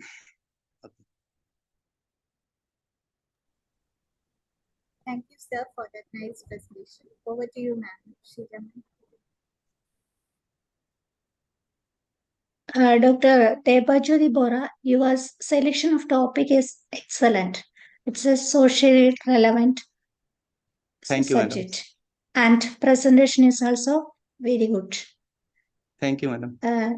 Then my doubt or my query is that what are the primary challenges in tuning the fuzzy rule and membership functions within the ANFIS model? Actually, when we stratify, first we have to identify some factors which are associated with our studied event. And then we have to consider those events which are continuous actually. If these factors or variables are discrete, suppose 0 and 1, yes or no type, this we cannot convert these. Actually, it is not possible. Maybe research is going on, or it can be possible in future that we can fuzzify. Actually, we can fuzzify these dichotomous or binary variables in membership to membership values. But when we consider some continuous variable like age and duration of breastfeeding, these are continuous variables, so we can fuzzify these variables using different fuzzy numbers like triangular, trapezoidal, this. So it is very and there are methods and formulas are there to convert. Okay, so it is not so much actually difficult, but we have to understand which variables are suitable for fuzzifying actually. Am I are you clear, madam? Yes, yes. Okay. All the best. Thank you. Do we have any questions from participants?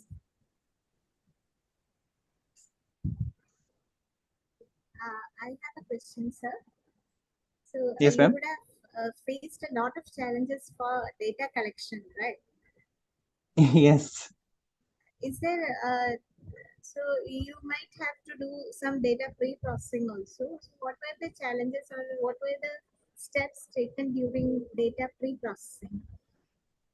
Actually, this survey is conducted with my one of my colleagues. So he has some other perspective for study.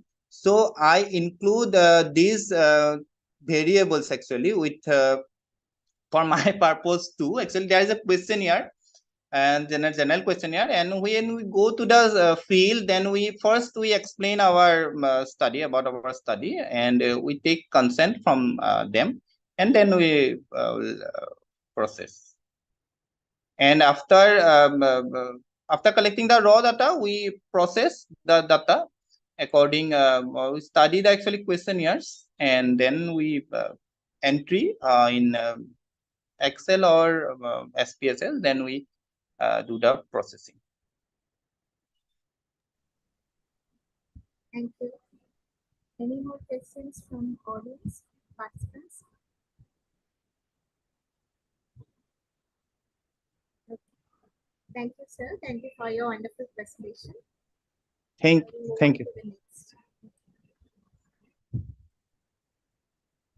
Okay, thank you, Devjyoti sir, for the nice Thank you. presentation. Yeah. Thank you, sir. Our next presentation is from Miss Anjana Ike, Vellore Institute of Technology, Vellore. Her title of the presentation is Understanding the Relationship Between PCOS and Associated Factors Using Comprehensive Statistical and Machine Learning Techniques. Miss Anjana, are you ready? Yes, sir. Am I audible? Yeah, you are audible. Yeah, you can start. Please be stick on time. Okay, we are already running out of time. Good afternoon. Okay, sir. Good afternoon, everyone. Myself, Anjana from Indian Full-Time Business Scholar from Vellore Institute of Technology. Topic of my research is understanding the relationship between PCOS and associated life factors using comprehensive statistical and machine learning techniques. The contents are introduction, significant and interdisciplinary aspect of research question or objective, research methodology, analysis, result and discussion, conclusion and limitation, and then references. The significance and interdisciplinary aspect of research is, we all know polycystic ovary syndrome is a common endocrine disorder that affect 10% of women of reproductive age in India, leading to serious health problems such as infertility, metabolic syndrome, endometrial cancer, type 2 diabetes, etc. Evidence-based lifestyle recommendation can help to improve clinical guidelines for managing PCOS and provide personalized advice to patients. The study connects women health and nutrition by looking at how diet and exercise affects PCOS severity and prevalence. Investigating the role of physical activity in PCOS helps to inform public health strategies and exercise science, as well as promote preventive measures and healthy lifestyle choices.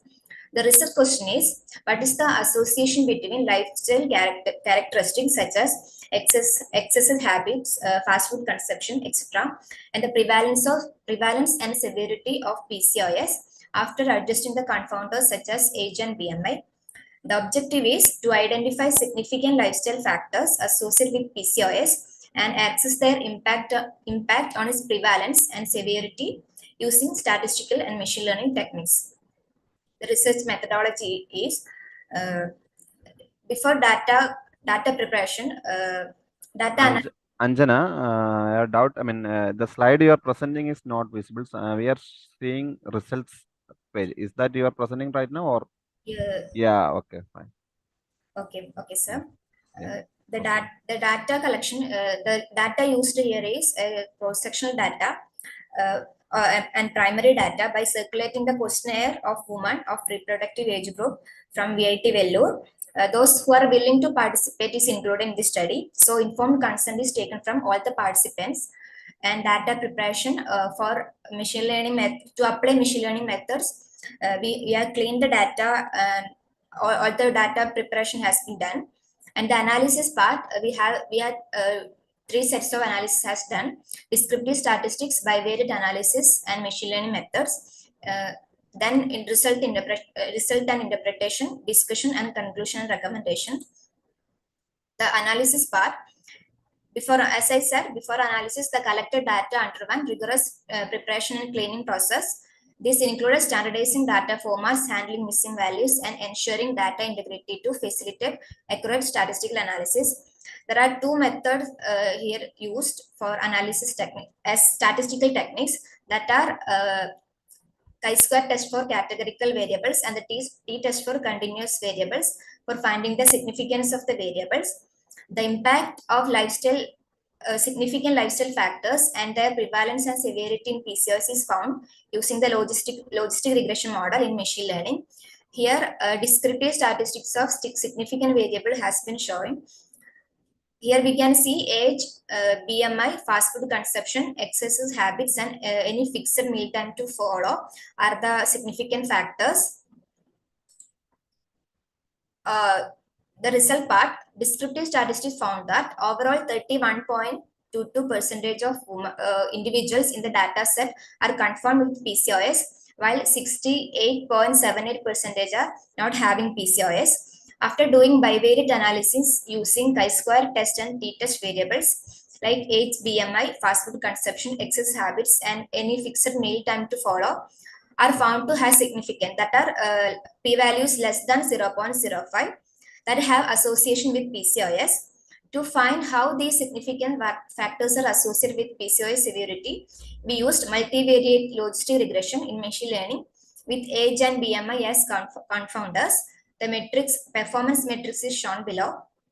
The accuracy is 73.7365, precision is 757, sensitivity, F1 score, AUC, and McNemar's test for p-value. The model indicates that BMI is a significant predictor of PCOS. The p-value is less than 0.001. Here we can see the p-value and coefficient value. A higher BMI is associated with an increased risk of having PCOS, implying that people with a higher BMI are more likely to develop PCOS. Age has a negative coefficient.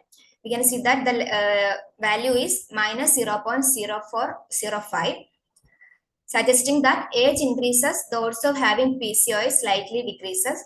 However, this effect is not statistically significant because the p-value is 0.139, indicating that age does not have a strong impact on the likelihood of PCOS in this dataset. The frequency of fast food consumption and various excessive habits are significantly associated with the risk of having PCOS. The p-values for all of these variables are less than 0.05, indicating that have a statistically significant impact on PCOS prevalence in the study, while any fixed meal time to follow, that is not associated with the PCOS prevalence, because here p-value is 0.38 and coefficient is minus 0.296. Result of model specification is shown below. The model is very good at identifying people who do not have PCOS, that is, they have high sensitivity. The result is already shown, but it is poor at identifying those who do have PCOS, that is low specificity. With an overall accuracy of 73.60%, the model performed reasonably well in general, but there is still room for improvement, particularly in correctly predicting PCOS cases. The lower specificity and precision for the positive class suggests that model is biased toward the majority class, that is no PCOS. Techniques such as oversampling, undersampling, and the use of different algorithms may help the minority class to perform better. The significant McNemar's test p-value indicates there is a significant imbalance between false positive and false negative, which should be addressed for balanced prediction. The McNemar's test is used to find the change in proportion of paired data. For a reference, the discussion part, the AOC curve is shown below. The values is already shown in the table. A discussion part, our study found that 31.22% of women of reproductive age have PCOS, which is consistent with the global estimate of 6 to 20%. This demonstrates prevalence of PCOS and the importance of addressing it in diverse population. BMI was found to be a significant predictor of PCOS. This finding is also consistent with extensive literature, including studies by Lim and al., which identify obesity as a major risk factor for PCOS due to insulin-resistant hormone imbalance, as higher BMI is connected with obesity. Our study found a negative association between age and PCOS risk, but it was not statistically significant. This contradicts some research suggesting that PCOS symptoms may improve with age due to hormonal changes, but other studies support our finding by demonstrating that age is not a strong predictor when other factors are taken into account. Fixed meal time had no significant association with PCOS prevalence. While there is limited direct evidence linking meal timing to PCOS, broader nutrition studies indicate that regular meal pattern can influence metabolic. Can you conclude? Yes, sir. Okay. Within 30 seconds, you can finish. Please finish within 30 seconds. Sir, can I say conclusion? Yeah, you can. The study identified BMI as a significant predictor of PCOS, with higher BMI being associated with an increased risk for developing the condition. This emphasizes the importance of weight management in lowering PCOS risk and suggests obesity targeted intervention. While the logistic model performed reasonably well in overall, its low specificity and significant imbalance between false positive and false negative highlight the need for more effective diagnostic approaches. Future research should concentrate on longitudinal studies, objective measurement, diverse population, and advanced modeling techniques in order to improve the predictive power and generalizability of PCOS diagnostic models. Furthermore, understanding the biological mechanism like biomarkers that link lifestyle factors to PCOS will be critical for developing these targeted treatments. These are the references. Okay, thank you, Anjana, for the nice presentation. Shija ma'am, over to you. Is there any question from your side? Ma'am, your mic is mute, I think.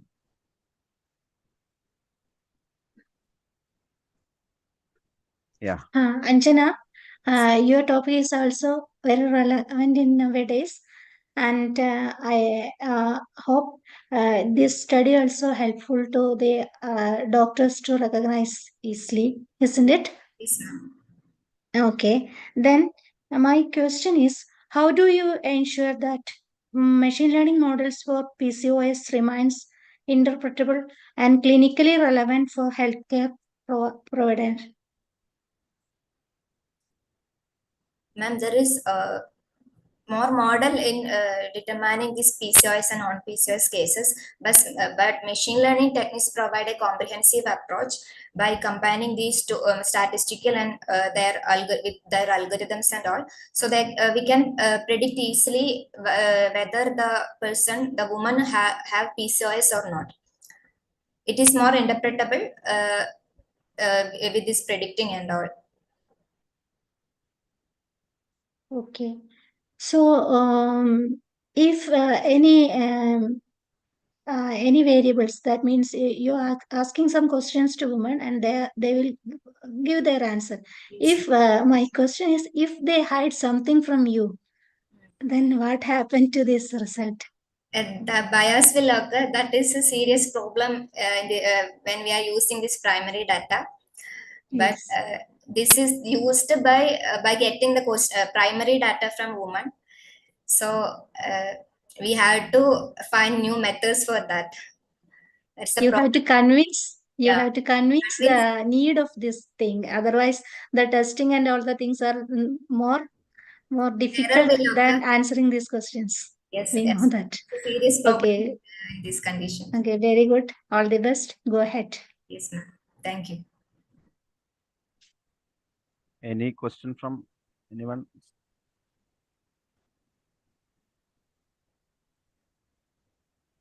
Anjana? Yes, ma'am. It's not a question, it's a suggestion from my side. Okay, you have mentioned that you had this class imbalance problems. You have got biased results. Yes. Okay. So usually when we have such a situation, we go for say for medical data sets, we always have that problem. So there is some technique like synthetic minority. Yes, more technique. Yes, ma'am. So you can follow some kind of those techniques and get good results. Okay. I decided to include in that my future studies and to include smart technique. Okay. Okay. Thank you. Okay. Thank you, ma'am. Is there any question? I think. Thank you, Anjana, for your good work. I mean, it's a good work. So wish you all the best. Thank you, sir. I think we can move to the next presentation. So next we have our last participant, last presenter, Dr. Bonali Datta from Gurgaon College, Assam. Title of the presentation is An Assessment of Mental Health Status of Adults in Assam, a cross-sectional study. So over to you, sir.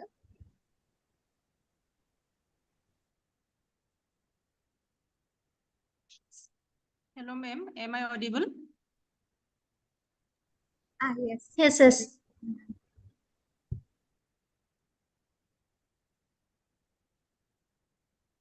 Is my skin visible to everyone? No. Hello? Not yet, ma'am. Not now.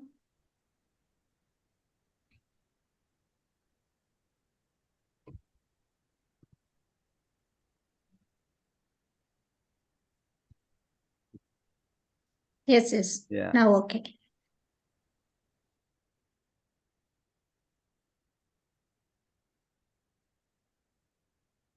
Good afternoon, one and all present here, respected chair and co-chair.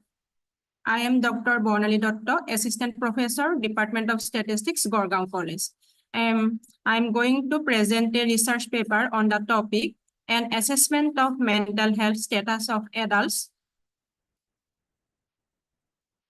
in Assam.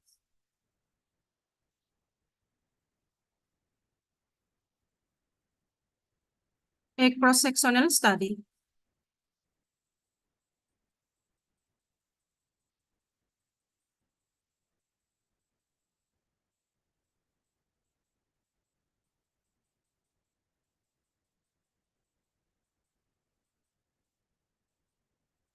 This is the introduction.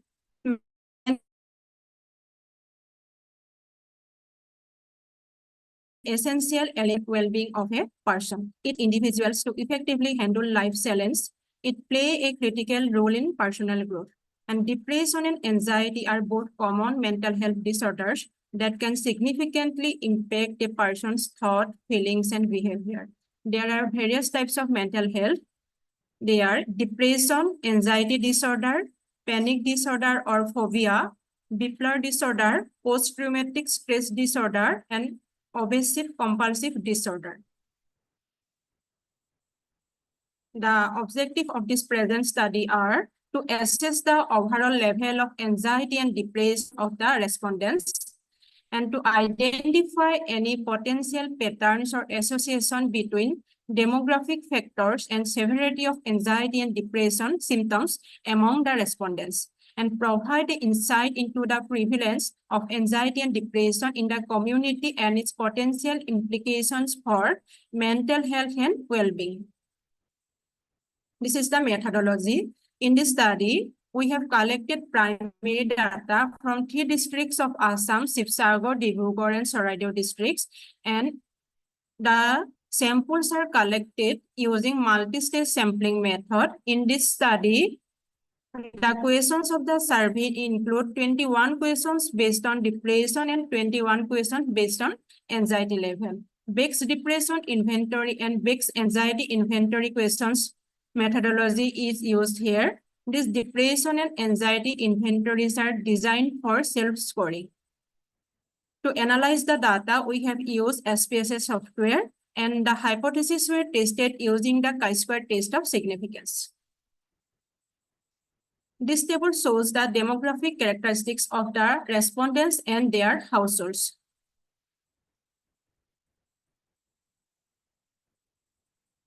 Next, we have to go for the chi-square test for the association between sex and depression status of the respondents. Our assumption is that there is no association between sex and depression status of the respondents. The study shows that depression level is more for female as compared to the male, but the result shows that the test statistics of the chi-square value shows that the p-value is 0.703, which is slightly greater than the 5% level of significance value 0.05. Therefore, there may be enough evidence to accept our null hypothesis, and we may conclude that evidence from the sample shows that there is no significant association between sex and depression level of the respondents. And this table shows the association between sex and anxiety level of the respondents. The study shows that anxiety level is higher for the female as compared to the male, but the result is not also statistically significant, as the p-value of this test statistic is slightly greater than 0.05. Therefore, we may conclude that there is no significant association between sex and anxiety level of the respondents. Next table shows the association between occupation and depression level of the respondents. From this table, it is observed that the respondents who have done business have more depression level as compared to the other respondents. And the result is statistically significant, as the p-value of this test is slightly less than the alpha level 0.05. So evidence from the sample shows that their depression level of the respondents. And this table shows the association between education and anxiety level of the respondents. Our assumption is that there is no association between education and anxiety level of the respondents. This table shows that the respondents who have completed their technical educations have more anxiety as compared to the other respondents. And this result is also statistically significant, as the p-value of the test statistic is slightly less than the alpha level 0.05. So evidence of the sample shows that there is a significant difference between the education and anxiety level of the respondents. This table shows the association between occupation and anxiety level of the respondents. And from this table, it is observed that anxiety is higher for the housewife as compared to the other respondents, and this result is not statistically significant, as the p-value of this test is slightly greater than 0.05. So evidence from the sample shows that there is no significant association between occupation and anxiety level of the respondents. And these are the conclusions. The study shows that the female respondents are more affected by depression and anxiety as compared to the male respondents. The age group between 13 to 25 years is affected by depression more than the other respondents. In caste analysis, OBC, MOBC respondents are more affected by depression than the other respondents. And it is also observed that unemployed respondents are more affected by depression than other respondents. Moreover, higher rate of depression is observed among the graduate students. Also, the unmarried respondents are suffering from depression than the married respondents. These are the references. Thank you.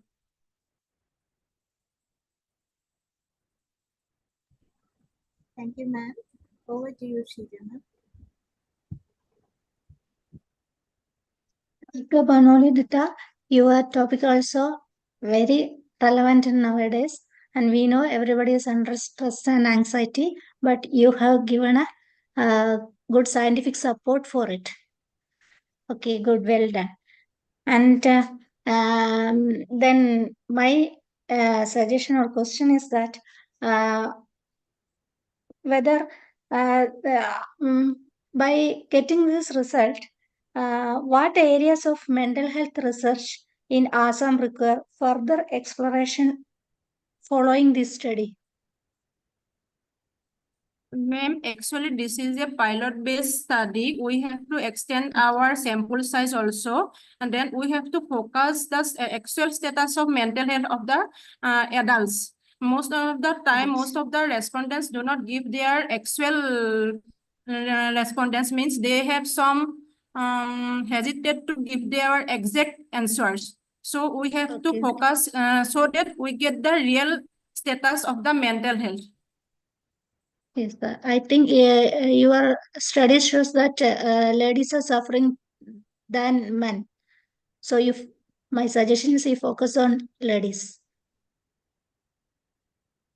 No, ma'am, not only ladies. I have collected from the data from adult populations, and means both male and female respondents.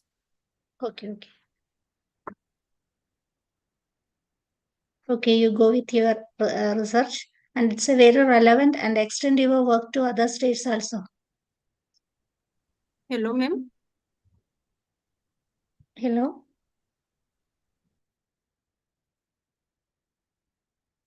Hello, am I audible?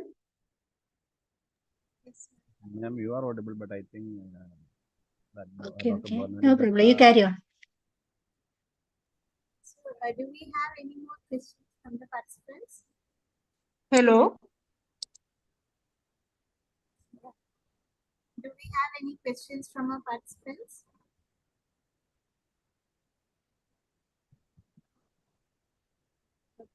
Thank you, ma'am. Thank you for your wonderful presentation. Thank you, ma'am. Okay. With this presentation, we conclude our first session, science and research. Most of the papers were really, it's very relevant, and most of them are really connected with human happiness, health, and this. And there are papers from science background also, physics, chemistry, and most of the papers are interdisciplinary. They deal with their data analysis using AI tool and mathematical tool, etc. So all the very best for the presenters, participants, and thank you, Shija Miss, for your spending your valuable time with us.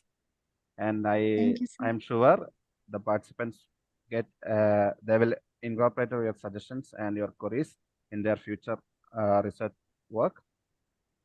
Then I also express my sincere thanks to Rishmi Miss for spending your time with us. Then all the participants, I express our sincere thanks to and all the very best for your future research purpose, and all the for all the attendees. Thank you so much for spending your time with us. The next section will be the next session number 3 will start exactly at 3 o'clock. So have a nice day. Thank you, sir, for inviting me and giving such an opportunity. All the best for CVV. Thank you.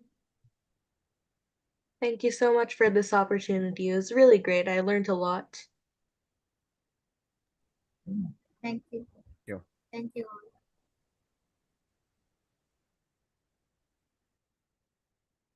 Thank you.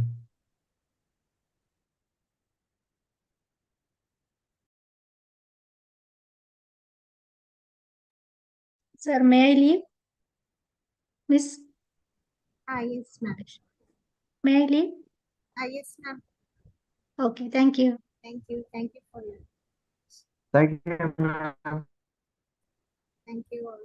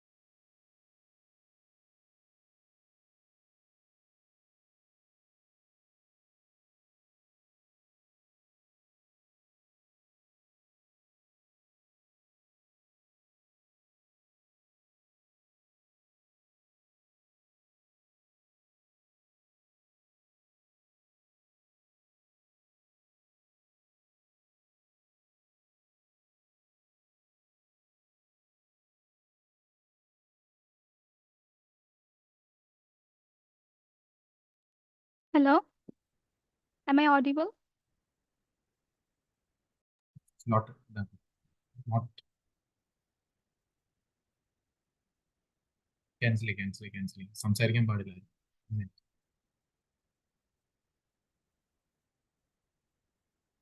Hello, am I audible? എല്ലാവരുടെയും close ചെയ്തേ.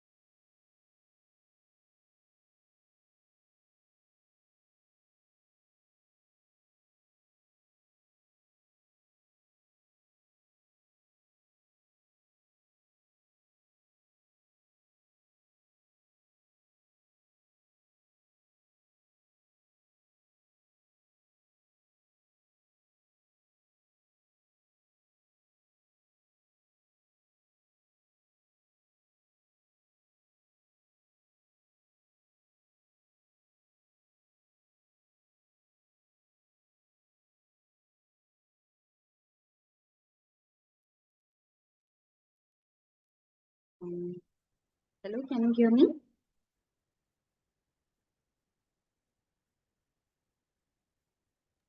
Yes, ma'am. You're audible. And you're able to yes, because I'm not able. So,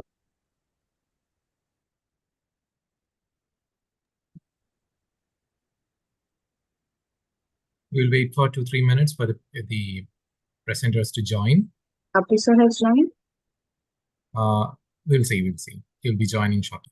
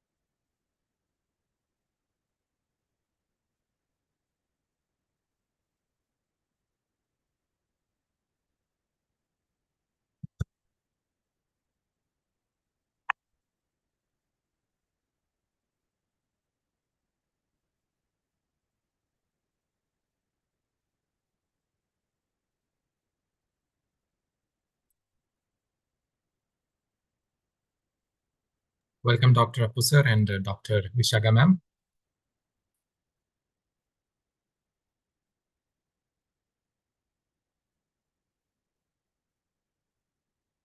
Appu sir, am I audible to you? Yes, you are audible, dear. So we will start the session in next 5 minutes, sir. We'll wait for the presenters and participants to join. Please. Okay.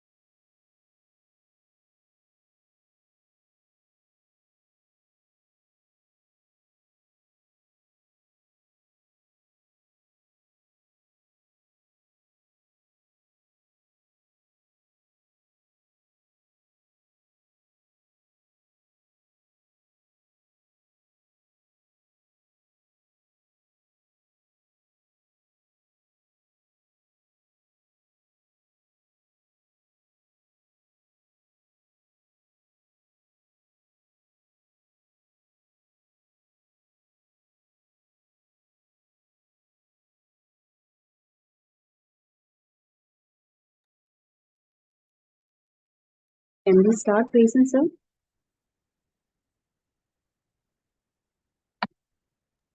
Yes, ma'am. Sure, you can start. No problem.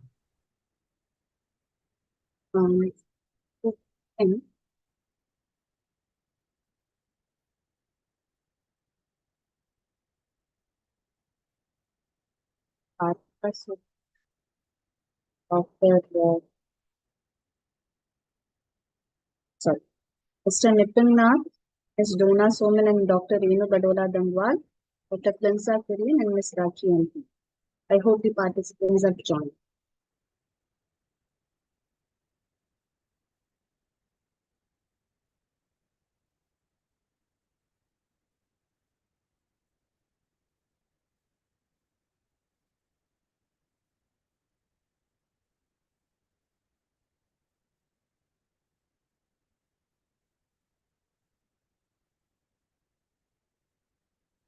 So anyway, we'll start and we'll see how.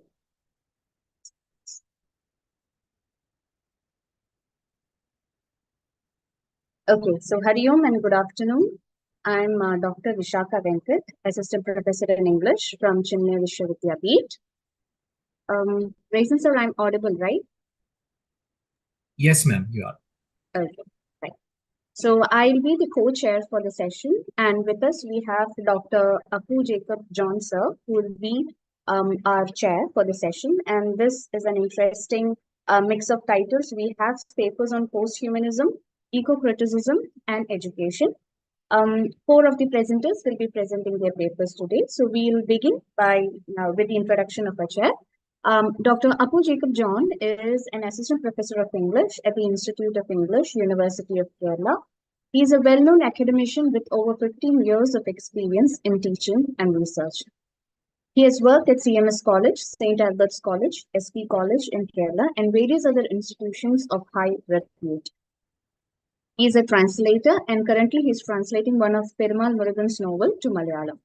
His doctoral research was on Tibetan writing in English from Mahatma Gandhi University, and he has written many research papers in reputed journals and has published 10 scholarly books. Welcome, sir. We are really privileged to have you as the chair for our session today. Thank you, ma'am. Okay.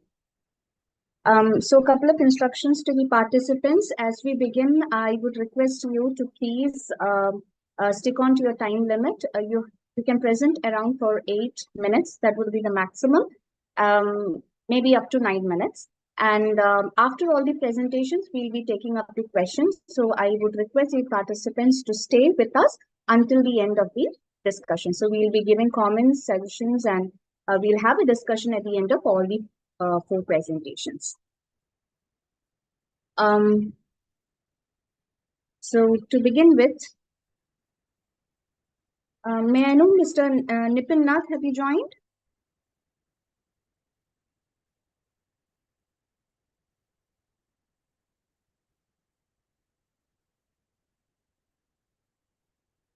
Okay. Ms. Dona Soman and Dr. Renu Badola Dangwal?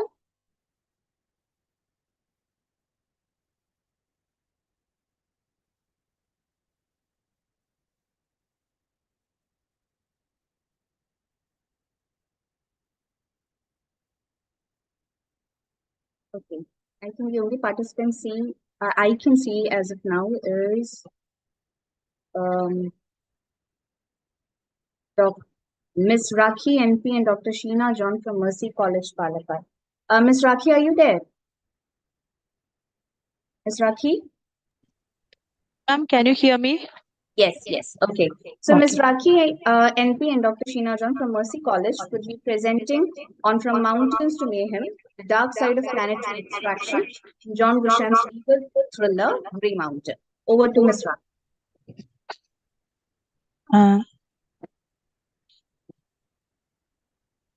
I will take some time. That is, I just want to present my slides. You can have up to 8 minutes, Ms. Rakhi. Thank you. 8 minutes for the presentation. Okay.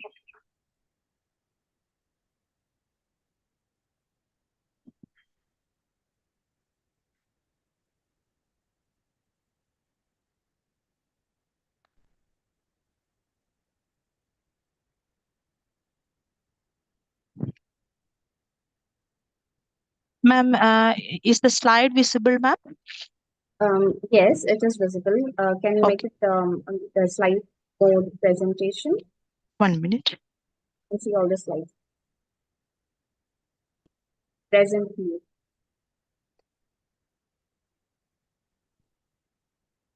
Yes.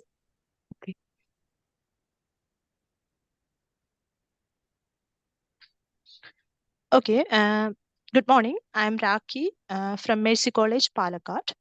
The topic of my research is From Mountains to Mayhem, the dark side of planetary extraction in John Grisham's legal thriller, Grey Mountain. This is actually a brief summary of the work I have done. Actually, I use the concept planetary mind, which is introduced by Martin Abeleda to define resource extraction in the context of late capitalism. And this concept goes beyond physical minds to encompass infrastructure, labor, finance, and the struggles surrounding it. Normally, when we depict mining activities and also when we discuss mining industry in fiction, we try to focus more on a certain region, and we will not go beyond those ideas. That is, we will talk about regions with resource scarce, where most of the minerals can be extracted, and they seem to experience most of the disadvantages of coal mining or whatever kind of mining that take place. But this particular idea of planetary mind tries to go beyond this very traditional notion of confining the consequences of mining to one particular region, but try to understand it from the perspective of a global context.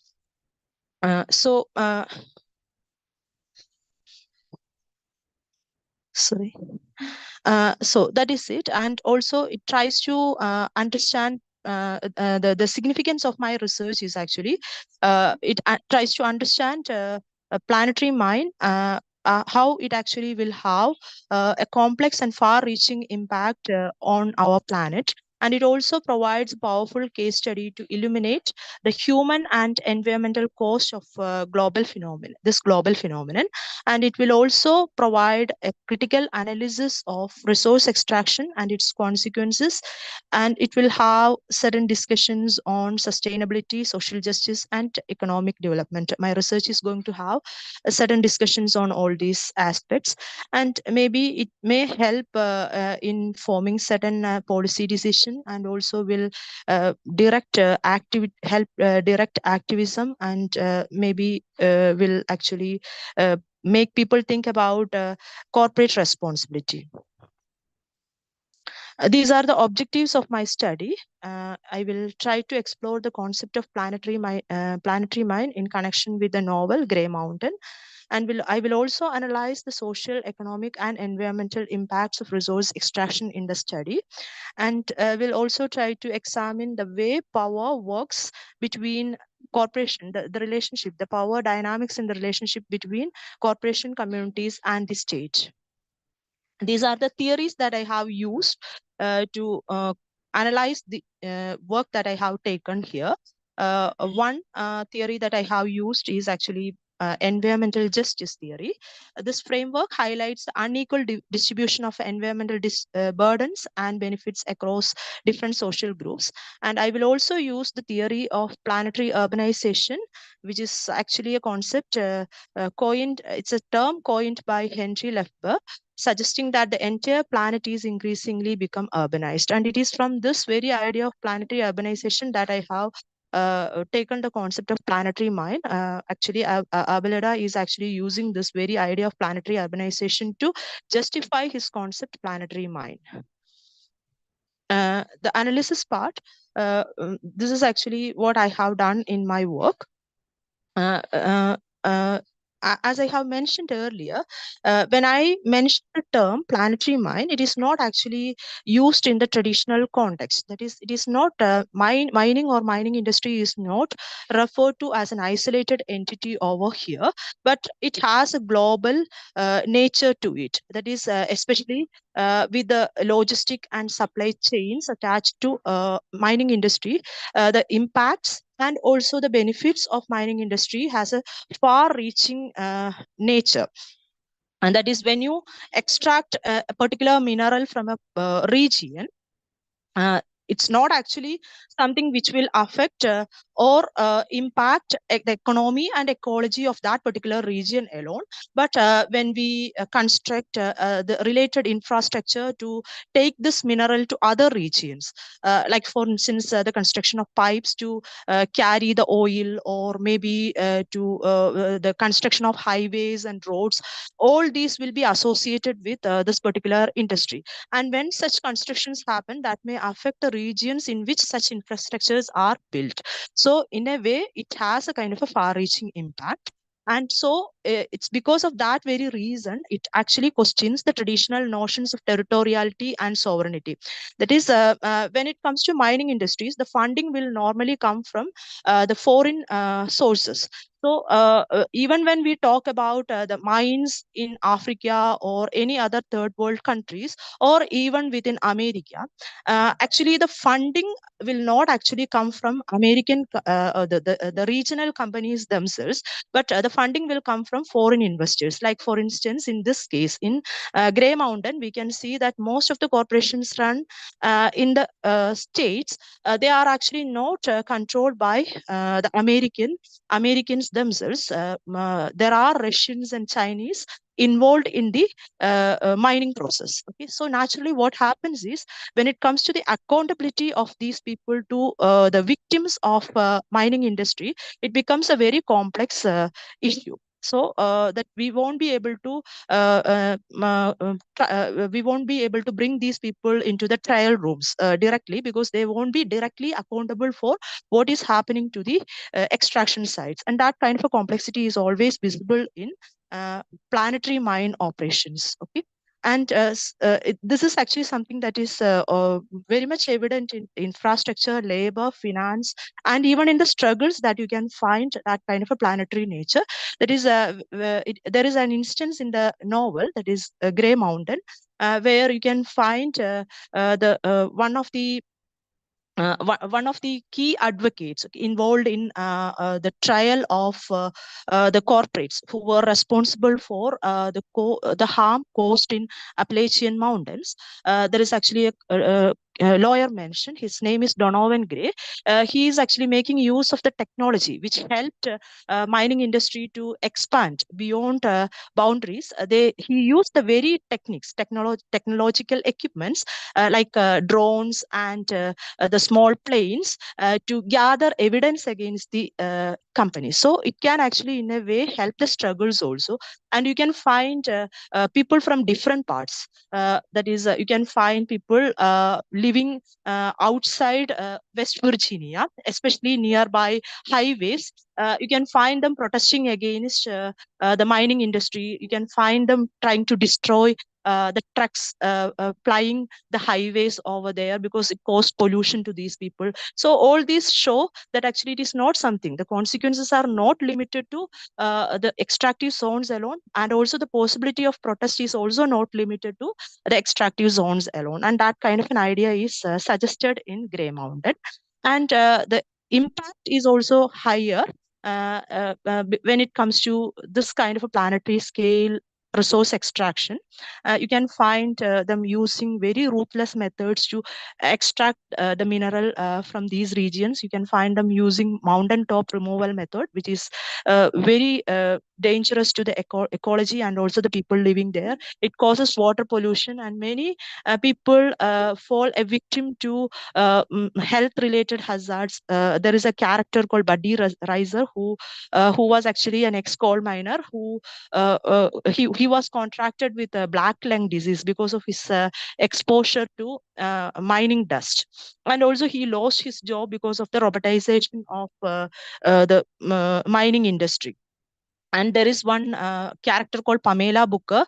She is actually facing eviction. Okay? And all these in a way suggest what Rob Nixon calls slow violence. That is, it's a gradual erasure that you can find happening here. It's not actually a sudden violence that you can observe in the ecology of that particular place. It took a lot of time for all these to precipitate. So naturally, the people themselves are unaware of what is happening to them. That kind of a reality is also quite visible in the work that I have taken for study, and this will actually bring into question some of the aspects, okay, of this kind of a struggle. That is, whether it is an equal battle that happens, whether it is a level playing ground that you can see here. No, it's not actually that way. That is, you can find the communities are at a disadvantage because most of them are not that technologically informed, so they won't be able to fight against the corporations, which will be in a way benefited by all kind of technological advancements happening in the industry. And what is the role of the government? That is also very important here. I told you there is a question of sovereignty. I told you earlier that actually the states, most of the states involved here, they won't be these people will not be the direct participants in the mining activities. Okay, they will have a kind of an invisible role, so they will never take up the role of a regulator, and foreign funds and foreign forces will always have an influence on these governments also. So they are more like an enabler to the corporates or industries than a kind of a regulator. And there will be the influence of economic and political forces. So naturally what happens is these people will compensate it. Ms. Raki, sorry to interrupt. Yes. Okay. Okay. Yes. Right. Okay. I'm going to conclude my Okay. idea. Grey Mountain offers a stark portrayal of the planetary mine, revealing the devastating consequences of unchecked resource extraction. And it also underscores the urgent need for systemic shift towards sustainable practices. And we should also challenge the power structures that perpetuate environmental and social injustice. And in order to understand this kind of a complex web, we should actually work towards a future where planet and people can thrive together. Thank you. Thank you, Ms. Raki, for this really interesting presentation. And in this current scenario, when we have already witnessed landslides in Wayanad, planetary mine and the extraction of resources really holds a relevant discussion. So I would request all the participants to stay back. We'll be having our discussion at the end of all the presentations. So next, we'll be having a presentation of Mr. Nipin Nath from Guwahati Commerce College, Assam, be presenting on Decoding Denialisms, a last survey on techno-capitalism, refashioning humanity, and by producing bourgeois citizens. So over to Mr. Nipin Nath. So the time for presentation is around 8 minutes, maximum 10 minutes. Over to Nipin Nath.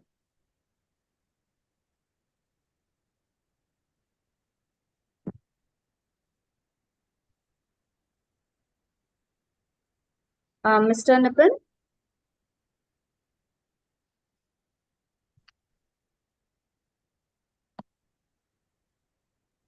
We can see that you've joined, but Mr. Nipin, can you hear us?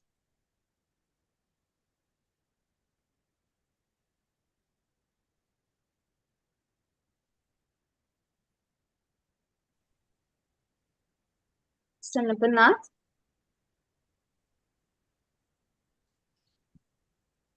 I think he's not able to hear us. Nipin Naji, could you please mute and unmute once again?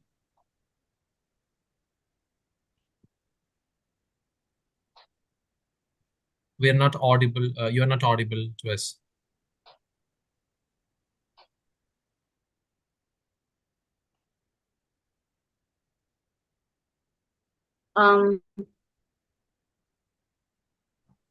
I think, meanwhile, you figure out, can we have Dr. Klensa's presentation then? Is that fine, Raisin, sir?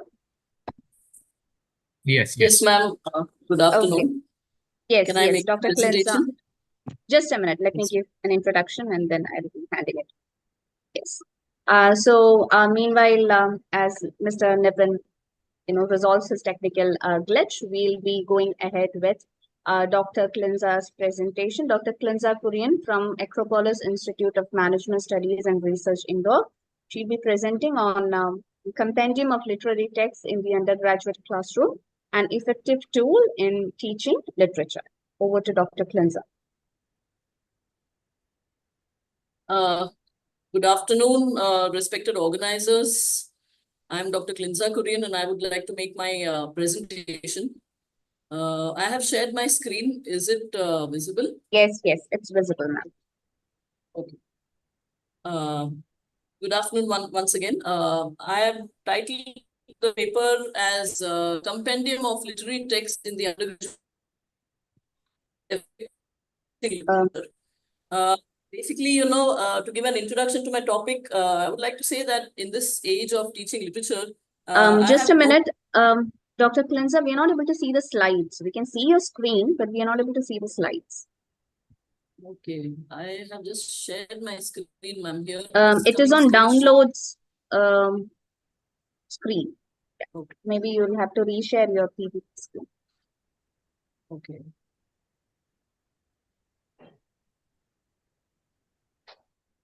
And is it visible now? It's taking time. Just a minute.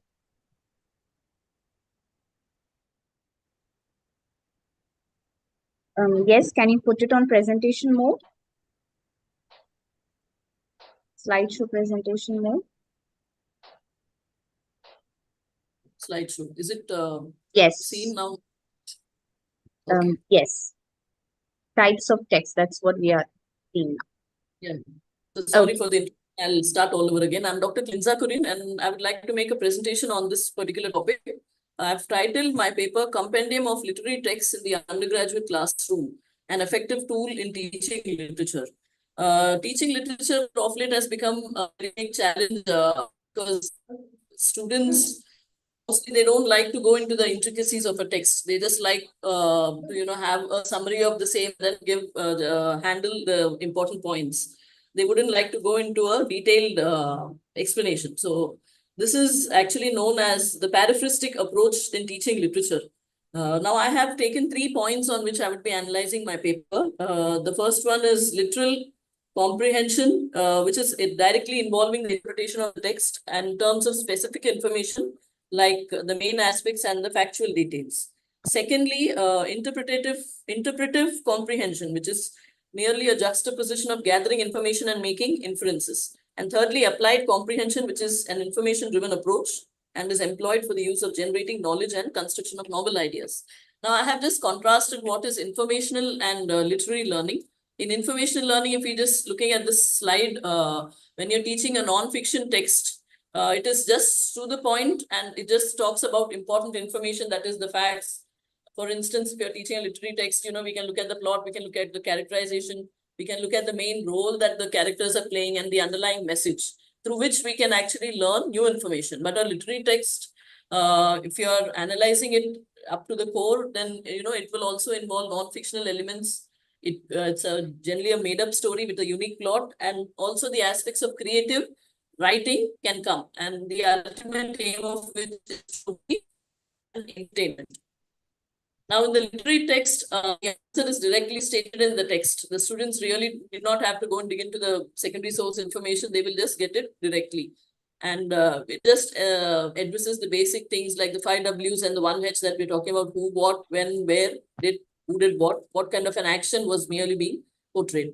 And how would they handle the same? They would just go back and look for the specific answer. Unlike what we talk about textual references and intertextuality that wouldn't be present in analyzing a literary text. Then we come to the inferential aspect, which is the students really need to think and they need to analyze the text. And the answer is not directly present, but they would be using clues in order to guess the same. So this would be very useful as a group study as part of the literary classroom. And the question what we could analyze is why and why do you think so? Might and probably. So this is around, again, a research-based question, going deeper. So this would form an effective base for entertaining students to go into research and other detailed stuff. And how can a student handle these questions? You can use clues from the text and also the background information in order to make an educated guess. The traditional handling the text starting from the historical point of view and then going into the background details and then examining the plot. Now the paraphrastic approach, this is what I actually wanted to project here. The surface meaning of the text is brought into the picture or to the forefront without the student having to actually go into the nitty-gritties of the text. But he expects the teacher to paraphrase, and paraphrasing can also be done in a manner in which only the main meaning could come forth. Rewording the story in simpler language, that means to say, now considering the fact that there are different children who have different mental capacities in the classroom, the teacher could actually explain the story in simpler language to a student who cannot understand the tough terms and the context behind it.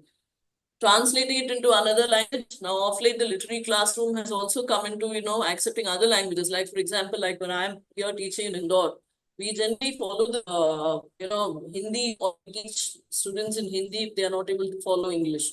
So that becomes actually, you're translating the text into their own language so that they get a first-hand feel of the same. And it could be an effective approach for those learners who are just beginners in the language, who haven't reached their level of or certain level of comprehension.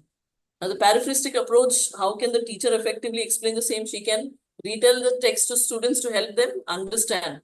So this is basically what is talking about the summary approach. She can explain the important facts or the important plot of the story, and then the student would actually be trained or would get into the interesting aspects of the text.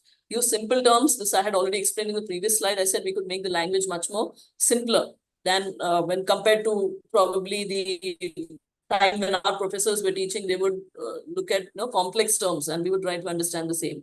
Discuss what the author says in the text. Yes, this is all part of the historical background information. And what is the authorial intention, as we would know it in literature, and get students to tell the storytelling of the text. So as a result of which the students can be asked to explain the story from their perspective, which is an important teaching learning in literature. Now, the information-based approach, this is an approach which we have been following since ages in teaching a literary text, but it is still very applicable, is what I could also notice in my classroom. If you're beginning with the background information to the text, then the students would be able to relate to it without directly plunging into the text or the thematic representation of the text.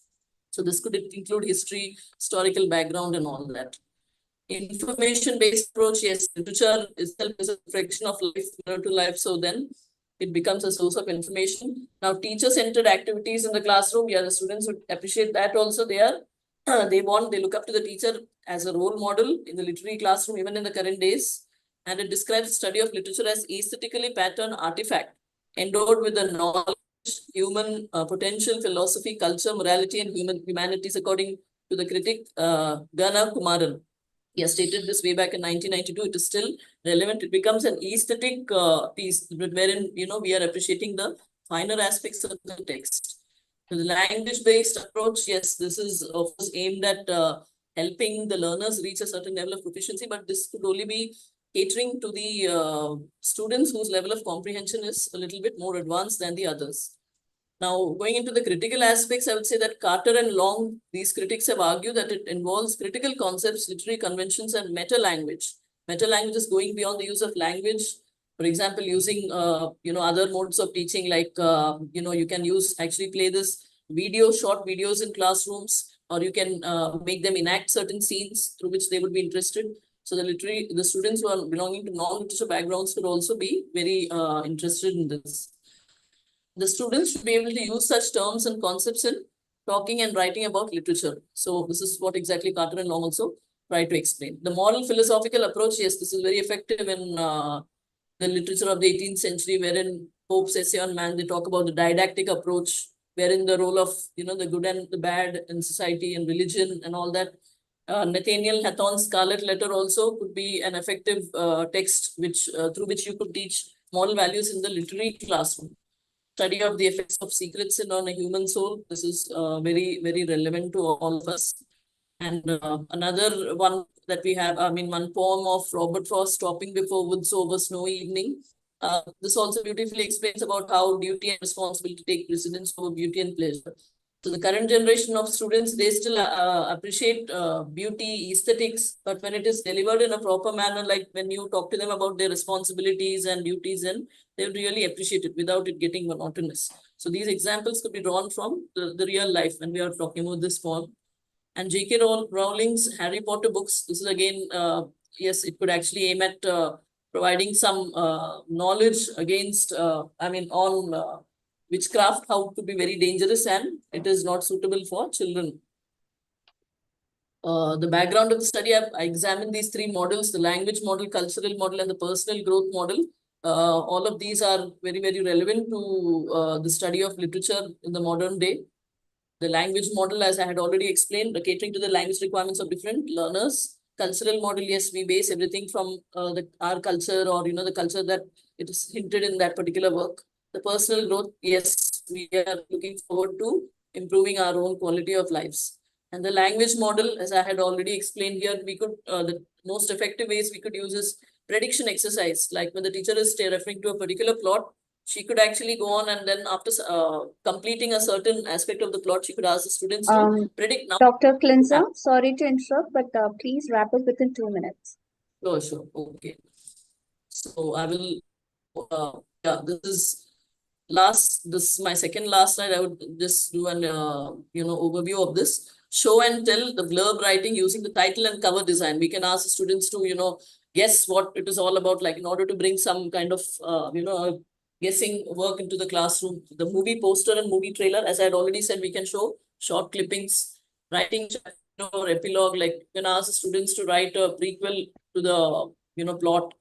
And mock author interview, if you could ask them to do a role play about interviewing authors, biographical montage, compiling authentic materials about the author, like whatever they could bring in from anywhere. And finally, I'd like to conclude with a little food for thought, saying with the concept of meta-ethics, is morality more a matter of taste than truth? So morality could be different according to, different people, that they would have their own versions. And currently, what does morality mean? Does it refer to cognitivism, realism, or is it anti-realism? So this again is left up to the students or the readers to decide. Thank you so much.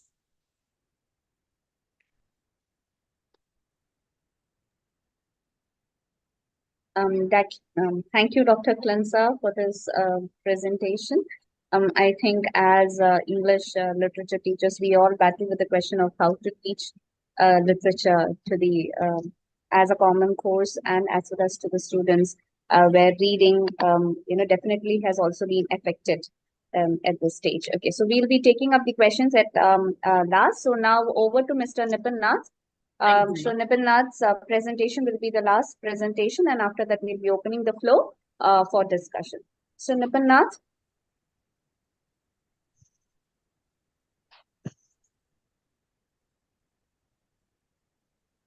Mr. Nipin Nath, can you hear us?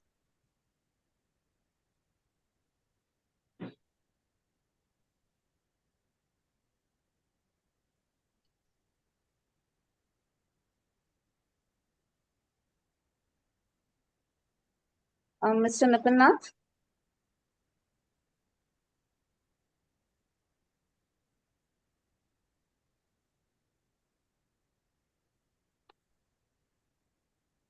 You're not audible.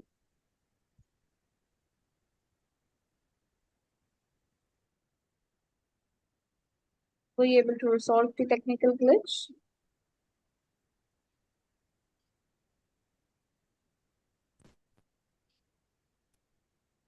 Yes, we can see you.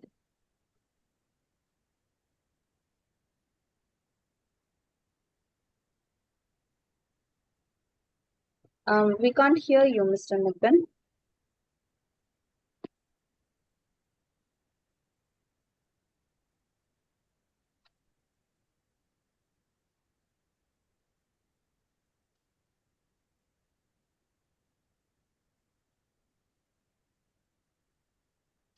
No.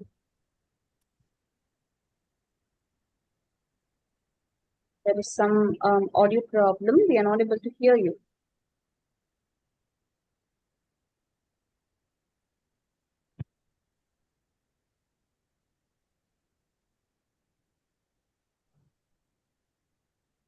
Nimbat Najib, please remove your that microphone and just try once again.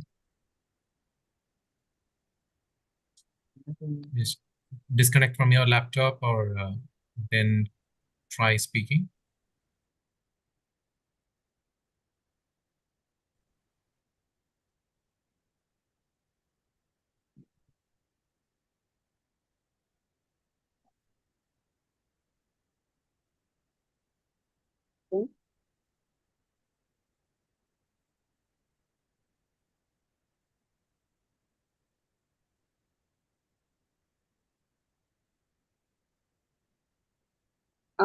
No, sir, we are not able to hear you.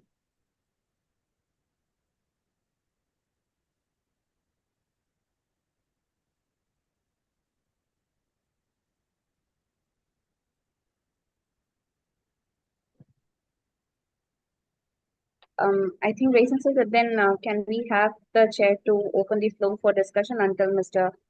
Nipin Nath figures out? Nibannaji, could you please re-log in through your mobile phone or any other device, and you can just present.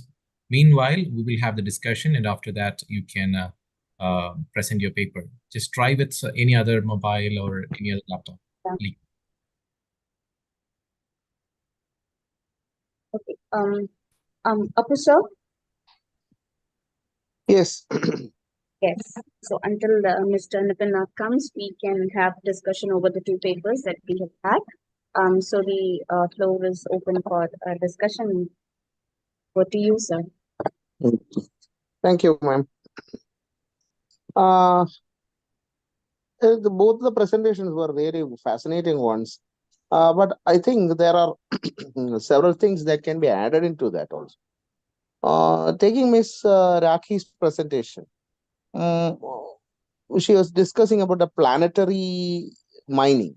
So by planetary mining, do you mean that the mining in the whole set of planet or outside the planet? Actually, sir, I can. Please. What do you mean by the term planetary mining? Sir, actually, what I meant is actually the process. That is what I told in the beginning itself. That's what I told in the beginning of my presentation itself. That is, when we talk about mining industries, we will always focus on certain regions. That is, when we talk about the Niger Delta region oil mining, we will talk only about what happens to Niger Delta regions and what is the kind of consequences it will have on the populace living in the Niger Delta. But what happens is that is the oil from the Niger Delta will actually flow to other places. That can be done through the construction of ports, that can be done through the establishing of some kind of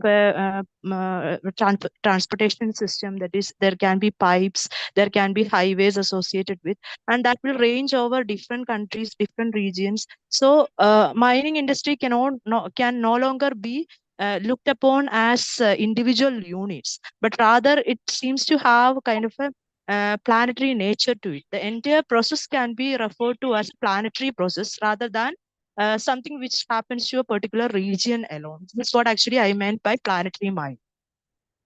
So isn't it the same as what we call in simple terms as globalization? Yes, that is actually what we call globalization. But the positive aspect of globalization is what we usually discuss. Planetary urbanization or planetary mind concept talks about how urban is actually there, or anything that you see around can be seen anywhere else. That is, if you go to a rainforest, that we always assume that it is rural in its complete context, but that is not how it happens. That is, when tourism enters a particular rainforest, it becomes urbanized or it has urban features. Globalization will not look at things that way. That is, this is actually what the concept. That is, mining. There will not be direct mining happening in many regions, but they will be connected to mining industry. That is, for instance, we have countries like China, where the silicon, we can find the silicon chips were made. The very material for silicon will be extracted from somewhere else, but the processing will happen in places like Taiwan and China, where silicon mining will not take place, but they are connected to mining industry, because the products from mining extraction spaces or resources from mining extraction spaces are handled in these regions. So you cannot say that actually they are not connected to mining industry. So that is actually the kind of concept we have in planetary urbanization and planetary mine. I hope it is clear, sir. I agree to that, but isn't it the same as isn't it the same as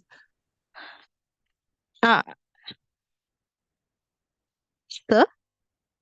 Because globalization is like that. One is in another context, and somebody else, a third person, gets the benefit out of it, isn't it?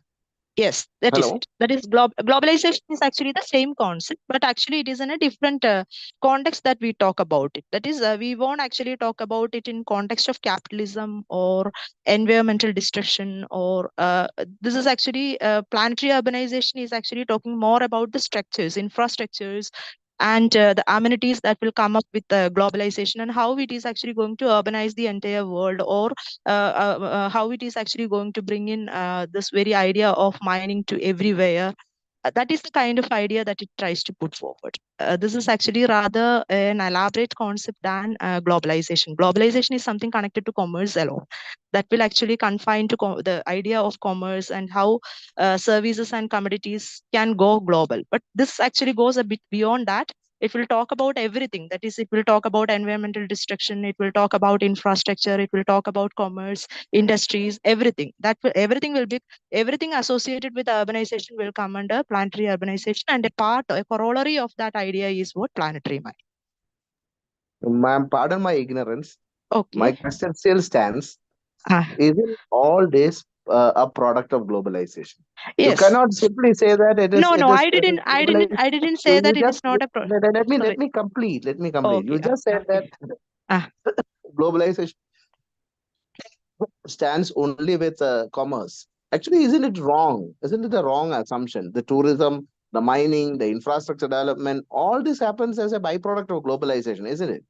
Yes, that is true. That is true. But that narrative normally will not actually discuss about it as consequence, but as a product only. That is the argument that I made. That is the argument that is made in planetary urbanization. They put forward this argument, planetary urbanization, because globalization was unable to address many of these ideas.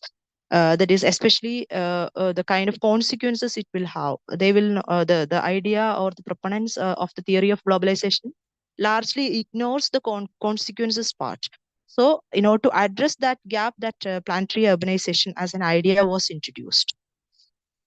Apu sir, sorry to interrupt. Mr. Nipinnath has rejoined, so can we check with him? Is that fine? Yes, sorry to interrupt this discussion. We'll carry forward this after Mr. Nipinnath's presentation. Okay. Mr. Nipin, can you hear us? Can you do the presentation now? Ma'am, am I audible this time? Yes, now you are. And am I visible, ma'am? You're not visible. Yes, you are visible.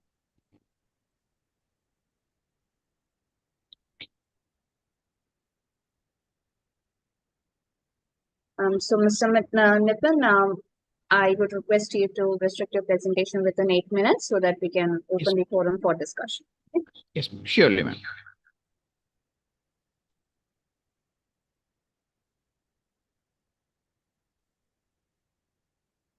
Mr. Nipinnath will be presenting on Decoding Denizen's, a large survey on techno-capitalism, refashioning humanity, and by-producing bourgeois citizens. Yes, Mr. Ma'am, is my screen visible on your system? No, sir.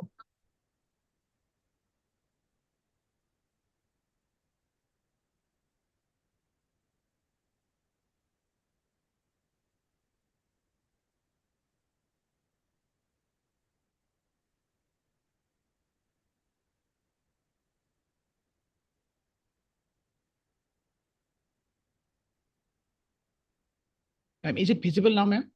Yes, yes. Please put it on slideshow mode and we can start. It's already 2:45.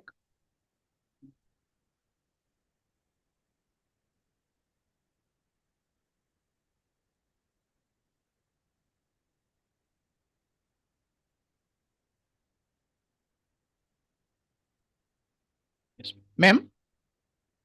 Ma'am, Yes. let me start, ma'am. Yes, yes. Good morning to one and all present here.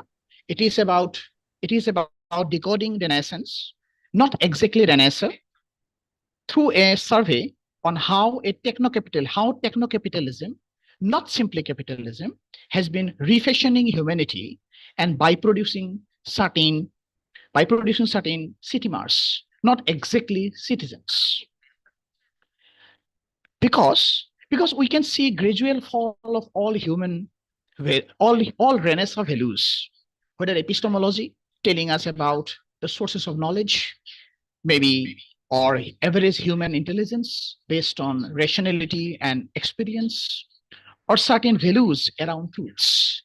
Ultimately, we can see that instead of Renaissance, we have something like an advent or that's nascence, that is birth during the crisis of decadence, during the crisis created by the decadence at this apocalyptic time. So therefore, we have this background that this is the background where we have artificially intelligent Adam. So I am referring indirectly to AI, and those Adams, if he really represents human being as a community, he's an artificially intelligent Adam with no human qualities in both senses, and maybe with some nanobotics or cyborgian attributes only. So here lies the paper, therefore must have then some significance in terms of the blatant consumerism leading to extra material consumption, self-centered individualism resulting in psychosocial alienation, and bankruptcy of values culminating in pseudo-philosophical disorientations. As you can all see, as you can all feel, things are falling apart as Renaissance creeps in, not exactly Renaissance in any case. So therefore, the research questions therefore is how this techno-capitalism is exactly refashioning, and refashioning is being done, and how is it by produces zombie individuals like us. So therefore, by decoding Renaissance in this particular paper as a purpose of the study, by decoding Renaissance, we have been facing, probably by remaining conscious of the evils of techno-capitalism, if possible, by offering a philosophical equipoise, thereby tethering the legs of Frankenstein born out of the false anthropomorphism and faulty utilitarianisms, we may have a balanced society avoiding techno-capitalism in the way it is prevalent now. In order to achieve those, in order to fulfill those purposes, the methodology or theoretical framework, I have been adopting the theoretical apparatus, theoretical framework from certain neo-Marxist ideas as from Frankfurt School, and also Adorno Horkheimer's the idea of culture industry. The paper at the same time will also be neo-historicist partially, because the entire paper is going to review some visionary works as presented to us by people like Nietzsche and Catherine Hayles, Hegel and Deleuze-Guattari, Aristotle and Baudrillard. I want to emphasize on the point that Nietzsche's idea of Abermannschere, that is Superman, is totally in contrast with whatever has been said by Catherine Hayles when she talks about post-human. Similarly, when Aristotle talks about the idea of cave in terms of reality, is something totally opposite to what has been presented by Baudrillard. But if we make a connections between whatever has been said by Aristotle and whatever has been presented, whatever has been conceptualized by Baudrillard in terms of hyperreal, we can see the exact reflection of all the things in our hyperreal market, as promoted by the monopoly capitalist society these days. So it's actually, we should be despair over the fact that we have been witnessing the evolution of a large bourgeois class. And this bourgeois class, I want to name them as city mars. Those will be the members who are no longer citizens. Actually, as long as you talk about citizens, there should be some people with formidable political ideology. And the idea has, I have observed, have also been popularized, or also been depicted by the people like Raymond Williams in the book The Long Revolutions as well. And those, according to that particular book, the philosophy of the book, The Long Revolutions, we can come to the conclusions that citizens are supposed to be people with formidable political ideology, or at least considerable social accountability. But unfortunately, we don't have those. Gradually, we are losing that kind of formidable ideology in among the citizens. And as a result, I want to propose the term city mars, blending the two words citizens and consumers. And these city mars are probably celebrating the carpe diem of branded products. And it may be the reason, it may be a kind of scam on the part of techno-capitalism, that they have been given the idea of carpe diem all the time, so that people go on buying the branded products. And as Baudrillard has also pointed out, when you go to the supermarket, you don't buy the branded products. Instead, the branded products used to buy us. So these city mars will be surrendering human intelligence to techno-capitalism. And therefore, perhaps I have used the word last in the title, in the parenthesis of my title. It is actually one survey, a survey, but I have used the word last within parenthesis, taking cues from the very famous Francis Fukuyama's book, Francis Fukuyama's essay, The End of History and the Last Man. Just like the last man in Fukuyama's book, Fukuyama's essay, here also we have the last survey. I hope that this should be the last survey on techno-capitalism. I actually don't hope, but it technically is the last survey on techno-capitalism, because techno-capitalism has already overpowered our human intelligence, and therefore we have the DNESA as we are decoding it. And probably it is also a kind of suggestion, also a kind of implications to tell us, it's a hint at the prognosis looming large before the post-humanist maneuver of post-truth vicissitudes we are now standing in the we are now standing within. So this is the background. This is the socio-political scenario. It is a socio-political scenario as crafted by techno-capitalism that has probably brought the idea of DNESA.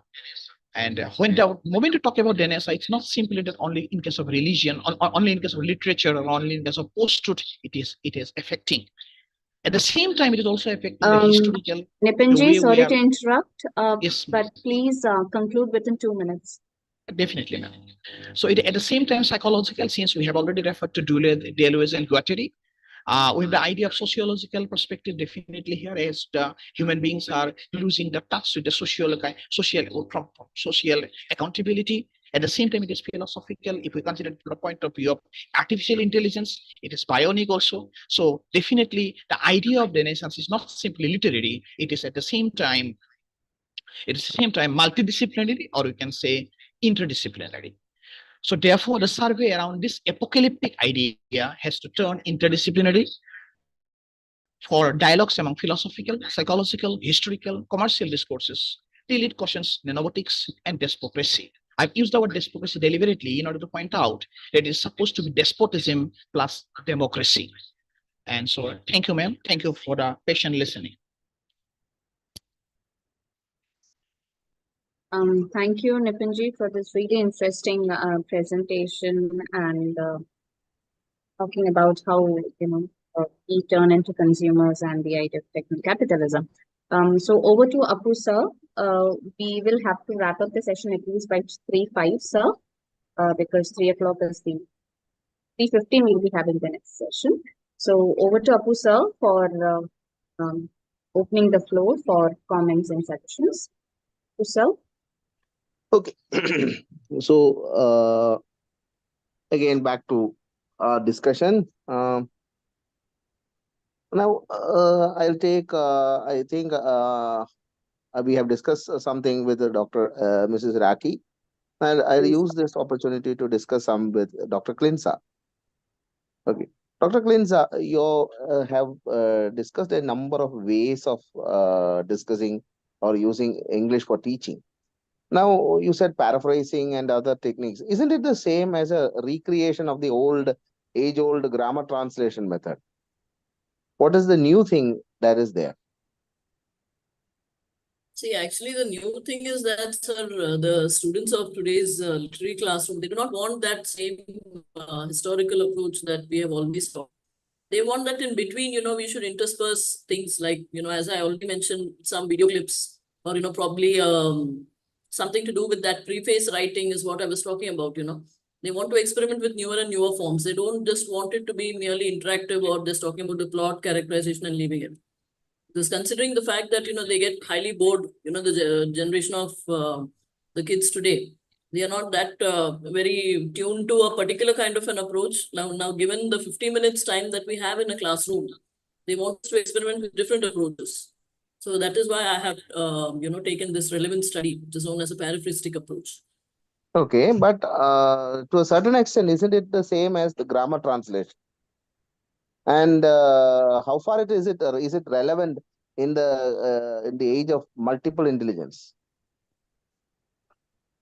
In the age of artificial intelligence, sir, if you are my question is not artificial intelligence. In the age of multiple intelligence, theories on multiple intelligence. Multiple intelligence. Not really relevant because, again, if you're considering the fact that there are two different kinds of students or groups in the classroom, one of the literary background and one of the non-literary background. So how are you going to do justice to the non-literary background students? You will again have to go back to this grammar translation method as you had explained. But this experimental or experiential kind of learning method can only be useful for those students who are reached or have attained a certain kind of literary competence. Okay.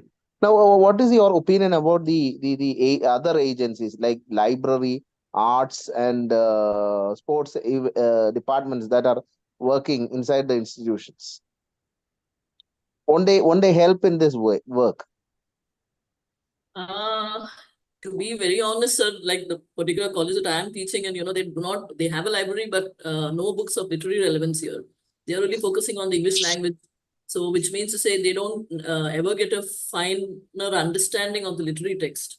If ever they have to look at the text, they have to go home and read it, which again, reading will not, they don't like to read. The current generation of students, they don't like to spend time in reading and elaborate study. So, it is really a challenge for the literature teacher to make it both interesting, precise, as well as providing all the information very aptly. Okay. So the sports equipments and all that, all we have is a smart classroom. So there we can probably, show some movies, but within those movies, we shouldn't show scenes which are not relevant. Because again, the student will not sit through the whole 2-hour or 3-hour movie slot. He will just want you to show the relevant clippings and then wind up with the class. So they just want it in a nutshell. This has been my experience, sir. Okay. Is it just because your college is a college where your college has a specialization? Actually, we are into teaching BA and MA, sir, at these two levels. Mainly the BA students. Your college specializes on business administration, I think, isn't it? Yeah, basically there is BBA, but along with that we have BA and MA English also. Okay. My question was, is it because they are of a specialized kind? The college is focusing on the specialization of business administration, that the colleges and the college is pooling its resources like that. Yeah, that could be one of the reasons. But in the literature classroom, we have students who are genuinely interested in the subject, but their only barrier being the language. So that is why, they want that the teacher should explain it in their mother tongue. or the second language influence. That is it. Okay. Yeah, thank you. Thank you so much. Mr. Nipin, I would like to, you have introduced a new, very good, interesting term called deniscence, citimers, and others. Don't you think that it's a little bit too theoretical and a kind of apocalyptic view of the future? Or, So it's, yeah, please. yes, sir. So definitely it is apocalyptic. Since I feel it is apocalyptic, therefore deliberately I have used the term Renaissance instead of Renaissance, because it is a time of decadence towards the end of humanist kind of civilizations, and very soon we are going to face already we have started facing the post-humanist kind of civilization. So definitely it is apocalyptic. A negative kind of a cynicism is definitely there. And if, sir, you have found cynicism in my paper, that is what actually the aim of the paper is. That by understanding the cynicism, by exploring the cynicism, may we be careful about the techno-capitalism we have been facing that has been so rampant nowadays. And therefore, maybe at times it is sounding a bit theoretical, since I have been quoting so many theoreticians, because I have to draw the historical connections right from Hegel till Baudrillard. That is what I can say as a reply to your questions. Okay. So one small doubt. Yes, sir. How will you connect this to our present day-to-day realities? Because most often what happens is that when it's too theoretical, it stands like a theory and it stands different from the lived realities around us. What is your? So not at all, sir. Not at all, sir. Because earlier in a place like, even in a remote place like Assam, a remote place like northeastern India, Assam also, we can see all the supermarkets are becoming so popular nowadays. And earlier the supermarket used to offer only the branded products. But now it is the same supermarket, same mall. The idea of supermarket has been already replaced by mall. And within the mall, we have been enjoying, within single quotation, we have been enjoying everything about the life. There is the game zone is also available there. At the same place you can spend some time with your family, as if the idea of living the life outside in a society has been replaced. And instead of the outside society, we are restricted, we are constricted within the four walls or within the walls of the mall.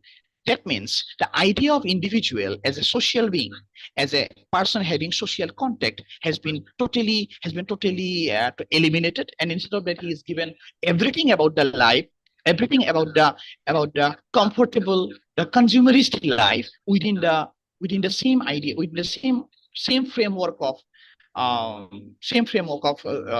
mall or PPR hall, and everything is there. And if we can relate to the everything, so the other things, for example, the social accountability that we should have, the kind of awareness we should have, the ecological degradations are only on the papers, not in reality. And that's because ultimately the techno-capitalism is depending upon a certain fake idea about development. And whenever we talk about development, it has to be against nature. But the idea of human beings, the associations of human beings, the pantheist kind of idea popularized by people like Wordsworth, has been totally negated. And in the place of all those pantheist idea, having human values, having epistemological values, have been totally discredited. And instead of it, we have been given a kind of reality which actually is irreality, or we can call sub-reality. And therefore, perhaps we fail to remain citizens. We are bound to turn into citimers in the hand of despocracy and also consumerism, high capitalist consumerism. Okay. One last question to you, sir. That is, yes, sir. How can you connect? You said about malls, and we are being closed up inside the malls, just like jails. How do can you connect this with the leisure activities that we, or the spaces which we have lost earlier, or the new concepts of leisure that is coming up today? New concept of pleasure is definitely should be offered to you, sir. Otherwise the idea of pleasure has also been changed by the consumer society. because those entertainment, whatever has been connected to your life has to be offered by this consumerist society. Otherwise, you will go out, you will start thinking, so that you cannot think. THINK. You have been offered so many things in and around you. The more and more prosperous you are, the more and more non-human you are, and that is going to be very soon. We are going by 2035, as predicted by the experts. By 2035, very soon we are going to lose our humanist civilizations. And definitely, sir, as you have pointed out in the very first question, asked by you, we are definitely apocalyptic mode, and definitely the cynicism is definitely there for at the crisis of the nation. That is okay. Okay. Yeah, thank you. That was a good discussion that we had. I would like Yes, to sir, know definitely, more sir. about this team. Should work further and publish some works on this. Yes, I am working on this. I have started reading Hegel also, his dialectic, and so that I can relate with Baudrillard and all the other things. Okay. So coming back to our initial presenter, Ms. Raki, I would like to ask one last question, which I couldn't ask last time. Okay. Now, ma'am, you spoke about this resource extraction and everything. Yes. This is your key, your author is John Grisham, isn't it? Yes. Yes. Yes. This is just don't just think of it as just a trivial question, because after since he is a very popular writer, isn't it because he has lost the topics like terrorism, global war, and everything, that he is now moving on to questions of or ideas related to this resource extraction, because he writes from a country that extracts the maximum resources from the world, isn't it? Yes, that is true. Actually, American companies are responsible for most of the resource extraction happening in the third world countries. That is true. And resource extraction happens in their country also. No, my question is not related to American companies or anything. What about John Grisham? John Grisham, why he has taken this as a topic of discussion? One of the main reason is actually I was researching upon some of the novels which talks about Appalachian mountain ranges, because that was actually of research interest to me. So I have actually already done my work on Strange as This Weather Has Been. That was actually more like a documentary kind of fiction on what happened to Appalachian regions. And this was actually the second novel that I came across. And this actually caught my attention in the sense that it was actually dealing with the legal aspects of extraction industry. That is actually one of the prime reasons why I chose this novel. And there is one thing that Sir asked me, that is whether Grisham was actually somewhat hypocritical in what he is doing.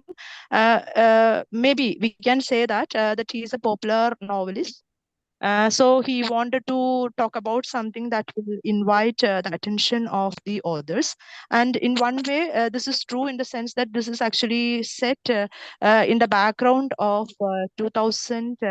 I think it was actually in 2000, there was a great recession in America.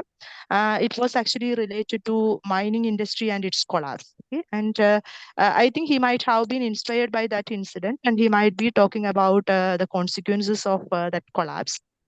Maybe that is of interest to people of that time.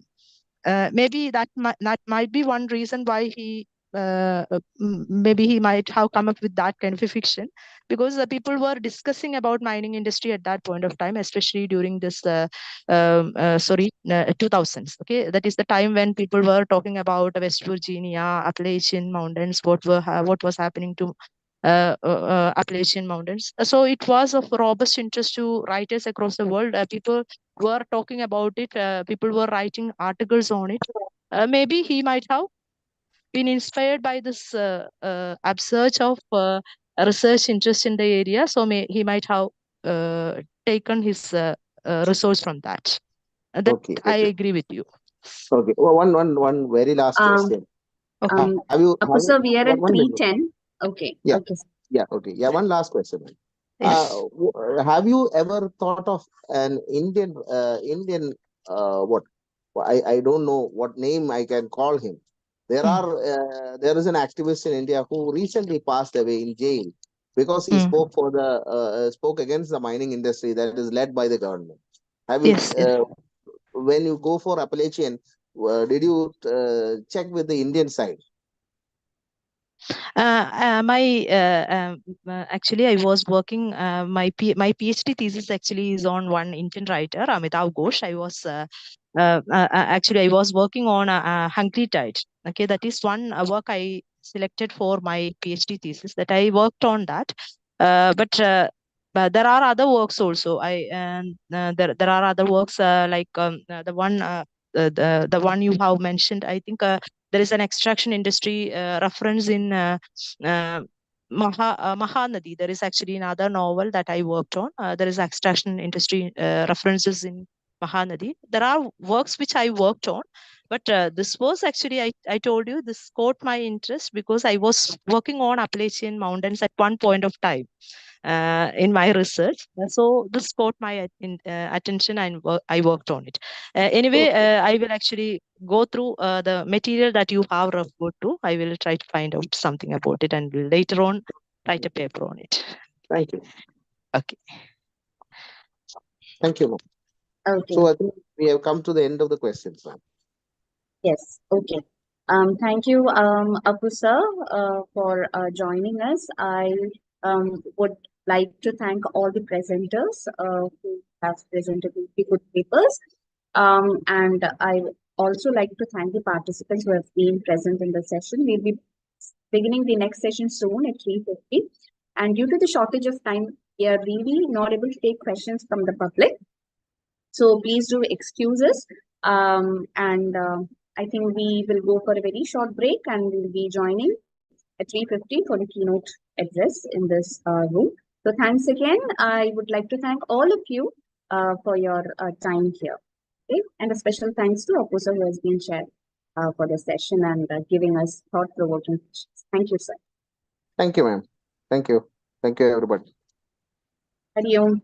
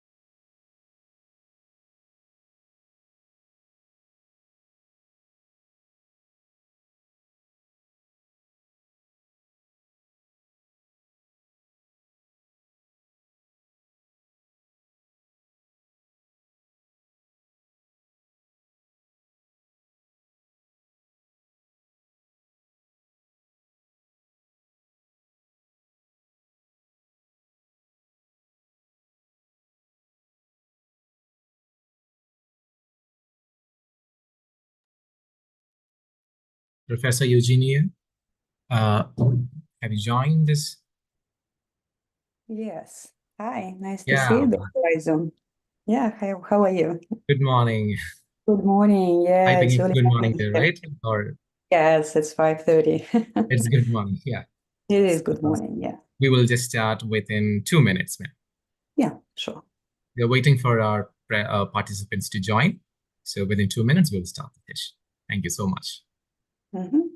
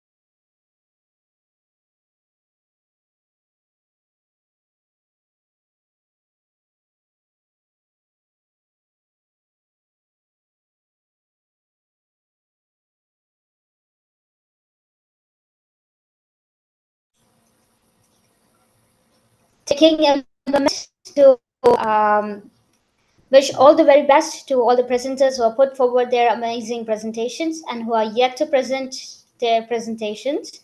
It is now time for us to hear our second keynote speaker. And it is with great pleasure that I invited Dr. Eugenia Novokshanova to deliver our keynote address for today. Dr. Eugenia is an assistant professor of English in the Perimeter College at Georgia State University, USA. She is a multimodal writing AI specialist holding a PhD in rhetoric and composition from Georgia State University, where her focus was on multimodal writing studies. Dean's Fellowship in Writing with AI, she has 25 years of experience teaching Frenchman composition and ESL at GSU, with a master's degree in teaching English and German languages from OMSK State Pedagogical University, Russia. She focused her early studies on how similarities in grammatical structures between the learners' first and second languages influence second language acquisition. Collaborating with Dr. Kesarola on the multimodal AI project, Dr. Eugenia investigates how integrating AI, multimodality, and digital writing tools into freshman composition courses at GSU affects student performance and perceptions of the writing process. Dr. Eugenia's insights into these topics promise to provide us with a forward-looking perspective on the future of language acquisition and education. On behalf of the organizing committee of ICID-2024, CVB, presenters and participants of the conference, I invite Dr. Eugenia for the keynote address. Yes, hello, thank you. Thank you for the invitation. I'm very happy to see you all, guys.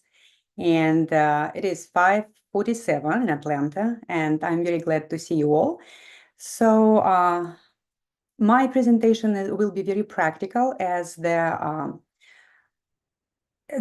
introduction has already said. I'm a practitioner. I'm teaching. I've been teaching freshman composition in the last, I would say, 10 years at Georgia State University. And I'm also teaching some upper level classes of English as well.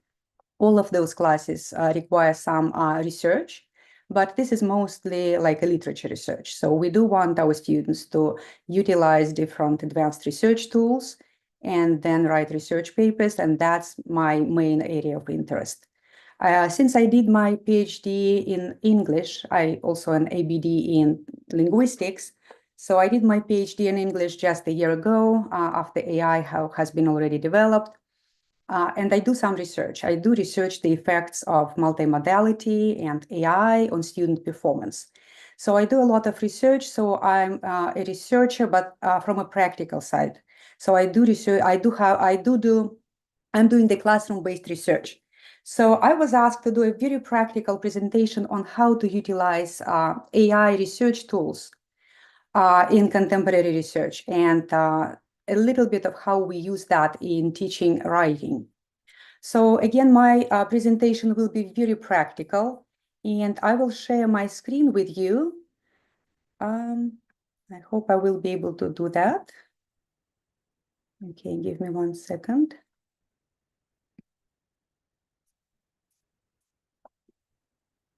Okay. General, okay. Okay, so I'm so sorry, I say share, and give me 1 second. Dr. Raizun, is there any, if there's a way I can... Yes, Professor, we have given all the access to you. I apologize, give me a second to share my screen. Zoom is not my favorite platform. It's always hard on me. You can click on the share screen. Yeah, I do share, and then the entire screen, that's where my problem is. It does, You okay. can select that particular tab or the presentation tab. Preferences. Do you know where on the system preferences that might be? Full this, nope. Screen. Automation. Okay.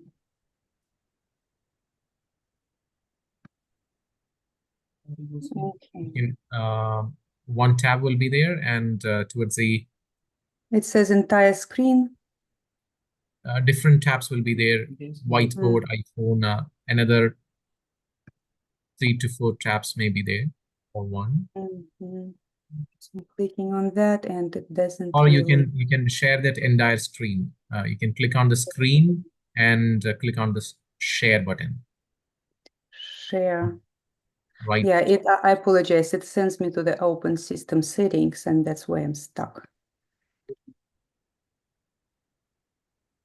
Firefox share, open system settings, nothing happens. I apologize again.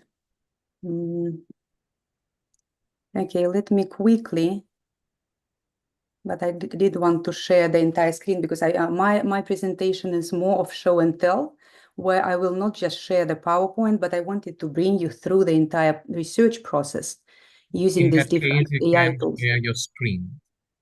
Yeah. Security and privacy to grant access. Okay, give me 1 second.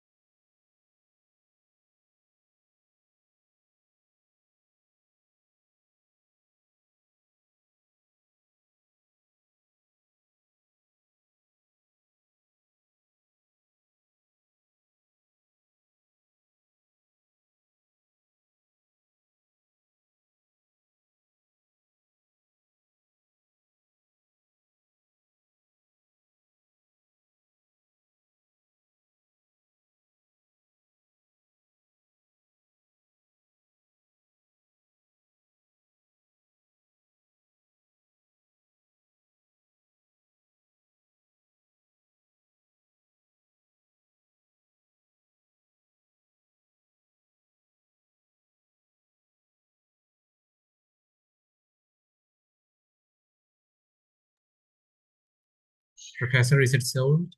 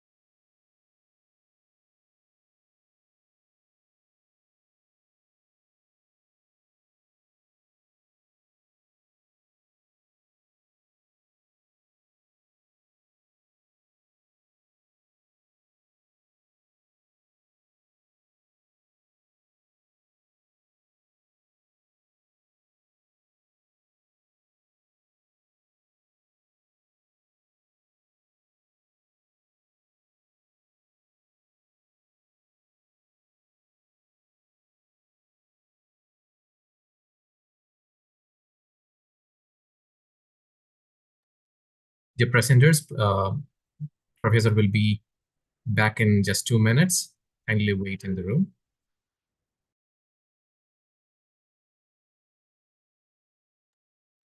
She's trying to solve the technical issues.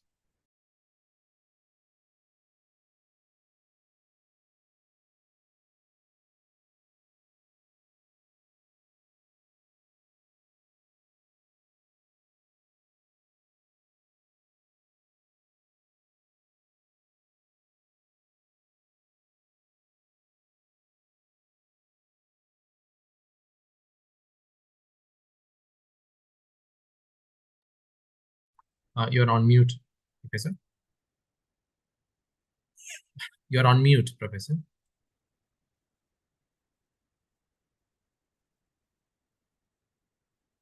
No. Towards the bottom part.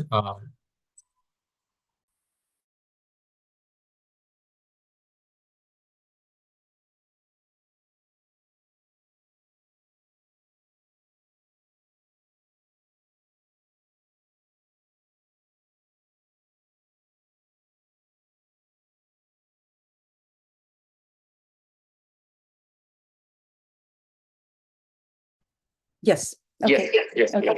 Thank you very much. I do apologize for the delay. If Dr. Raizun will share my PowerPoint presentation, it will be not as I planned it, not a show and tell, but I think we'll still be able to do it. You can send it to me, or if it is Yeah, working. I mailed it to you. So what I wanted to show you today is what I do myself as a researcher and what I teach my students. Right now, we have, as you all know, a ChatGPT, which Dr. Raizun will share soon, which is a general chatbot that we can use for research as well. And I will share with you what kind of query you can do with ChatGPT, paid and unpaid version. And then we'll get into research-specific AI chatbots, something like Perplexity, SciSpace, and I will also show you how to use u.com for research. So my plan for today is to show you how you can start your academic research using these 4 chatbots. And again, I plan to show you how to do it just by sharing my screen, but we'll just go through a PowerPoint, which will give you a general understanding of how to do it. So let's start with ChatGPT. So ChatGPT is the general chatbots that my students begin with. And once the PowerPoint is on, you will see the type of query that we can do for ChatGPT and the type of response. Yes, that's my beautiful presentation. I'm sorry that I couldn't share that with you. We can go to the next slide. Next slide shows you the 4 chatbots that I will cover today in my presentation. And I'll start very briefly with ChatGPT, because I think you all are very familiar with that. And we'll get more in-depth into the research tools, the other 3 research tools. We can progress to the next slide. Okay, so which research tasks do I use and I advise my students to use? We begin with first identifying and narrowing a research topic. This is the most difficult task for my students because they usually don't know how to start. They have no research ideas. They have no topics they're interested in. And this is a really good, AI will help you really well and your students if you really want to identify a topic and narrow or find a gap in some scholarly topics. If you are doing, let's say, your thesis or your PhD, and you know the topic well enough, but you are looking for a scholarly gap. So we'll begin with this, and then we'll go to how to make a research plan, how to find sources, how to read and understand sources with AI, and how to do the general outline of your lit review section. So we can progress to the next slide. So your key to success is writing a very effective prompt. So really everything depends on the prompt. You can try any chatbot, you can try any AI website. If your prompt is not effective, you will not be able to get the best of this website. So, and this is where we do recommend you maybe to take a short course on Coursera on prompt engineering, or really look at these 4 essential prompt elements. You have to be very precise and concise. So very short, AI doesn't understand long, fancy wordings and prompts. You have to be very specific and short in what you want. You have to give AI some context, who you are and what kind of research you are doing. So then what you want from AI, something like, I need help finding controversial topics, or I need help finding a scholarly gap in a specific topic, or I just need to identify the topic of my interest, and I'm generally interested in this, and that. Give it a very specific task. Generate 5 issues, find 10 sources, and then tell AI how you want this to be delivered. Do you want a bulleted list? Do you want a summary? Do you want a comparison? So these are 4 prompt elements that are required for a successful kind of AI conversation or interaction with any AI chatbot. So this is my prompt. And Dr. Aizun, you are my assistant today. I apologize for that unexpected thing. If you can go to Google and go to ChatGPT, you can copy and paste the whole prompt that is given at the bottom.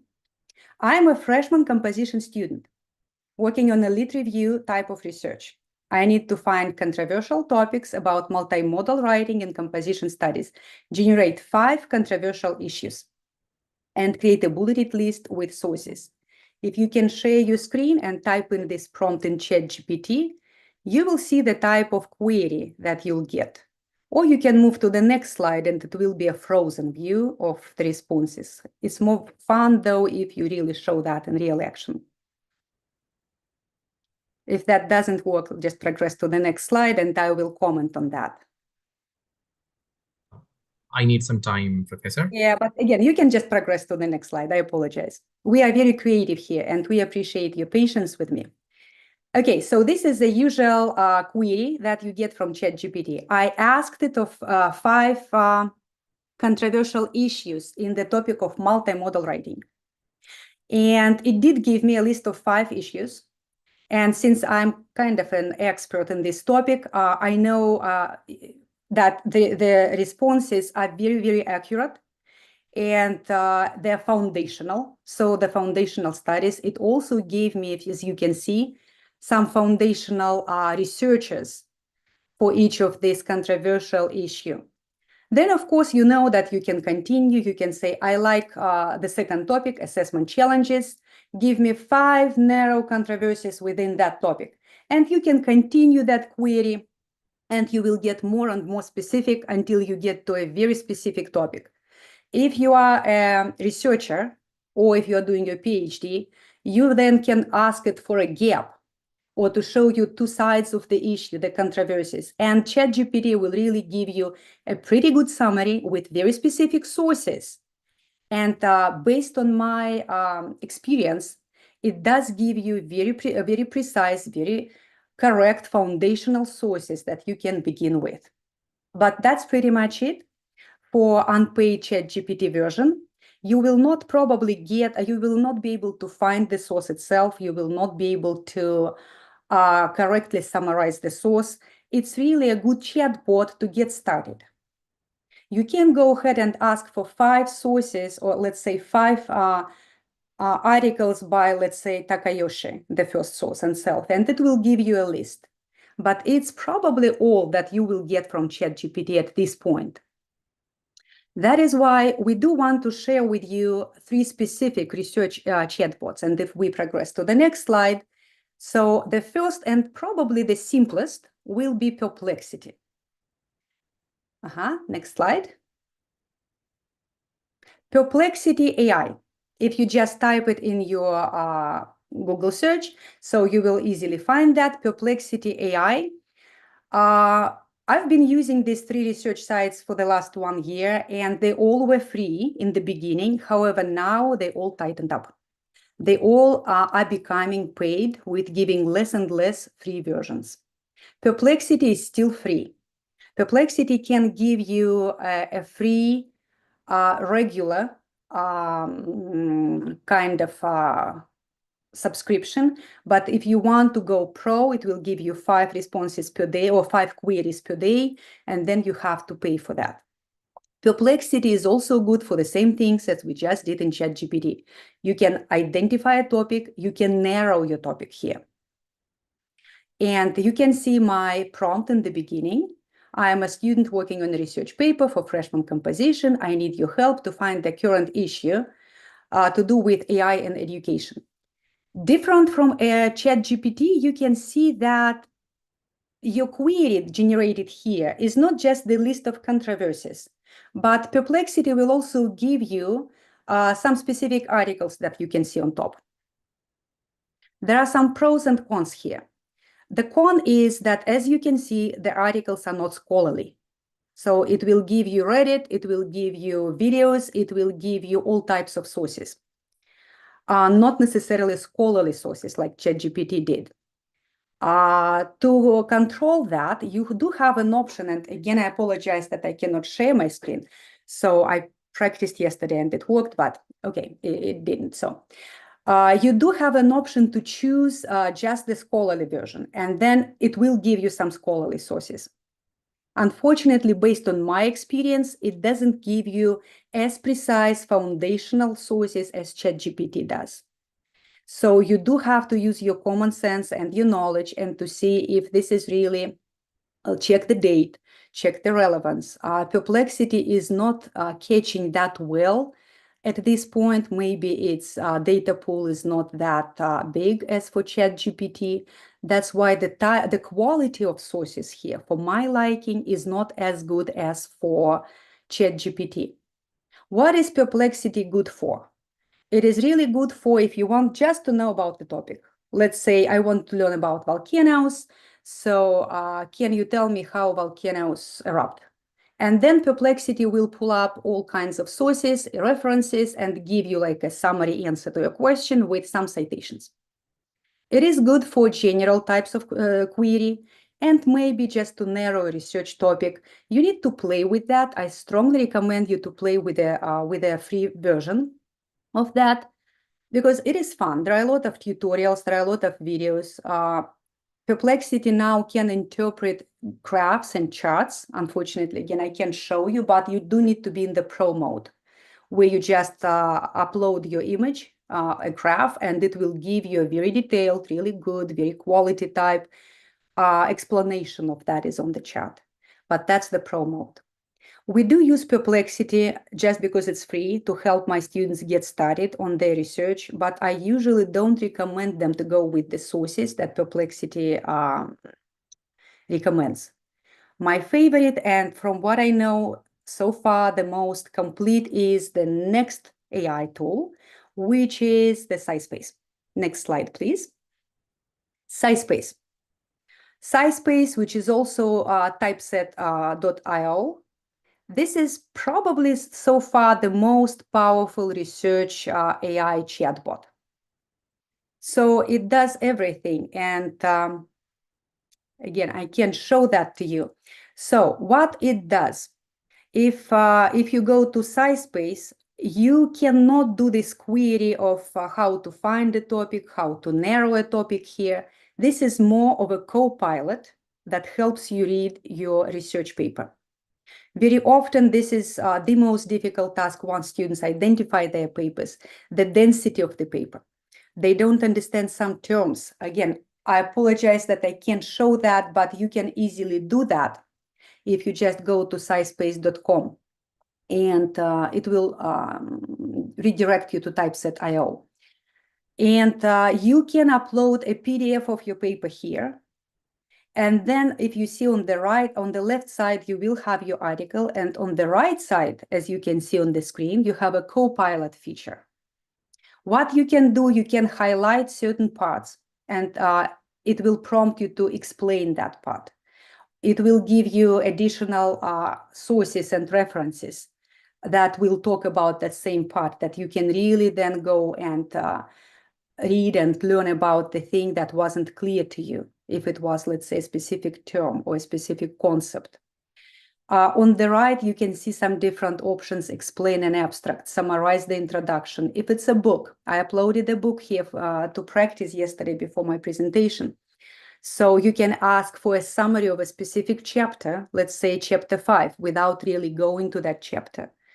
And then you can see all these write your question type of thing, where you are asking all kinds of questions to co-pilot about that specific article. And again, the more precise, the more specific your prompt is, the better your responses will be. Another thing that you can do if you have uploaded your paper, look at the left panel, and right above the title of the article, you can see a tab that says Explain Matham table. Once you click on that, it gives you an option to box around any table. With that just simple box around, you just do your box, and next on the right side, you see a full detailed multi-paragraph explanation of any math or any table that you highlighted for your search. What else does it have? On the upper in the upper right-hand corner, you see My Library tab. Everything that you ever uploaded to SciSpace will be stored there, or everything but you need to upload. You do need to upload here. So you can organize your sources in folders. You can keep them like similar how we do in Zotero. So they will be stored here. Then what it can do, it can compare how these sources communicate to each other. So how do they agree and how they disagree. Right below that, you see the English. At this point, it is on the English mode. But you can easily go ahead and change that for any language that you like. You can change between languages, and you can really narrow and limit your research to a specific, let's say, language or modality. However, Copilot has become not free. So you have to pay now. I think you have just 5 free queries, which is nothing. 5 queries is just enough to get started. And I just paid last week $90 for a year subscription. However, it's very powerful. It is very powerful because if you can see on the left side, you can generate citations, you can highlight the text and it will paraphrase it for you, or you highlight and ask for references. It can give you additional sources that you can read about this.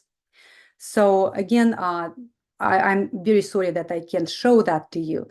But there are a lot of tutorials on YouTube on how to use SciSpace, and it is a very powerful research tool.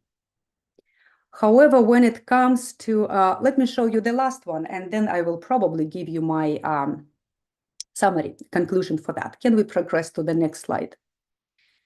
This is how the Copilot features work. You can kind of see the responses, the answers here, the standard feature. I didn't use the high quality, which is the paid version. So similar to ChatGPT, you will have to continue to converse with it to get more detailed about what you want. But again, this is not the place to explore different sources. It's the place to read the source and to understand the source using different languages, going between translations, going between different references. You see these tiny little boxes at the end of each line. These are references where it's pulling that info from. And you can request for additional references on the same topic. Who else said what about that? And then the last, I'm running out of time, the last slide is the last, third research tool that we are using is U.com. U.com works pretty similar to, it's in between Perplexity and SciSpace, where you can ask it to give you some sources, but it works better if you copy and paste the URL. Notice that in SciSpace, you do need to upload the PDF version. Of course, you can make a PDF from a URL, but U.com works very similar. It's a little less powerful, but it will work with the URLs. You just copy and paste the URL, give it a similar prompt, something like, help me summarize this source or outline this source. And you will get the key features of the article that was on that URL website that you put in your query. So all U.com is free, so you can still use it for free without any paid version. So now to summarize everything that I kind of put on you. So when we teach research to students, these are the first, I would say, 3 steps that we were able to go through: how to find and narrow sources, and how to find a gap, let's say, and identify your specific research topic. Going through that query, you can look at controversies, you can find who says what, and then see where you can kind of plug into that conversation yourself. Then you can generate a list of foundational scholarly articles.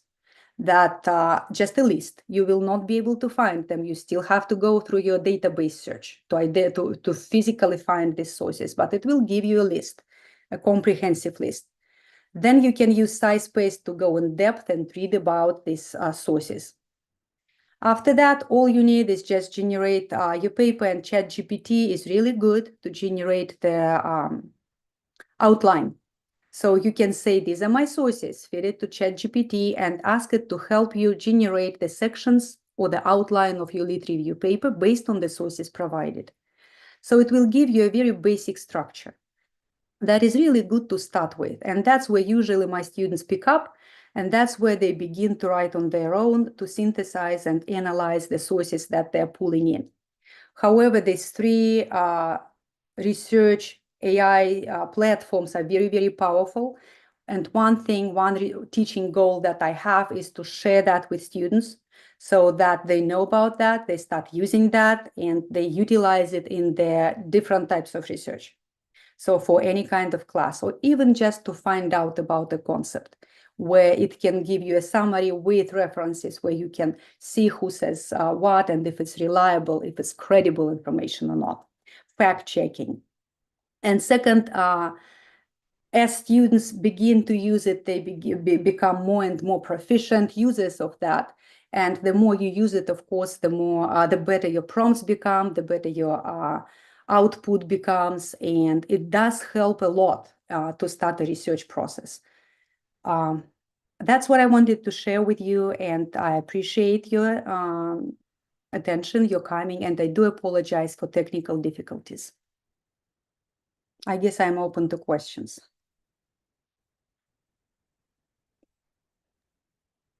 Thank you, Professor. That was very informative, even though we faced some technical issues in the beginning, right? I apologize. Yeah. So, the session is open for discussion, and the participants can unmute one by one if you wish, and discuss with Professor Eugenia.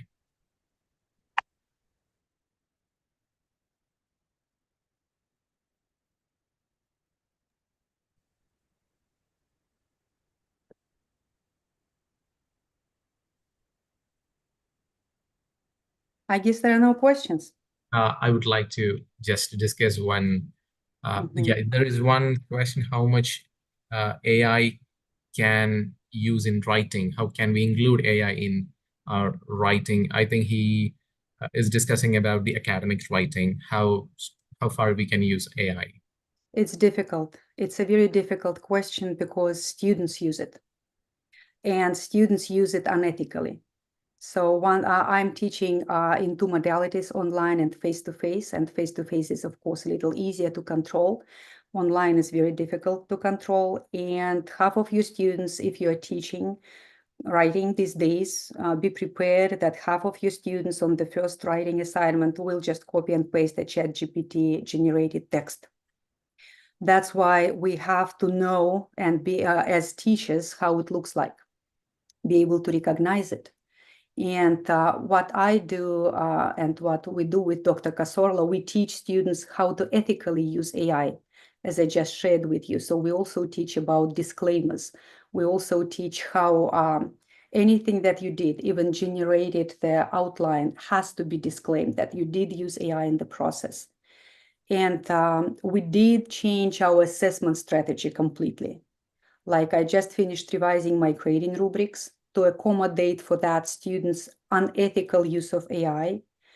So that's probably the second response. And the third one, we ask students to go through a writing process where they generate their first writing, then use AI through a chain of density prompts to give them feedback and improve their writing, and then put the final editing version where they control the personality, uniqueness, and their voice. And then they submit all three or how many queries with AI they had. They submit the whole attachment where I see their first writing, original, whatever they used AI to improve it, and their final editing where they control for their voice and personality, and to make sure that it's a human written paper. But if you just give students writing topics as we used to, most probably we will prompt them to cheating. We do have to change our pedagogy in how we teach writing to accommodate for the AI existence, because students are using that. And I do believe it's my role as a teacher to show students how to use it properly and what is not ethical. Yes, that is right here. And there is also a discussion whether to use AI or not to use AI for research and for academic purposes. So what is your opinion about that particular? My opinion is that when the calculator first appeared, math teachers were going through the same catastrophe thinking as we are, as writing teachers, going through right now. So they thought that students will never ever be able to learn the multiplication table and do math and do stuff like that, but they can.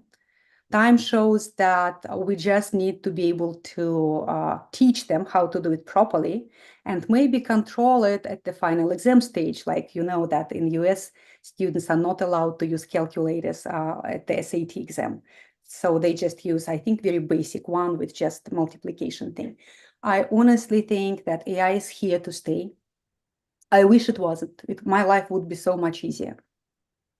But it is here. I can't control it. All I can do is just learn how to use it and show my students how to use it properly and not how to use it. And I think it's the calculator in writing. We just have to get used to it and get used to, again, control it in student writing. And we shouldn't give them the advocacy, because if we, though, as teachers, don't learn how to use it, students will, and we are behind. And Yeah. I think I'm disrespecting myself when I spend 10 minutes to give feedback on a paper written by AI in 30 seconds. Exactly, that is the same thing that we face these days, right? We have our provost of the university, Sudhir sir. Would you like to? Hello, Professor Eugenia. This is Dr. Sudhir Babu, the provost of the university. Your talk was very impressive. And I have a question. Say, as a teacher, when we want to assess the students, their knowledge, we usually give the assignments, home assignments to the students, right? So nowadays, every student he knows how to use ChatGPT. How do you know that whether he has written the answers on his own or whether he has used the ChatGPT? How do you assess? I think there's no way to know it. Okay. So I think there's no way to know it. We do have a database of the words and phrases, something like nuance, leverage that ChatGPT is using, but I think very soon they will fix that. And we will have no way to identify it. That's why what I think, and what the only thing that works for me, is to completely change my pedagogy. I have to change the types of tasks that I'm asking. Number one, if I know that I usually try that prompt, if I, let's say, have an essay prompt, if I can generate it, students can generate it. I have to change the whole methodology. As I said, I will require first, middle AI, last. So in the past, I would just try it for one. Now I would ask for three, for example. I give more points for formative assignments because I can't rely on the summative because it might be generated. And if students missed formative stages, their summative will be 10%. They will never pass. They do need to show that process. And I do have to change what I'm asking them to do. Unfortunately, it's a battle. But we can't. Another thing which is very important, when you give your directions, you have to be very specific. Two things AI cannot do and will not do. It will never follow your directions. If you copy and paste, it will still mess up. The more detailed your directions are, and if you ask for examples from the last lesson, examples from this unit discussion, there's absolutely no way AI will be able to pull up these examples. My students are reflective writing, or when I ask them to answer the questions using the discussion that happened last week in class, no way AI can generate that. But this is the only way to make sure that it's student written. Because if it's general, if it's not supported by specific evidence from where you want it to be, chances are they will use ChatGPT. So, Professor, in that case, do you think that ChatGPT and AI, this evolution, is it a boon to education system in universities, or is it detrimental to the system? Again, I wish it didn't happen. If you asked me, it would be so much easier for all of us, and I think for students' thinking development and critical thinking development as well. But it is here. All I know is just we as teachers have to adjust before students will do. Is it a bone? Probably. I think like with a calculator, once we adapt to that and once we as teachers are able to answer the questions that you asked, like how to identify, how to make sure that it's student written, and we will find a way. Just give us maybe one more year. We are almost there. Everybody will find some way. We will be probably able to use it more powerfully. But in K through 12 in America, I know they started to deny Wi-Fi access. Hopefully, at least they will come to college with some skills. That's what we are hoping for. But if these writing skills and thinking skills are killed at the K through 12 level, then it's a catastrophe. But we are still hoping that we will get some thinking students and adults and mature adults that we will teach how to use that properly. Yeah, thank you, Professor Eugenia. Thank you for your. It's a struggle. Every class. Yes, thank you. I think it's all over the world. It is the same, right? The only solution to is that we should know about AI. We have to. If we say no to that, others will say yes to it, and we are back in the period. And I have to be honest. When I got a request to write a grant proposal, I went straight to ChatGPT myself, and I just gave it the task. I need the proposal for this type of scholarship, let's say, and it already knows this type of scholarship. It knows the format. It gave me like in 2 minutes a 3-page proposal. If I do it myself, it's a hypocrisy not to let my students do that. That's why what I tell them, yes, you can start from that, but then you need to read it carefully. And you need to sound like yourself. You need to proofread and fact check that there are no hallucinations. That make sure that if it's controversial, is it credible? Is it biased? Is it real? You are responsible for whatever you submit and voice. So I absolutely know you will never use the word leverage in your everyday writing, everyday speaking. It's not you. It's not your personality. Read it through. Change the style, change the tone, change voice. In the past, I was teaching commas, comma splices, run-ons, grammar, subject-verb agreement. Now AI can do that.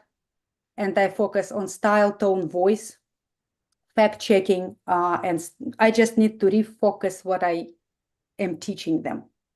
But if it makes it easier to generate that first draft, I do it. I can't stop them from doing that. That's kind of where I stand. I know that it's very controversial what I'm saying, and many people will disagree with me. Yes, that it is. Is there any more questions from the audience? You may unmute and you can ask the question.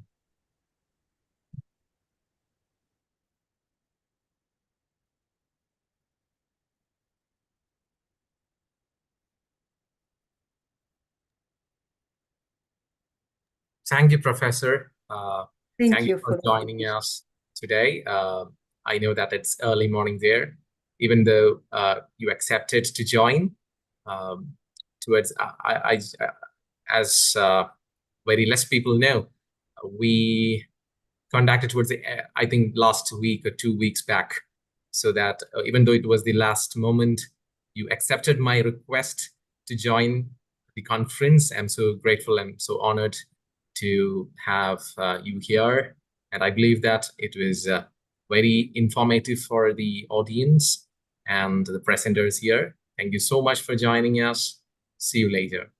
Thank you. Thank you. And I promise I'll fix my Zoom. Have a good day and the rest of the conference. Thank you.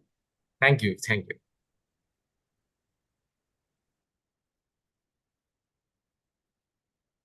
Dear presenters and participants, next we will have technical session 5 and 6 Technical session 5 will happen in room 1, and technical session 6 will happen in room 2. Technical sessions will start at 4:30, and the technical session 5 is on relationships, social media, and well-being. Technical session 6 is on communication, health, and social life. So you can take a break till 4:25, and presenters of the sessions and participants, please be on time at 4:25 Indian time. Thank you.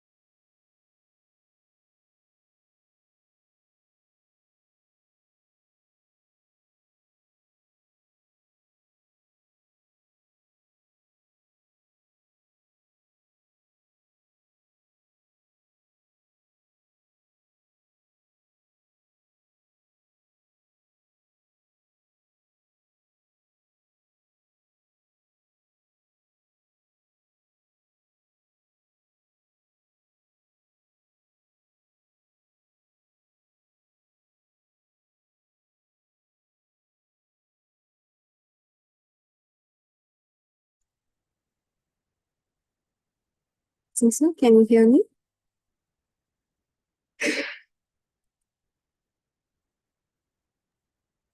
Yes, ma'am. Good evening, Malini ma'am. Good evening, dear Susan. Just wanted to know.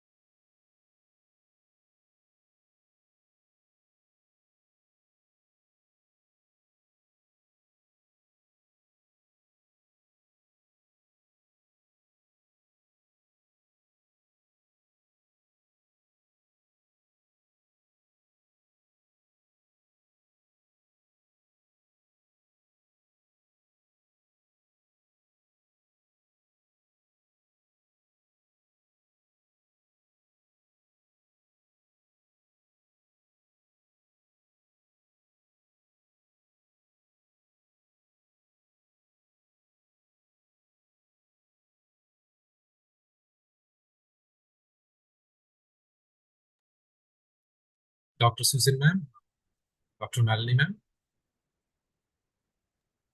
Yes, sir. I think we can start the session, ma'am. Okay.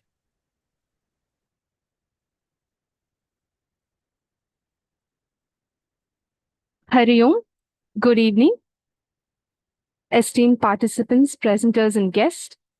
It is my pleasure to welcome you to the paper presentation session of the 3-day International Conference on Interdisciplinary Dialogues. We're thrilled to have you join us from various corners of the globe and from multiple states across India. ICID aims to encourage a dynamic exchange of ideas, methodologies, and insight across diverse fields of study. On behalf of the organizing committee, I extend a warm and heartfelt welcome to all our presenters and participants, especially our chair, for joining us. I would like to acknowledge our esteemed chair, Dr. Malini R., who is an assistant professor of psychology in the Research and Post-Graduation Department at Union Christian College, Alua, which is affiliated to Mahatma Gandhi University, Kerala. She earned her doctoral degree in psychology from the University of Kerala. Dr. Malini completed her bachelor's, post-graduation, and PG diploma in counseling with first rank from the University of Kerala, Trivandrum. As a faculty and research guide, she has been an influential educator and mentor. She holds significant academic positions, including membership in the Academic Council and Board of Studies. Her area of interest are psychological assessment, research methodology, and clinical psychology. On behalf of all present here, welcome you, ma'am, to this technical session. Myself, Dr. Susan Burgess, Assistant Professor of Psychology from the School of Philosophy, Psychology, and Scientific Heritage, Chinmaya, Vishwa, Vidyapeeth. I'm privileged to be part of this conference, and I will be the co-chair for this session. For the coming hours, we anticipate a wealth of knowledge, sharing, and innovative ideas that will push the boundaries of our respective disciplines. I'm confident that the dialogues we engage here will lead to meaningful collaborations and inspire future research and make this ICID 2024 truly special. I encourage all of you to actively participate, ask questions, and share your opinions. Once again, welcome to ICID 2024 Technical Session 5 on Social Sciences and Communication. Before we begin, I would like to outline a few general instructions. Presenters, please ensure that during your presentation, you unmute and do share your PPT, while rest of the participants are kindly requested to keep your microphones muted and videos off to avoid any disruptions. Each presenter, you will have 8 minutes to present. This will be followed by 2 to 3 minutes question and answer sessions. I will give a gentle reminder when you have 2 minutes remaining for your presentation time. Attendees who wish to ask questions or share your opinions, you can unmute, raise your hands. Alternatively, you can type your questions in the chat box. If you face any technical difficulties, please let us know via the chat box.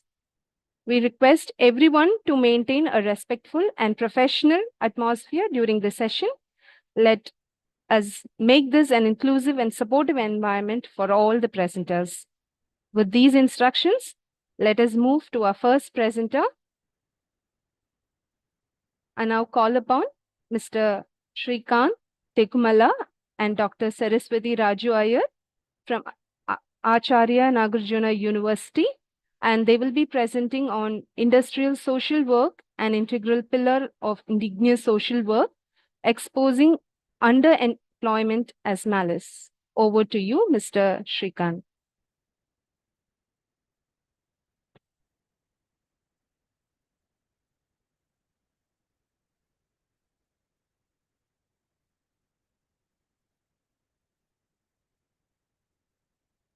Mr. Shrikant?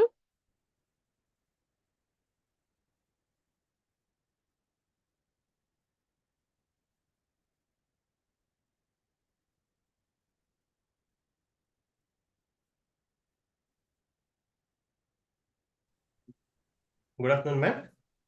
Yes, we can hear you. Yes, thank you for that. My dear friends, thank you for this opportunity. And today I'm here to present the topic on industrial social work, an integral pillar of indigenous social work. Myself, Srikanth from Acharya Nagarjuna University, Andhra Pradesh, India. And what is social work? We always use synonymously social work, social welfare, and different jargons like philanthropy, charity, and all that. But the proper professional word is social work, for which universities are offering degrees at bachelor and master degrees.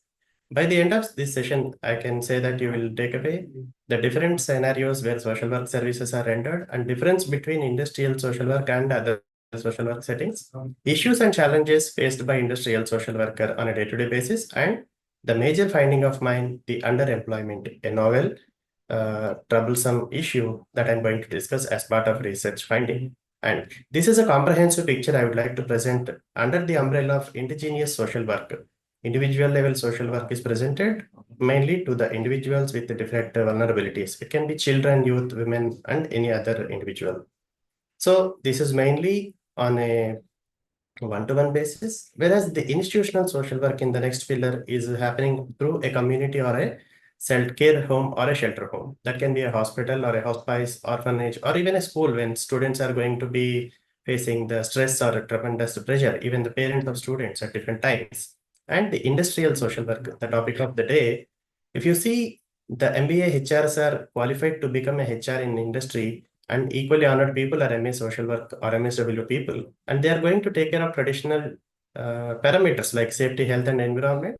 And there are also going to be some modern parameters where they need to be the custodian of. And finally, we have intellectual social workers. So these are the people who can make policy level changes and influence the civil society. And more important, they are going to give intellectual feeding to other three categories of social workers. And when it comes to the interdisciplinary perspective, I am sure it is going to be drag the attention of people from legal, commerce, and management backgrounds. And of course, the human element is there. Social science and humanities people are also going to pay attention to this and get benefited. And the physical and psychological health, wherever human element is there, these are the components we have to pay attention to. And the major research question I have taken up is what is the difference between the industrial social work and other social works like independent level, individual level, and institutional level and intellectual level.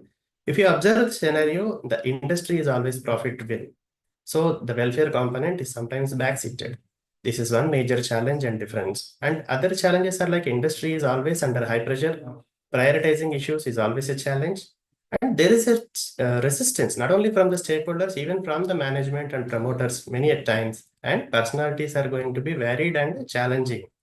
And conversations are going to get tough whenever it is time for negotiations and collective bargaining and arbitrations and conciliations. And above all other, there is a difficulty in getting our concept sold. And emotional issues. Whenever there is a job loss or a member loss for any of the member from industry, the situation is going to be emotional. And underemployment, this is one of the things I'm going to discuss in detail. And if you see here, there are so many responsibilities one has to wear being a social worker or a HR at industry. If you see, this is a mix of both traditional and modern responsibilities. The slightly underlined responsibilities are from the latest scenario like business partnering, well-being, diversity and inclusion handling, and the employee assistance programs to handle the engagement issues, while the safety, health, and all the components from the traditional scenario. So the discussion of mine is going to be mainly from the industrial social workers, what they have to harness. Yes, one has to get acquainted with the scenario because the pedagogy of MA social work or MSW speaks limited on the industrial scenario, particularly for the commercial industries. And without obstructing the core business, means earning the revenue or the profit, the social worker has to sell his concepts and extend his services. This is one of the other component. And moreover, he should strike balance between the profit motto and welfare motto, means convincing both the management and the stakeholders that these two things cannot go at the cost of each other, but they should be side by side. And the underemployment, my major finding. So like unemployment, underemployment is coming up bottleneck across all the countries in the world. And this is somewhat different, slightly from the unemployment. So people are going to have some or the other job, but it is often inferior apart from their knowledge and education and capacities. In three ways, if we want to categorize this, people are generally paid low for their skills and their talent is not completely utilized. And when the people are available for a full-time opportunities, they're only going to end up with part-time opportunities. And what is the reason behind this? Generally, the economy depression and fear of recession, and there is a huge supply chain demand impact on this. People of particular skill or a qualification are available more than required. Obviously, their wages and their remuneration is going to come down, and technology is grabbing so many jobs. And the impact is always going to be the poverty and economically weaker scenario by this underemployed personnel. And structural unemployment, which is generally going to happen when people are placed in an inferior job. Over a period of time, they are going to lose their core skills that can lead to structural unemployment and leading to stress and anxiety that is due to poor mental health and dissatisfaction in the given role. And how to overcome this? This is the way to overcome the underemployment. Please make a note. First and foremost is the awareness. Yes, one has to always self-check whether he is placed in the right salary or right pay and benefits. And he may need to do the market study and compare his role with other professionals and also his role within the same industry as well. And being flexible to grab the opportunities across the globe so that he will not end up in the underemployment. And also look for value. Whatever contributions he is making, he should always look for the value of remuneration he is getting for and other prestige he is commanding. And networking is another timely gesture or the timely tool one has to adopt to so that one can get the right kind of jobs and they will be well paid or well honored in their roles. And my dear friends, I would like to conclude saying that man is a social animal and wherever there is a human element, there is a great scope for the social work intervention. Of all the social work interventions, industrial social work is going to command high importance by virtue of the diversity and dynamism of the industry. And the social worker can make the scenario into a win-win situation because he can maintain that sustainability is one aspect and the well-being of all the stakeholders as another aspect, and he can ensure a win-win scenario is there. And particularly the social workers are going to have special traits like objectivity and empathy, and they are able to keep confidentiality of several things, and they're having enough sensibility and sensitivity of different cultures, and they're always collaborative. So this is about my topic, my dear friend, and I have made certain references and based on which I was able to come up with this kind of content. Thank you. Thank you, Mr. Srinikant. Over to Malini ma'am. Okay, thank you. First of all, let me thank Dr. Susan for inviting me to be the chair of the session and also for the entire team of the Chinmaya Vishwa Vidyapeeth. I'm very happy to be associated with this interdisciplinary conference and also being part of this research paper presentation session. And I understand that there are 7 presenters presenting their research in diverse fields related to social communication, and it's related to, I think, relationships, social, most of them related to emotional aspects, social relationships and well-being, social media, and so on. And coming to the paper by Mr. Srikanth, I understand that this has been it's not a empirical work, it's a theoretical paper and dealing with delving into the crucial aspects of industrial social work. And I understand that you have collected secondary data. Yes. Yes. And you identified the core reasons for the difficulties or the difficulties people face, especially those involved in this industrial social work and its causes, the effects, what outcomes it can have. I would suggest that did you go further, for example, have you attempted to collect any primary data from any of the individuals or the people who are employed in the industrial social work area? Yes, I happened to do that. Yeah. Yes, I did that from manufacturing industries as well as service sector. Okay, it would have been beneficial if you could add that much information regarding what is the attitude of people who are involved in this field of work. See, the response is mixed because one way the people are not so open to grab the opportunities where they are going to get a proper opportunity. That is one aspect. But the other side, people are actually very expressing gratitude because most of them are not aware of their underemployment stage when it comes to underemployment. And now that it has become an eye-opener for them, they were like confident that they will keep on self-checking for the better opportunities and to upgrade their skills, knowledge, and the qualifications. Okay. Okay. Good work. Thank you. Yeah.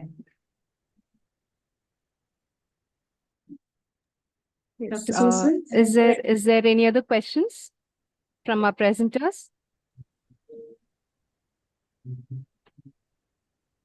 Presenters, would you like to ask anything, clarify, or give your suggestions?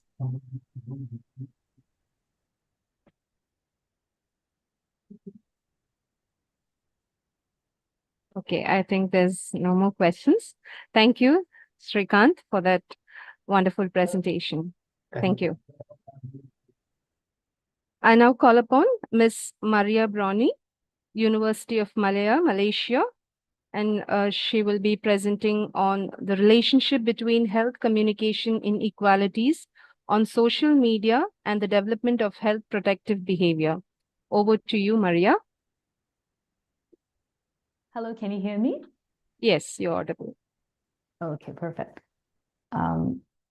Yes. So, hello everyone.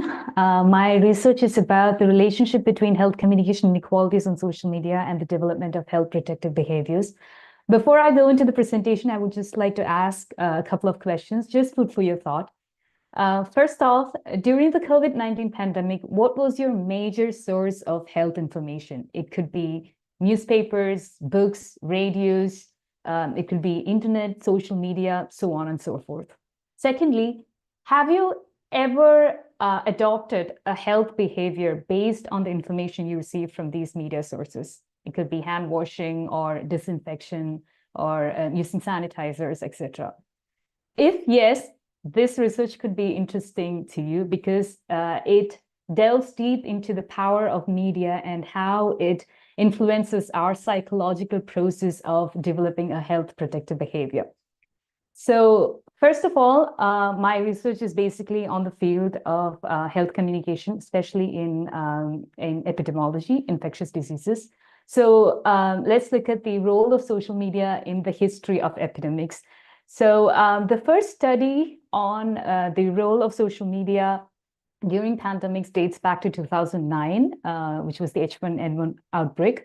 And that was first reported via social media.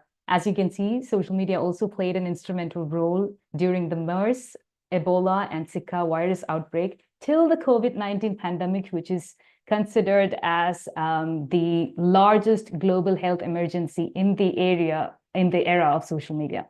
So as you can see, social media helps in faster health communications. It fosters participatory cultures. It helps in tracking public attitudes and mental well-being, disease surveillance. It acts as a bridge between health communicators and the public. It has so many benefits. Secondly, how does social media help in behavioral development? Of course, there are a lot of health behavior theories, but let's focus on this one particular theory by Rogers, which is called the protection motivation theory. In simpler terms, in this context, it says that a particular piece of information you receive from a source, it influences how your perception of how severe a disease is or how vulnerable you are to a disease and how you cope with that disease, which is collectively called the protection motivation. And it influences your intention to develop a behavior. So social media is one of the most popular sources of information during the outbreaks of a health threat. So social media does play a huge role in this cognitive process. So the problem statement is to analyze how health communication inequalities on social media impedes the achievement of health protective behaviors. As I said before, protection motivation leads to health protective behavior, and this is mediated by communication inequalities. The hypothesis is developed based on that. And these are the research objectives. First one is to investigate the inequalities in social media health communications. And the rest of the 4 research objectives is about the interconnection between the development of protection motivation, communication inequalities, and health protective behaviors. Due to time limit, I'm not going through the whole list of objectives. Research questions are also similar to research objectives, so I might as well skip that. And we come to the significance of the study. On an individual level, it helps understand how social media influences our cognitive process of behavior formation. And it exposes the communication inequalities and the information voids on a societal level. And from a policy-making standpoint, it provides insights to health communicators such as government or health professionals to design public health communication strategies by ensuring equality. From a methodological standpoint, this study translates the information needs and inequalities of the population into quantifiable data. And finally, from a theoretical standpoint, it gives an extended understanding of PMT, which is the protection motivation theory in the context of social media health communications, by also incorporating communication inequalities. From an interdisciplinary standpoint, we are taking theories from media and communication field. Of course, we are dealing with the behavioral development process, so psychology is also included. Sociology deals with the health disparities influenced by communication. Since this is about infectious diseases, it also incorporates ideas from public health studies. And finally, marketing, because it gives consumer behavior principles to design health campaigns. The methodology, the study takes a non-interventional, cross-sectional design and a quantitative approach with online surveys. And the sample size is 304 participants from Kerala, aged 18 years and above. The sampling is non-probability convenience sampling, and the analysis is based on SPSS and PLS-SEM. The major findings were that the most influential factor, both indirectly and directly, was response efficacy, which had the most impact on behavioral intention as well as communication inequalities. Perceived vulnerability impacts health protective behavior, but does not significantly impact communication inequalities. Perceived severity had the lowest impact. And it was found by the research that the communication inequality significantly negatively impacts health protective behavior and partially mediates between response efficacy and health protective behavior. Amongst the socioeconomic factors, we have internet access, which is the most impactful factor associated with positive health communication outcomes, followed by income, job, education, individual categories, and location of residence. Age did not have that much of an impact on communication inequalities. So the research does prove that the communication inequalities play a crucial role in shaping both protection motivation and behavioral intention. And finally, to conclude, the research suggests the importance of social media literacy in emergency preparedness. And it also says that a predominantly social media-centric health promotion paradigm is not always sufficient for effective empowerment during a health crisis. And health initiatives, if you know the big data we predict the next outbreak using social media data, but it's actually excluding or underrepresenting disadvantaged populations who do not have access to such communication technologies. Also, health services should consider the patterns of access, use, and engagement in their local populations to know what are the information needs of that groups and what medium you should use to get this health information more accessible to the people. And also government and technology companies can also collaboratively create an open and affordable cyber infrastructure so that health communication reaches all strata of the society. And these are the references that I used for this presentation. So that's about it. Thank you.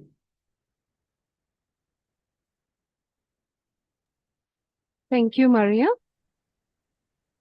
for that wonderful presentation. Over to Malini, ma'am. Yes, Ms. Maria. Your study was about health protective behaviors and the factors influencing that. And also you mentioned about the 304 participants were there in the study, right? Yeah. Yes. And one clarification I would like to have is that what was the age group of the sample, or which age category did they belong? 18 and above. 80 and above till? 18 and above till above 70. Above 70. Yes. That means it's a very broad category of participants. Exactly. And you can definitely find a difference. There will be a difference between age groups, especially the emerging adults, the young adults, the middle-aged, and 70 years. Considering them as a homogeneous group, do you think it is meaningful to group them under a common head? Because their health preferences, their access to social media, the use of social media, the extent to which they resort to health-related information, all would be different. Because the youth, definitely we know the youth engage in more, they try to seek more information from the social media compared to the middle-aged or the older generation. So considering the whole age group into one category, or considering them as a homogeneous group, how can you justify your sample selection? It is just not about social media. It also, one of the questions in the survey was about the major media source they use to know about health information. So it has categories ranging from books, magazines, radios, newspapers, social media, internet, everything. So they can select that category, and then we evaluate how their perceptions are, or how they stick on to health behaviors. And surprisingly, even I had the same doubt as you, but surprisingly, consistent results were shown through pre-test, pilot test, and even this one, that age did not have that much of an implication on behavioral development. Because even older population, they are more concerned about their health more than the younger population sometimes. So that was something that the results gave an insight. And so we're definitely not considering it as a homogeneous group in the context of social media. We're just considering it as a group that uses different media sources to get health information. Okay, then the title would have been a little different. It was given in the title that is Health Communication Inequalities on Social Media. The social media term was highlighted in the title, and it leads to an idea that you focused more on the social media aspects. Yes. So for me, the broad term was actually media, but like from that, I wanted to know how people who use social media faces inequalities, or the people who do not have access to it may face other kinds of disparities. Okay, right. And what implications, what suggestions do you have for further research in this area? One is that social media literacy should be given great importance. For example, there was a study from India itself which stated that the nurses in a hospital was given social media training before they were assigned to COVID-19 designated units. So they did not forward without verifying a message. They were more like aware about misinformation and everything. So we know that when a pandemic emerges, all these health communicators become spokesperson, like doctors or nurses, or even the pharmaceutical companies and everything. So they have to be like well aware about, even we have politicians and even prominent figures spreading misinformation. Like there were presidential figures who suggested drinking disinfectants to sort of resist against the disease and everything. So sometimes even the government or all these prominent health communicators have to be social media literate in order to not spread such misinformation. And also the citizens should also be aware of such problems without like not forwarding things without verifying and everything. And secondly is to improve the communication infrastructure across the country, because we have an urban-rural digital divide here. We have the age problem in Kerala. Kerala is the one state which has the most elderly population density, and which also Kerala was also one of the states that was appreciated for the digital approach it took during the Nipah and COVID-19 outbreaks. Even the health minister was well acknowledged around the world for her efforts. So it's an interesting case that social media does strengthen this health communication system, but it also sort of exacerbate the disparities. So when the health communicators, they design the health communication strategies during pandemics, they should also consider that it should not be primarily social media driven. It should also consider other, let's say, the free radio broadcasting system, which these are all like tried and tested approaches before for the previous disaster. So they should not completely sideline that. So it should be like all the media sources should be well incorporated while just designing those strategies. Yeah, of course, this is a topic of great application, especially during this period wherein people are more and more concerned about their health. Yeah, exactly. Thank you, Maria, for doing such a wonderful work. Okay. Thank you so much. Thank you so much, ma'am, for your valuable comments. Really helpful. Okay. Thank you, Maria. When you talked about social media, did you specify on any particular media as such, or you took it in general? Social media. Actually, Facebook, Instagram, WhatsApp, YouTube, 4 actually. All right. Okay. Now, is there any questions from the participants? Any questions? Okay. Okay. Thank you, Maria. We'll move to the next participant. I call upon Ms. Kodukula Venkatalakshmi from Visakhapatnam, and she will be presenting her paper on social maturity level in mentally retarded individuals, a comparative study between the residential students and day scholars. Over to you.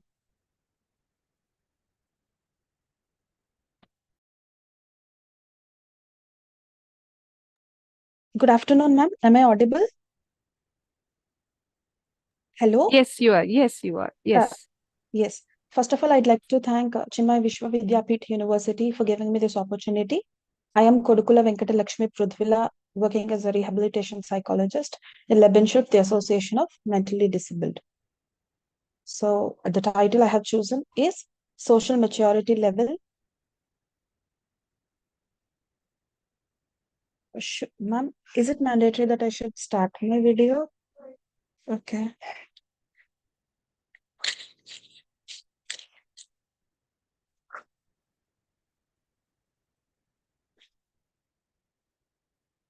Sorry.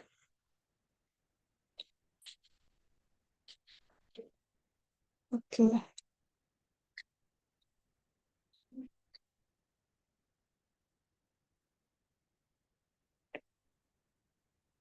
Okay, the topic I have chosen is social maturity level in mental retarded individuals, comparative study between the residential students and day scholars. So the introduction. Society refers to a set of population that having similar connections or commonalities.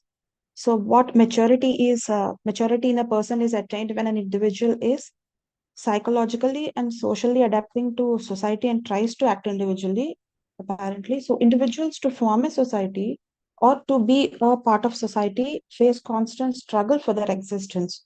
So it is because of this, one must follow certain rules and regulations to be identified as a part of society. So these rules are not born but made by ourselves and are intangible resources of human existence.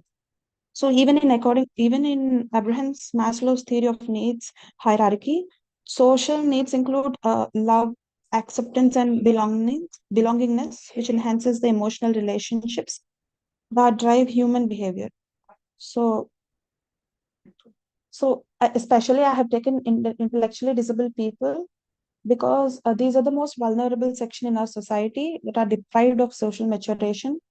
So intellectually disability is an umbrella term, which you have already known that this is identified as a disruption in the area of cognitive, behavioral, and social development and can be diagnosed using physical and psychological testing.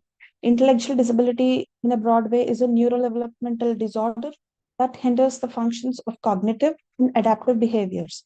So the social maturity level is calculated SQ is equals to SA by CA into 100, which is similar to intelligence quotient, where SQ is equals to social quotient, SA is equals to social age, and CA is chronological age. So the social quotient can be obtained by dividing using this formula. So the significance of this study is by finding the social maturity level of mentally retarded individuals and the normal population also, one can easily find the significant difference between residential and day scholars. That is, if the residential students are having more social maturity level compared to day scholars, or the day scholars having more social maturity level than the residential students. So the obtained results would conclude that the students who live on residential campuses are highly vulnerable to stress and lag in social maturity levels by after completion of the research paper. So attention towards the parental care is stressed is the main significance of the study, and caregivers attachment to level towards the individuals can't be compromised at the rate of leaving them isolated and poor levels of social maturity in the individuals. So the objectives of this research is to find if there is any relationship between the social maturity level and the type of residence, that is the residential or day scholars. The second one is to assess the individual's most prevalent social capacity using the Vineland social maturity scale, and to estimate the social age of individuals on residential campuses concerning chronological age and compare it with the day scholars. So there are 4 hypotheses that I have made. The postulated first hypothesis is there is no significant difference between. So I'll just skip this part now. The methodology.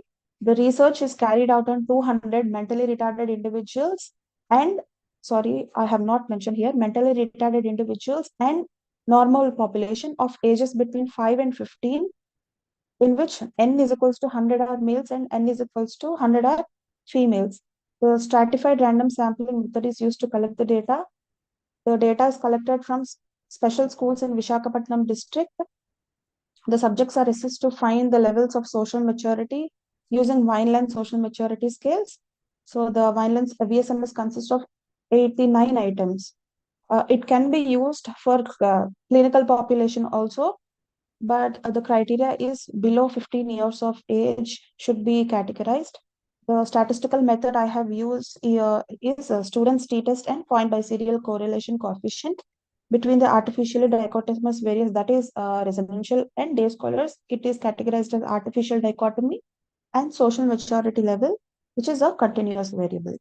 So the data interpretation levels are, so bar graph here represents the distribution of residential students and day scholars based on the levels of social maturity. Here, the categories from 0 to 20 are 30, and day scholars of social level from 0 to 20 are 10 in number. That is, the higher are residential students. So the residential students of category which is less than 20 of social quotient are more in number. And the levels of social maturity in students living in residential campuses are 35 and day scholars are 26 in number. The students of moderate social maturity levels are 17 in social maturity level, in day scholars are 40.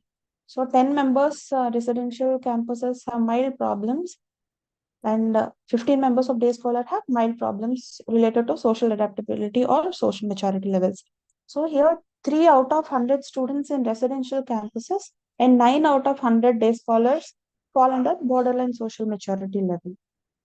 The next hypothesis first is there is no significant difference between residential students and day scholars concerning the levels of maturity. Since the RPB's value is plus 0.25, this indicates that there is a moderate positive correlation between the type of residence and the levels of social maturity among clinically diagnosed mentally retarded individuals.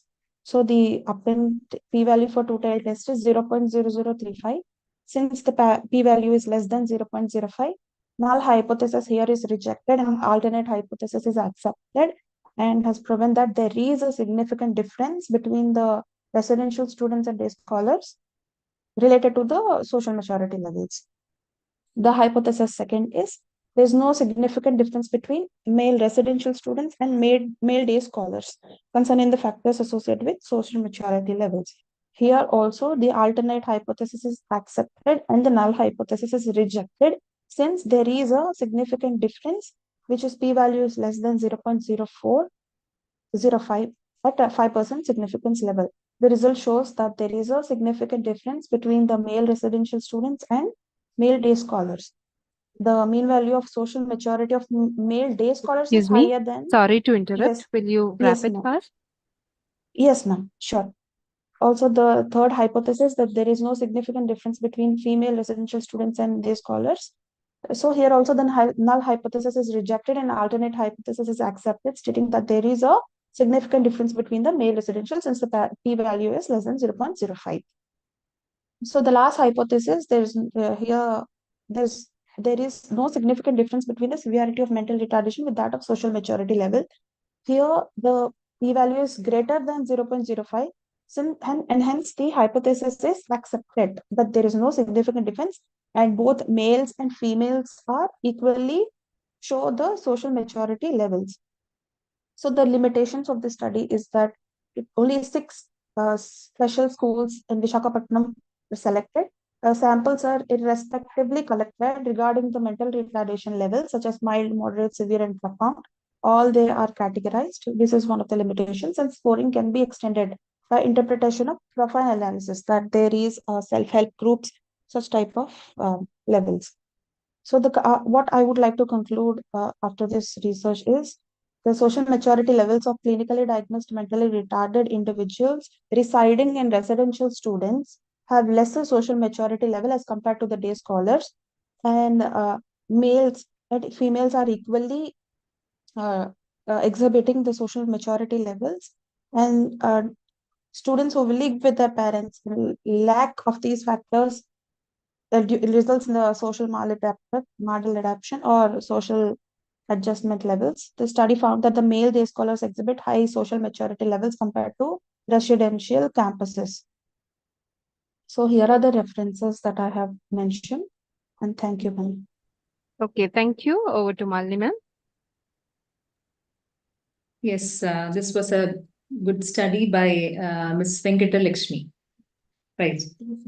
It's about mentally retarded. The term mentally retarded, I think you have given another term also while presenting. The term intellectual disability is more appropriate while addressing children having disability.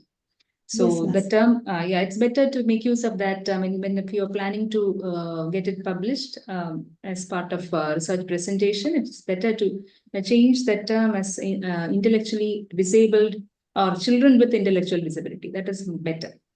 Yes, ma'am. It's mentally challenged or it's mentally retarded. Yeah, it's mentally challenged. There is a suggestion that you can use mentally challenged. Yeah, you also mentioned about the categorization. In the limitation part, you mentioned that the 200. I think you selected 200 participants. Yes, ma'am. 100 are from residential and 100 are from 100 from yes. So out of these, it would have been better if you could identify children belonging to a particular category with respect to their functioning, maybe mild or moderate, any of these two, or any of the one category. Like maybe sample size would be less. Still, you could make a generalization regarding to what extent it can be affected. Otherwise, you could have made a difference or considered identifying the differences with respect to their level of functioning. Because since if they are categorized into if they belong to 4 different categories, definitely their levels of functioning will be different. Yes, so ma'am. that is something which you could have done while doing the study. And of course, it's an interesting finding that day scholars belonging to this category have better social maturity compared to the other group. I think you could further focus on the differences or mild, moderate, severe. Take any 1 or 2 categories and then continue your study. Yes, ma'am. I'll make it a note. Okay. Thank you, ma'am. Anything else, Dr. Susan? Yes. Can you, in quick, explain the interdisciplinary aspect over here? Yes, ma'am. There are many people, students, working women who generally can't spare time for the children, so they put their children in residential campuses. But I prefer, according to my research paper, that day scholars have more social maturity level because of the parental interaction and societal interactions.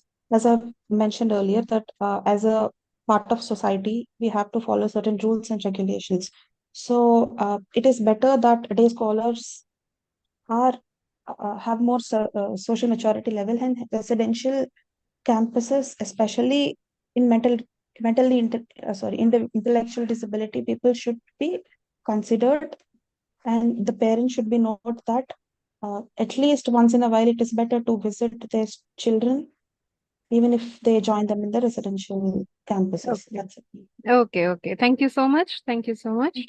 Thank you. Yes. Now I call upon Satyapriya Zacharias and Dr. Gina Madhavan from Jain University, Bangalore, to present their paper on gratitude interventions as a catalyst for emotional growth in adolescents residing in orphanages. Yes, over to you.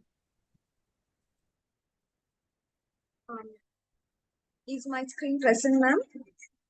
Yes.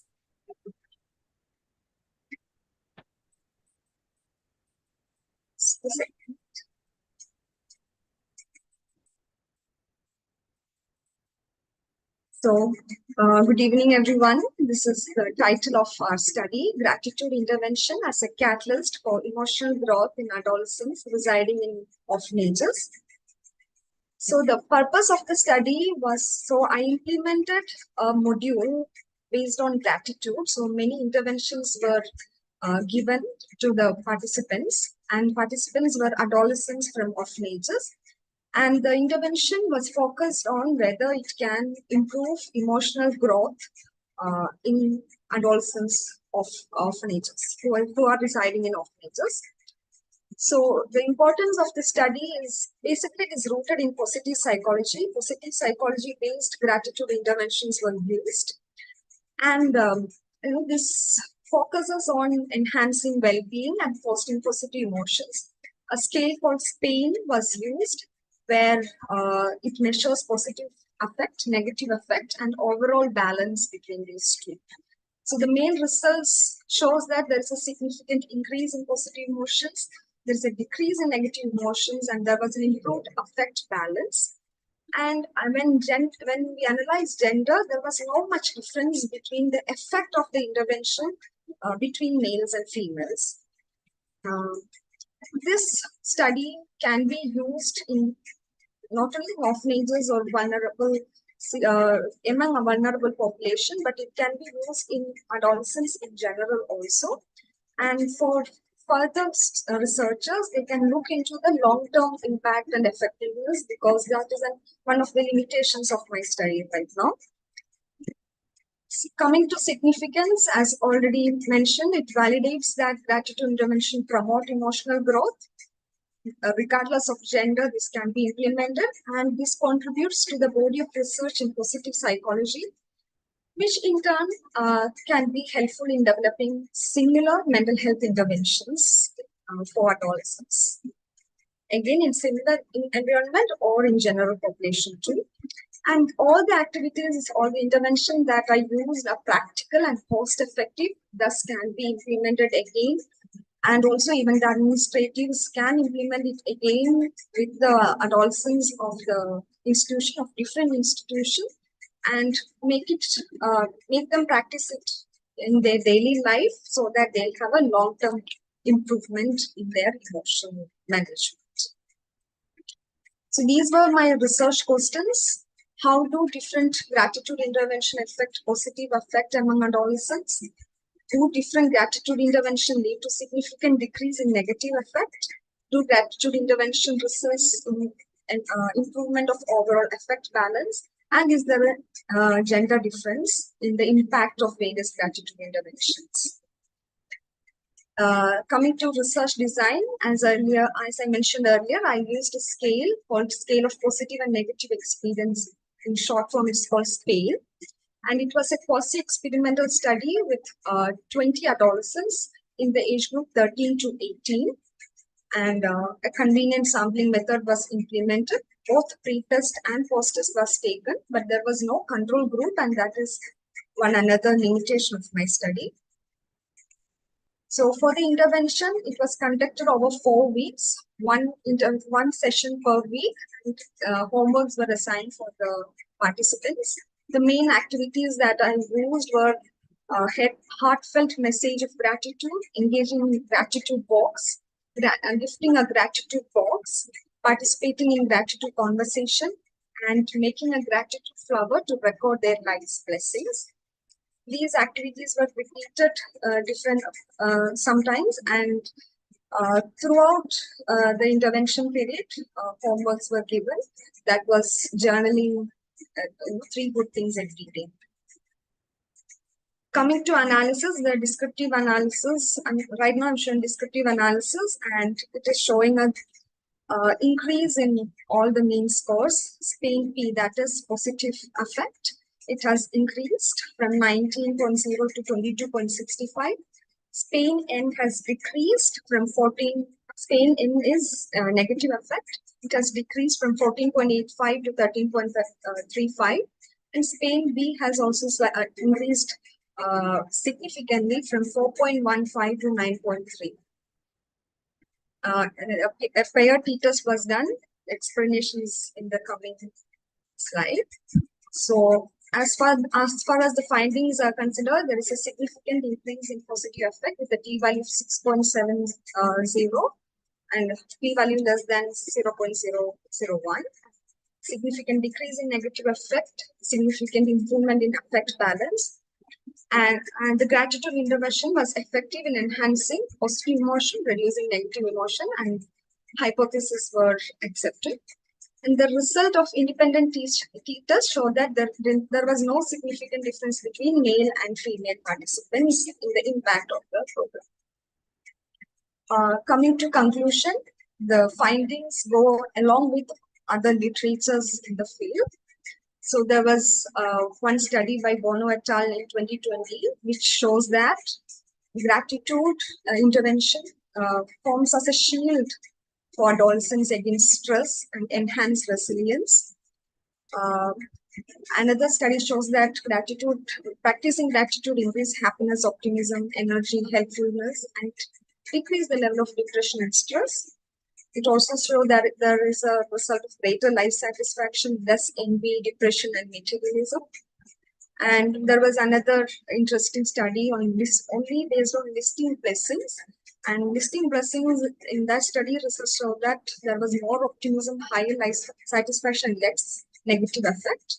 So these findings go along with the argument that I'm putting forward that the gratitude practices will help to promote emotional growth and well-being in adolescents. Based on this study in Optical. These are my references. You're looking forward for feedback. Thank you. Thank you for that presentation. Over to Malini ma'am. Sorry to say that I missed a few slides because there was a system error here and I just logged off from this thing, Zoom, and I missed a few slides where you explained the method part. So can you just mention about the intervention and just the sample, the number of participants and the duration for which you administered this intervention? So 20 participants were there. It was a quasi-experimental study. So I implemented interventions for them based on gratitude interventions. And participants were in the age group of 13 to 18. 13 to 18. Okay. So as per your findings, there was an improvement in positive effect, decrease in negative effect, and one more aspect. Yeah, effect balance. Okay. See, I would like to know how long this effect could be maintained, or how many times you took the post-test measure. There was a 1 month gap between pre-test and post-test. So Okay. the long-term effect of this intervention is not measured. For coming researchers, that is one of the suggestions that I put forward. Okay, so have you given any suggestions to these children to continue doing this work throughout? Yes, so a homework was started from first session where they implement a behavior, like they start a behavior of writing three good things, three blessings every day. So that is continuing, and I taught them all this for intervention, like the gratitude walk. That was a great success. Everybody loved it. So I hope they will continue doing that. It is like very simple. It is similar to mindful walking. While walking, being grateful for things around us. So within this 1 month, they might have taken something to their made it as a behavior too. Yeah. It's a very meaningful study, in fact. Good work, Satyapriya. Okay. Priya, we have a question from Vishnu. Can we generalize with these sample size? No, that's what I did only in one orphanage, and there were it was convenient sampling, so only 20 participants were there. We can't generalize. More studies have to be done, re-implemented. Is there any more questions from the participants? Okay, I have one for you. What made you come to such a selection of a topic? Gratitude. So I'm a research scholar interested in positive psychology. So that is one main reason. Okay. Okay, thank you. Thank you, Priya, for that wonderful presentation.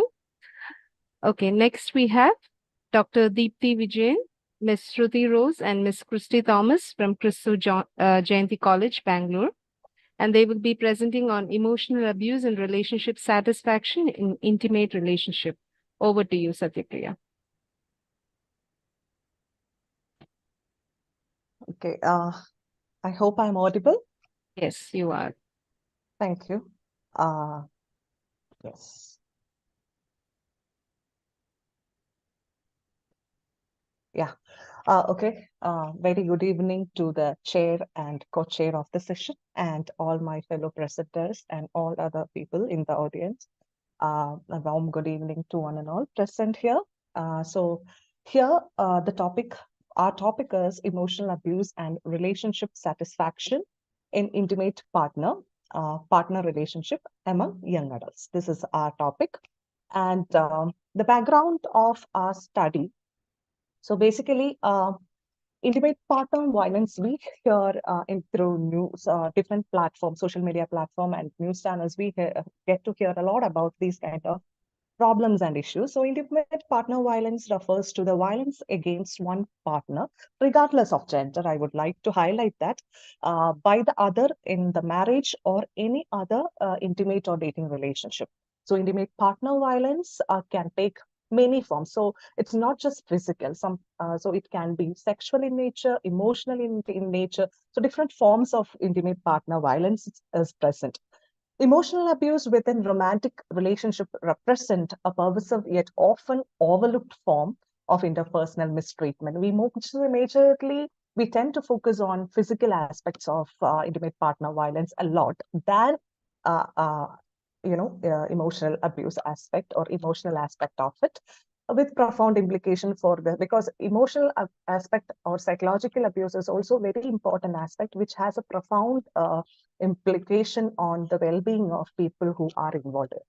So despite its prevalence and detrimental effects, emotional abuse remain inadequately understood within the psychological research, particularly concerning the intricate dynamics and its link to the relationship satisfaction. It's a major factor which has a direct link towards relationship satisfaction, we believe so.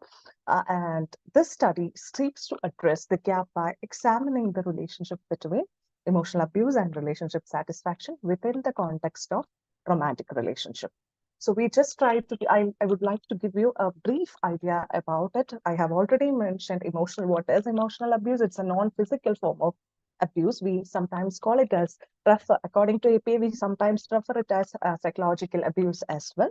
So this a pattern of behavior in which one person deliberately or repeatedly subjects another person to non-physical acts. It could be anything. It's detrimental to the other's behavioral, and it could be detrimental to others' behavioral and affective functioning. So, and also it will be having an overall effect on their mental well-being. So here in this study, we are focusing on four major forms of emotional abuse or components of emotional abuse according to Murphy. So restrictive engulfment is one aspect where the other person attempt to keep one from seeing their friends or families, or always complaining about the partner being overtly into socializing, or asking, and they have the other partner will be having a tendency to ask the partner's friends and family about their whereabouts. Where are they going? Where they're with you? And this time, do you know where she was or where he was? All those acts can be considered into race category. Then denigration is there. That is, degrading or humiliating the partner. It can happen in a one-on-one setup when these two are alone, and also it can happen in a setup where when others are present. Okay. So, and then we have hostile withdrawal. So intentionally withdrawing the emotional contact to harm, in order to cause a pain or to harm the other person. Then we have intimidation or dominance, the behavior as any form of behavior which will elicit a fear or a compliance or isolation. So for example, restricting the partner's social connections, or restricting their, or maybe asking for all their passwords and restricting their access to certain financial aspect. Different types of behavior can come into this category. And relationship satisfaction, of course, it's a subjective sense of relationship quality arising from evaluation of positive and negative dimension of one's own romantic relationship. Research in this field has highlighted that higher the relationship satisfaction, it is mostly characterized by positive feelings and attitude towards the relationship partner, and often it implies that the individuals feels that their partner satisfy their need. That is something which characterize high relationship satisfaction according to the research studies. So in this study, what we try to identify is that does emotional abuse in intimate partner relationship have an association with relationship satisfaction among young adults? And also we try to understand any kind of differences. Is there any kind of differences in emotional abuse and or in relationship satisfaction with respect to the type of relationship or gender? And our major hypothesis is there is no significant relationship between emotional abuse and relationship satisfaction in intimate partner relationship. And also we try to understand the differences related to gender, and also with regard to the types of relationship. When I say types of relationship, we are majorly concerning with different types. I'll be explaining it. People who are currently in a relationship, people who are currently aware in a relationship, but not now people who were in a relationship in their past. Now they are not in a relationship, but they had a relationship. And then we have included people who are divorced. We have included people who are, who are married, and people who are in living relationship. In currently relationship status, we include everybody who are not in a living relationship, but they are in a relationship at this point of time. These are the 5 divisions we had. Our sample majorly consists of 163. We tried to improve our sample, but we end up having 163 sample, and we followed convenient sampling method. The tools which we majorly used was multi-dimensional measure of emotional abuse scale by Murphy and Hoover, and relationship satisfaction assessment scale by Hendrick. And the method we used correlational analysis. We majorly used SPSS, and correlational analysis were used to understand the association between emotional abuse and or relationship between emotional abuse and relationship satisfaction. A t-test was performed to understand the gender difference, and furthermore, ANOVA was performed to understand the difference in these two major variables with regard to different types of relationship. I have already mentioned what are the types. Currently in a relationship, had a past relationship, divorced, live-in relationship, and married. So these are our results. So our results showed that there is a negative relationship between relationship satisfaction and emotional abuse. And also when you consider the gender aspect, we have, we got a very, I must say, are not really expected results. We got with regard to gender in two subdomains of emotional abuse, which is restrictive engulfment and denigration. In these two areas, we could find the gender difference, and we couldn't find any major gender difference in relationship satisfaction.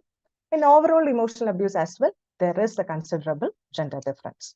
And when we talk about the type of relationship, in restrictive engulfment, we could find a particular difference related to the relationship type.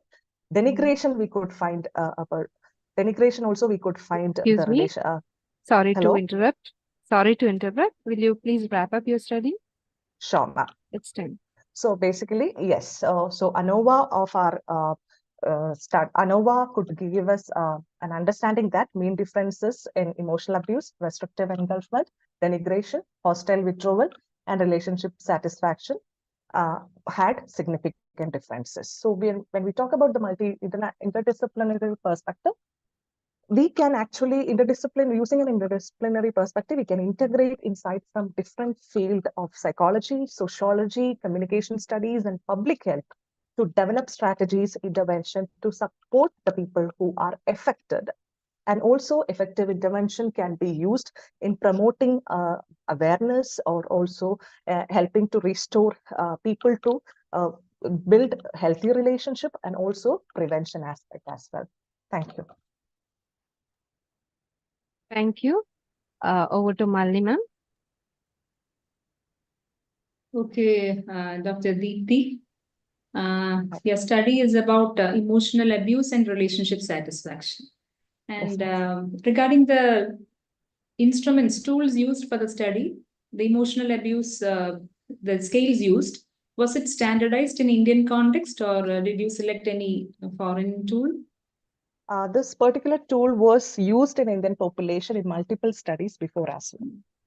Okay, and the so nature of the items are most, yes. Items are very suitable to our context. Yes, it's mostly culture fair items. Relationship satisfaction also. Yes, ma'am, both the scales. Both, okay. Both the scales, yes. So, where the groups, that is the like partners involved in different kinds of relationships, were the groups compared with respect to these variables? Yes, ma'am. So what was the sample size then? Sample size were lesser because we couldn't, especially gender, we couldn't make that equal size. 50-50 wasn't possible because male population was very lesser. It was like 70 to 30% only. And that was something which, but still in certain area, if you look into the certain aspect, male reported more, that feeling of emotional abuse compared to females. But yes, we felt, because initially in our, there were a lot of unfilled forms and things were there because a lot of participants were interested. But looking into the item, maybe because of the social ideas or notions, most of them withdrew from the study. So we could only end up with 163. We had, that is one of our major limitation where, our populations are not equally distributed. Okay. And another thing, did you make any attempt to find out the percentage of participants who reported as having high level of emotional abuse or as being victims of emotional abuse? What did you make any percentage comparison like that? No, as such percentage comparison we didn't make, but we are planning to continue with the qualitative aspect and maybe, some kind of support intervention. We are planning to continue with it because as to my surprise, our surprise, we could find people who didn't seek any help also. So as a responsible researcher, we are planning to go ahead with this. So how did you identify these participants? In fact, finding out the right persons will be difficult, right? Yeah, it was difficult. So no, we didn't go for any screening. We just, I wanted to understand, is there an occurrence or people's understanding about how far they understand emotional abuse and things. So we just gave it to people who were in relationships or had a previous relationship or in divorce. We just circulate the questionnaire to those people and try to understand. And then as to our surprise, we could find people reporting these kind of items a lot. So then we decided to carry out with the study. So this we considered as a pilot form of our study.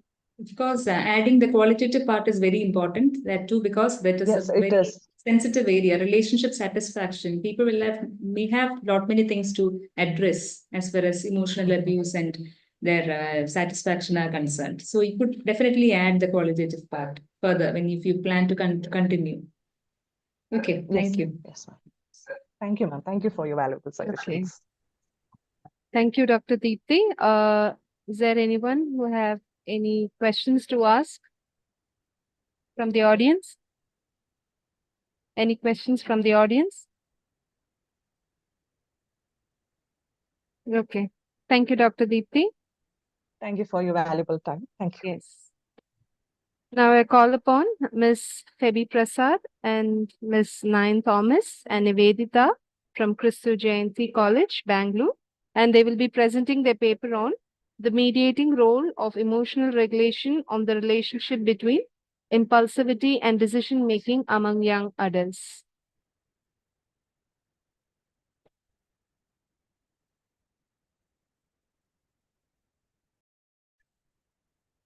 Good evening, everyone. My name is Febi. Along with me are my co-presenters, Nayan and Nivedita. We are psychology undergraduate at Christu Jayanti College, Bangalore.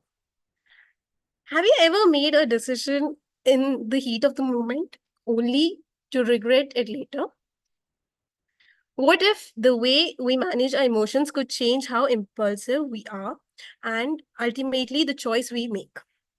Our study, the mediating role of emotional regulation on relationship between impulsivity and decision-making among young adults, was carried out to better understand the relationship between impulsivity and decision-making and to identify strategies that could be used to help young adults learn how effectively regulate their emotions and make better decisions in an array of circumstances, including the workplace, educational institutions, and clinical settings. This study examines the relationship between impulsivity, emotional regulation, and decision-making in young adults. It highlights the importance of understanding how emotional regulation, particularly adaptive strategies, mediates the effect of impulsive and decision-making abilities. This study integrates psychology, education, and clinical practice to explore how emotional regulation mediates the impact of impulsivity on decision-making in young adults. The finding can inform interventions across various settings, including workspace, educational institutions, and therapeutic environment. The variables that we chose for this research were emotional regulation, which includes two subtests, namely cognitive reappraisal, also known as adaptive emotional regulation, and expressive suppression, also known as maladaptive emotional regulation, impulsivity, and decision-making. The review of literature highlights the interconnectedness of emotional regulation, impulsivity, and decision-making across different populations and environments. While prior research has explored these variables, including the impact of emotional working memory, training, and cognitive emotional regulation strategies, the findings are often limited to specific populations such as young adults with problematic internet usage, or female prisoners. These studies underscore the importance of examining these factors, but the generalizability to broader population remains limited. Additionally, existing research like the study in the neural basis of emotional regulation and its impact on impulsivity and decision-making has not clearly addressed the mediating role of emotional regulation in young adults, highlighting a gap that future research had to address. Our research questions were: how does impulsivity relate to adaptive emotional regulation and decision-making capabilities? Are there significant gender differences in decision-making among young adults? Does adaptive emotional regulation mediate the relationship between impulsivity and decision-making among young adults? Our objectives were to investigate the relationship between emotional regulation and impulsivity and decision-making, determine the extent to which adaptive emotional regulation techniques mediate the impact of impulsivity on decision-making, explore gender differences in decision-making process. We use correlational research design, convenience sampling method. 3 questionnaires were provided for young adults from age group of 18 to 25, namely Emotional Regulation Questionnaire, Flinders Decision-Making Questionnaire, and Bharat Impulsivity Scale. The sample size was 367. We use correlation, t-test, and mediation for analyzing the data. Our major finding uncovered several significant relations among impulsivity, decision-making, quality, and emotional regulation strategies. A weak but significant negative correlation was observed between impulsivity and decision-making quality, indicating that higher level of impulsivity are associated with lower decision-making quality. With regards to emotional regulation, the analysis revealed a weak positive correlation between impulsivity and cognitive reappraisal, suggesting that more impulsive individuals may slightly increase their use of reappraisal strategies. However, reappraisal itself was found to be negatively correlated with decision-making quality, indicating that less frequent use of reappraisal is linked to poorer decision-making outcomes. In contrast, while impulsivity is modestly related to greater use of expressive suppression, suppression does not show a significant correlation with decision-making quality. Further analysis highlighted the mediating role of cognitive reappraisal in relationship between impulsivity and decision-making quality.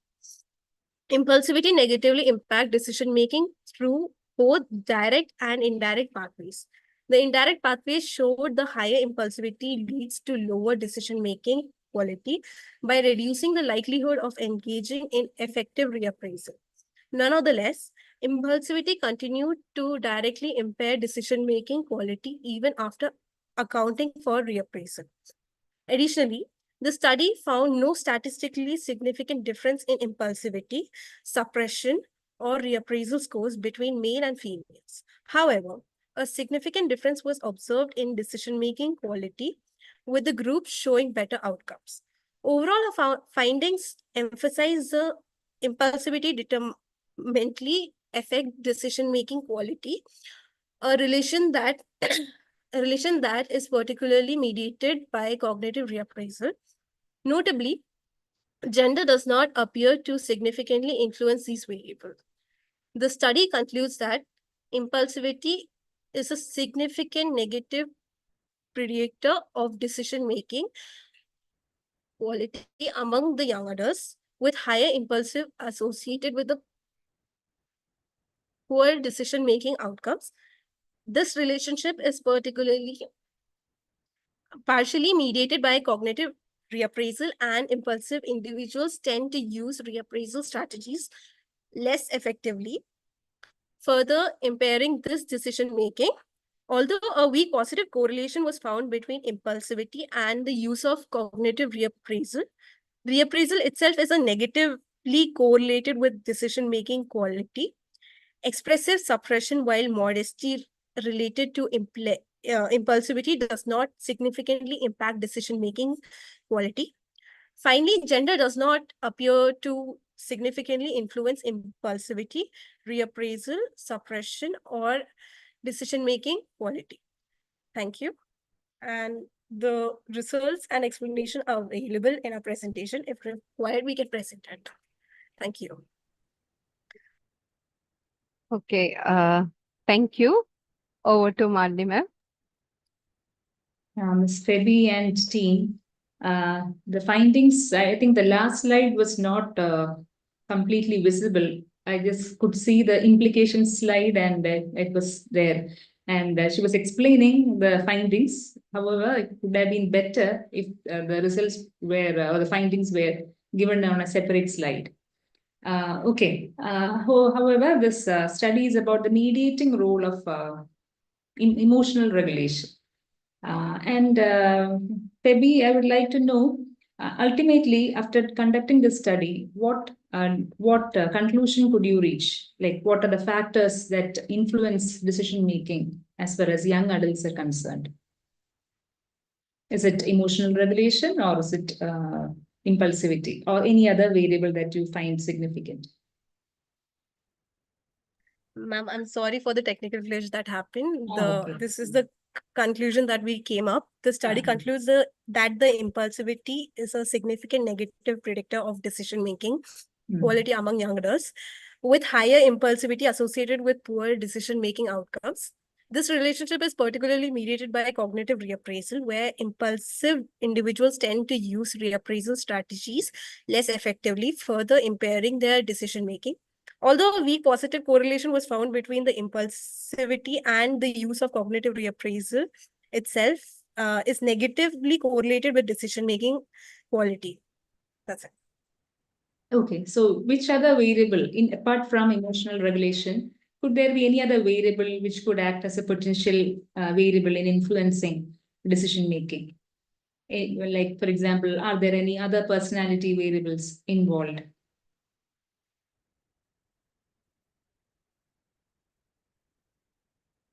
Gender is not identified as a significant factor. There can be many other variables that can be but we focused on specifically these variables. I'm just asking regarding, maybe you might have conducted detailed review of literature, and from those review, what other variables could you identify?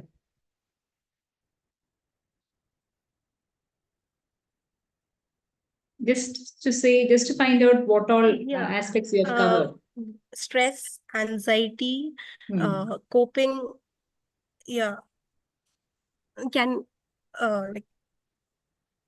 that's it. Yeah. And this decision making is related to like what kind of decision making? Is it related to their life choices that they make, or is it something day-to-day decision making? Is it something long-term? It's overall life choices, day-to-day general decision making that we are focusing on. Okay. Okay then. Fine. Thank you. Okay. Any questions from the floor? Anyone wish to ask any questions or give suggestions? Okay. So what is the interdisciplinary aspect in the study? Feby?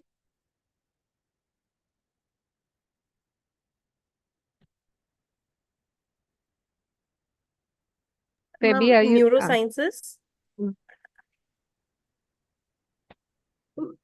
Hello? Yeah. We can hear you, please. Ma'am, neurosciences, behavioral economics, educational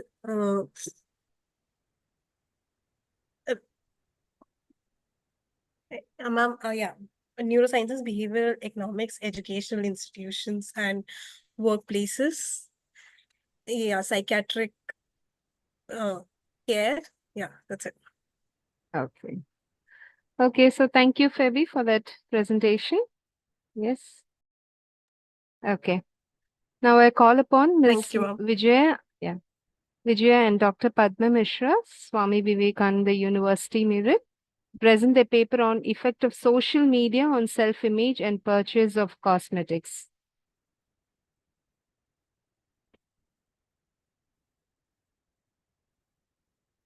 This is our last presentation, Ms. Vijaya.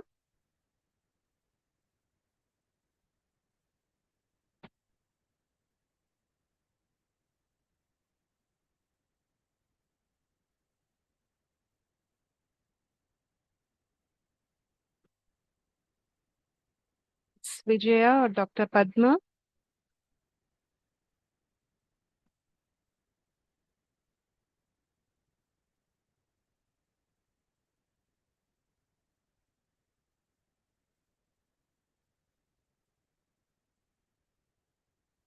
Think they are not here.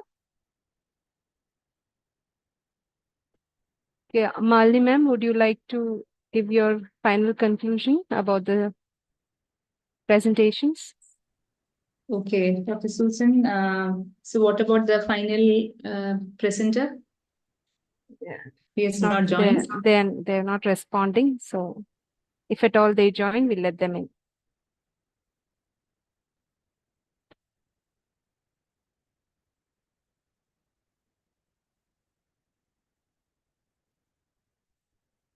Malini ma'am.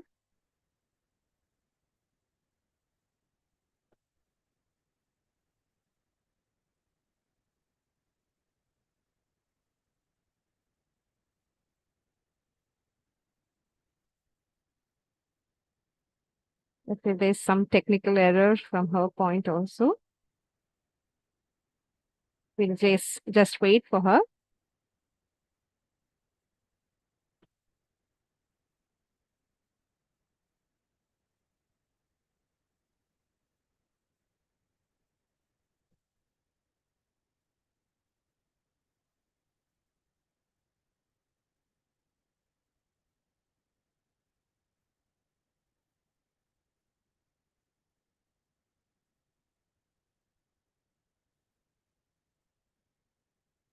Is Ms. Vijaya and Dr. Padma Mishra here in this group?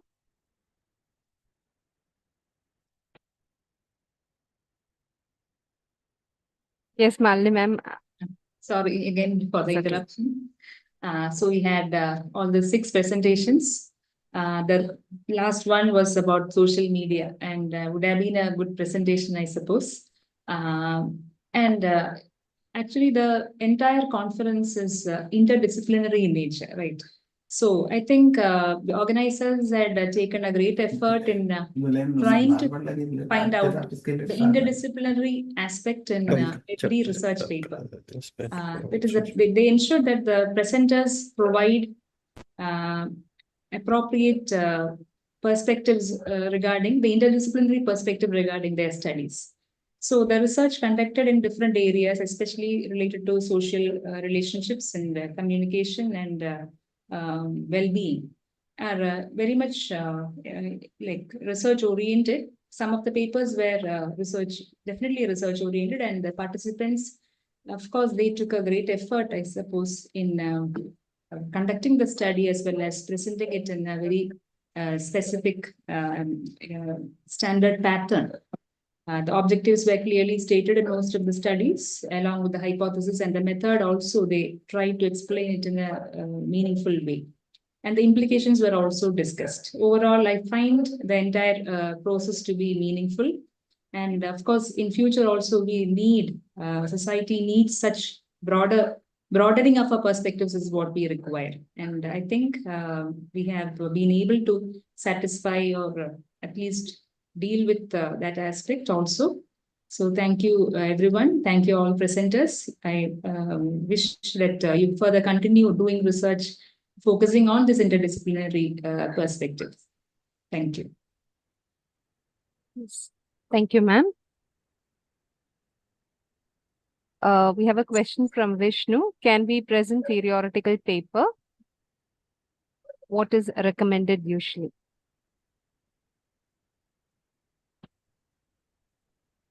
Susan?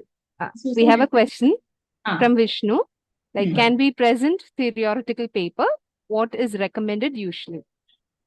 Theoretical paper is recommended provided it has got a significant or a relevant aspect is to be discussed. Mostly we encourage, I think in conferences, empirical research papers are encouraged. However, if participants wish to make a presentation which can produce that much of an impact, so if they want to point out some crucial aspects to be considered, definitely that could be included. However, it is better to focus or give importance to empirical research papers than theoretical ones. Theoretical ones, of course, can be given for publications. Like in journal publications, we certainly find theoretical review or literature review, systematic review, and things like that, scoping review, different kinds of review papers are there. But the papers, generally, it is better to consider empirical ones, because those are the ones which the researcher will be directly involved and involved in research. That sort of an involvement is required, definitely required. Okay. Do we have any more questions or comments?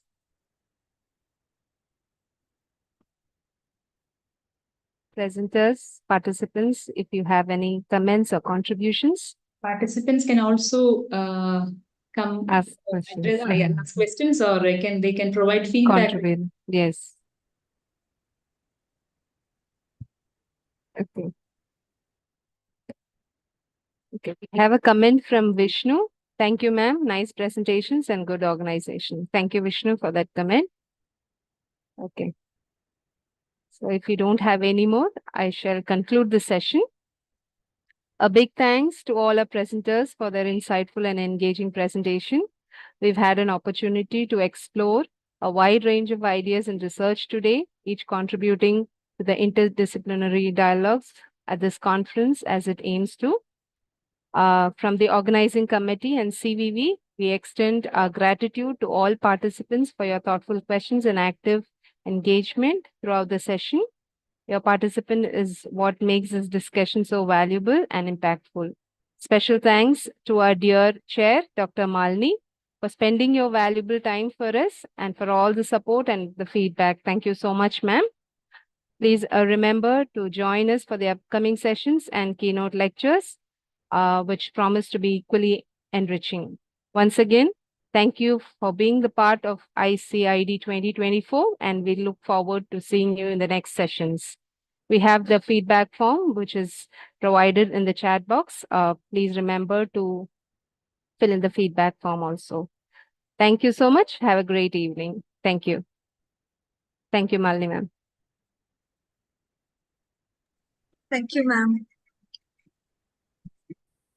Thank you. Thank you, Dr. Susan, and thank you all your organizers and as well as presenters. Thank you. Thank you, Malini ma'am, and thank you, Susan ma'am, all the presenters and participants. Tomorrow, we will join sharp at 9:15. Please join for all the sessions. And today's day one feedback is shared. Please give us your sincere feedback. Thank you so much. Thank you.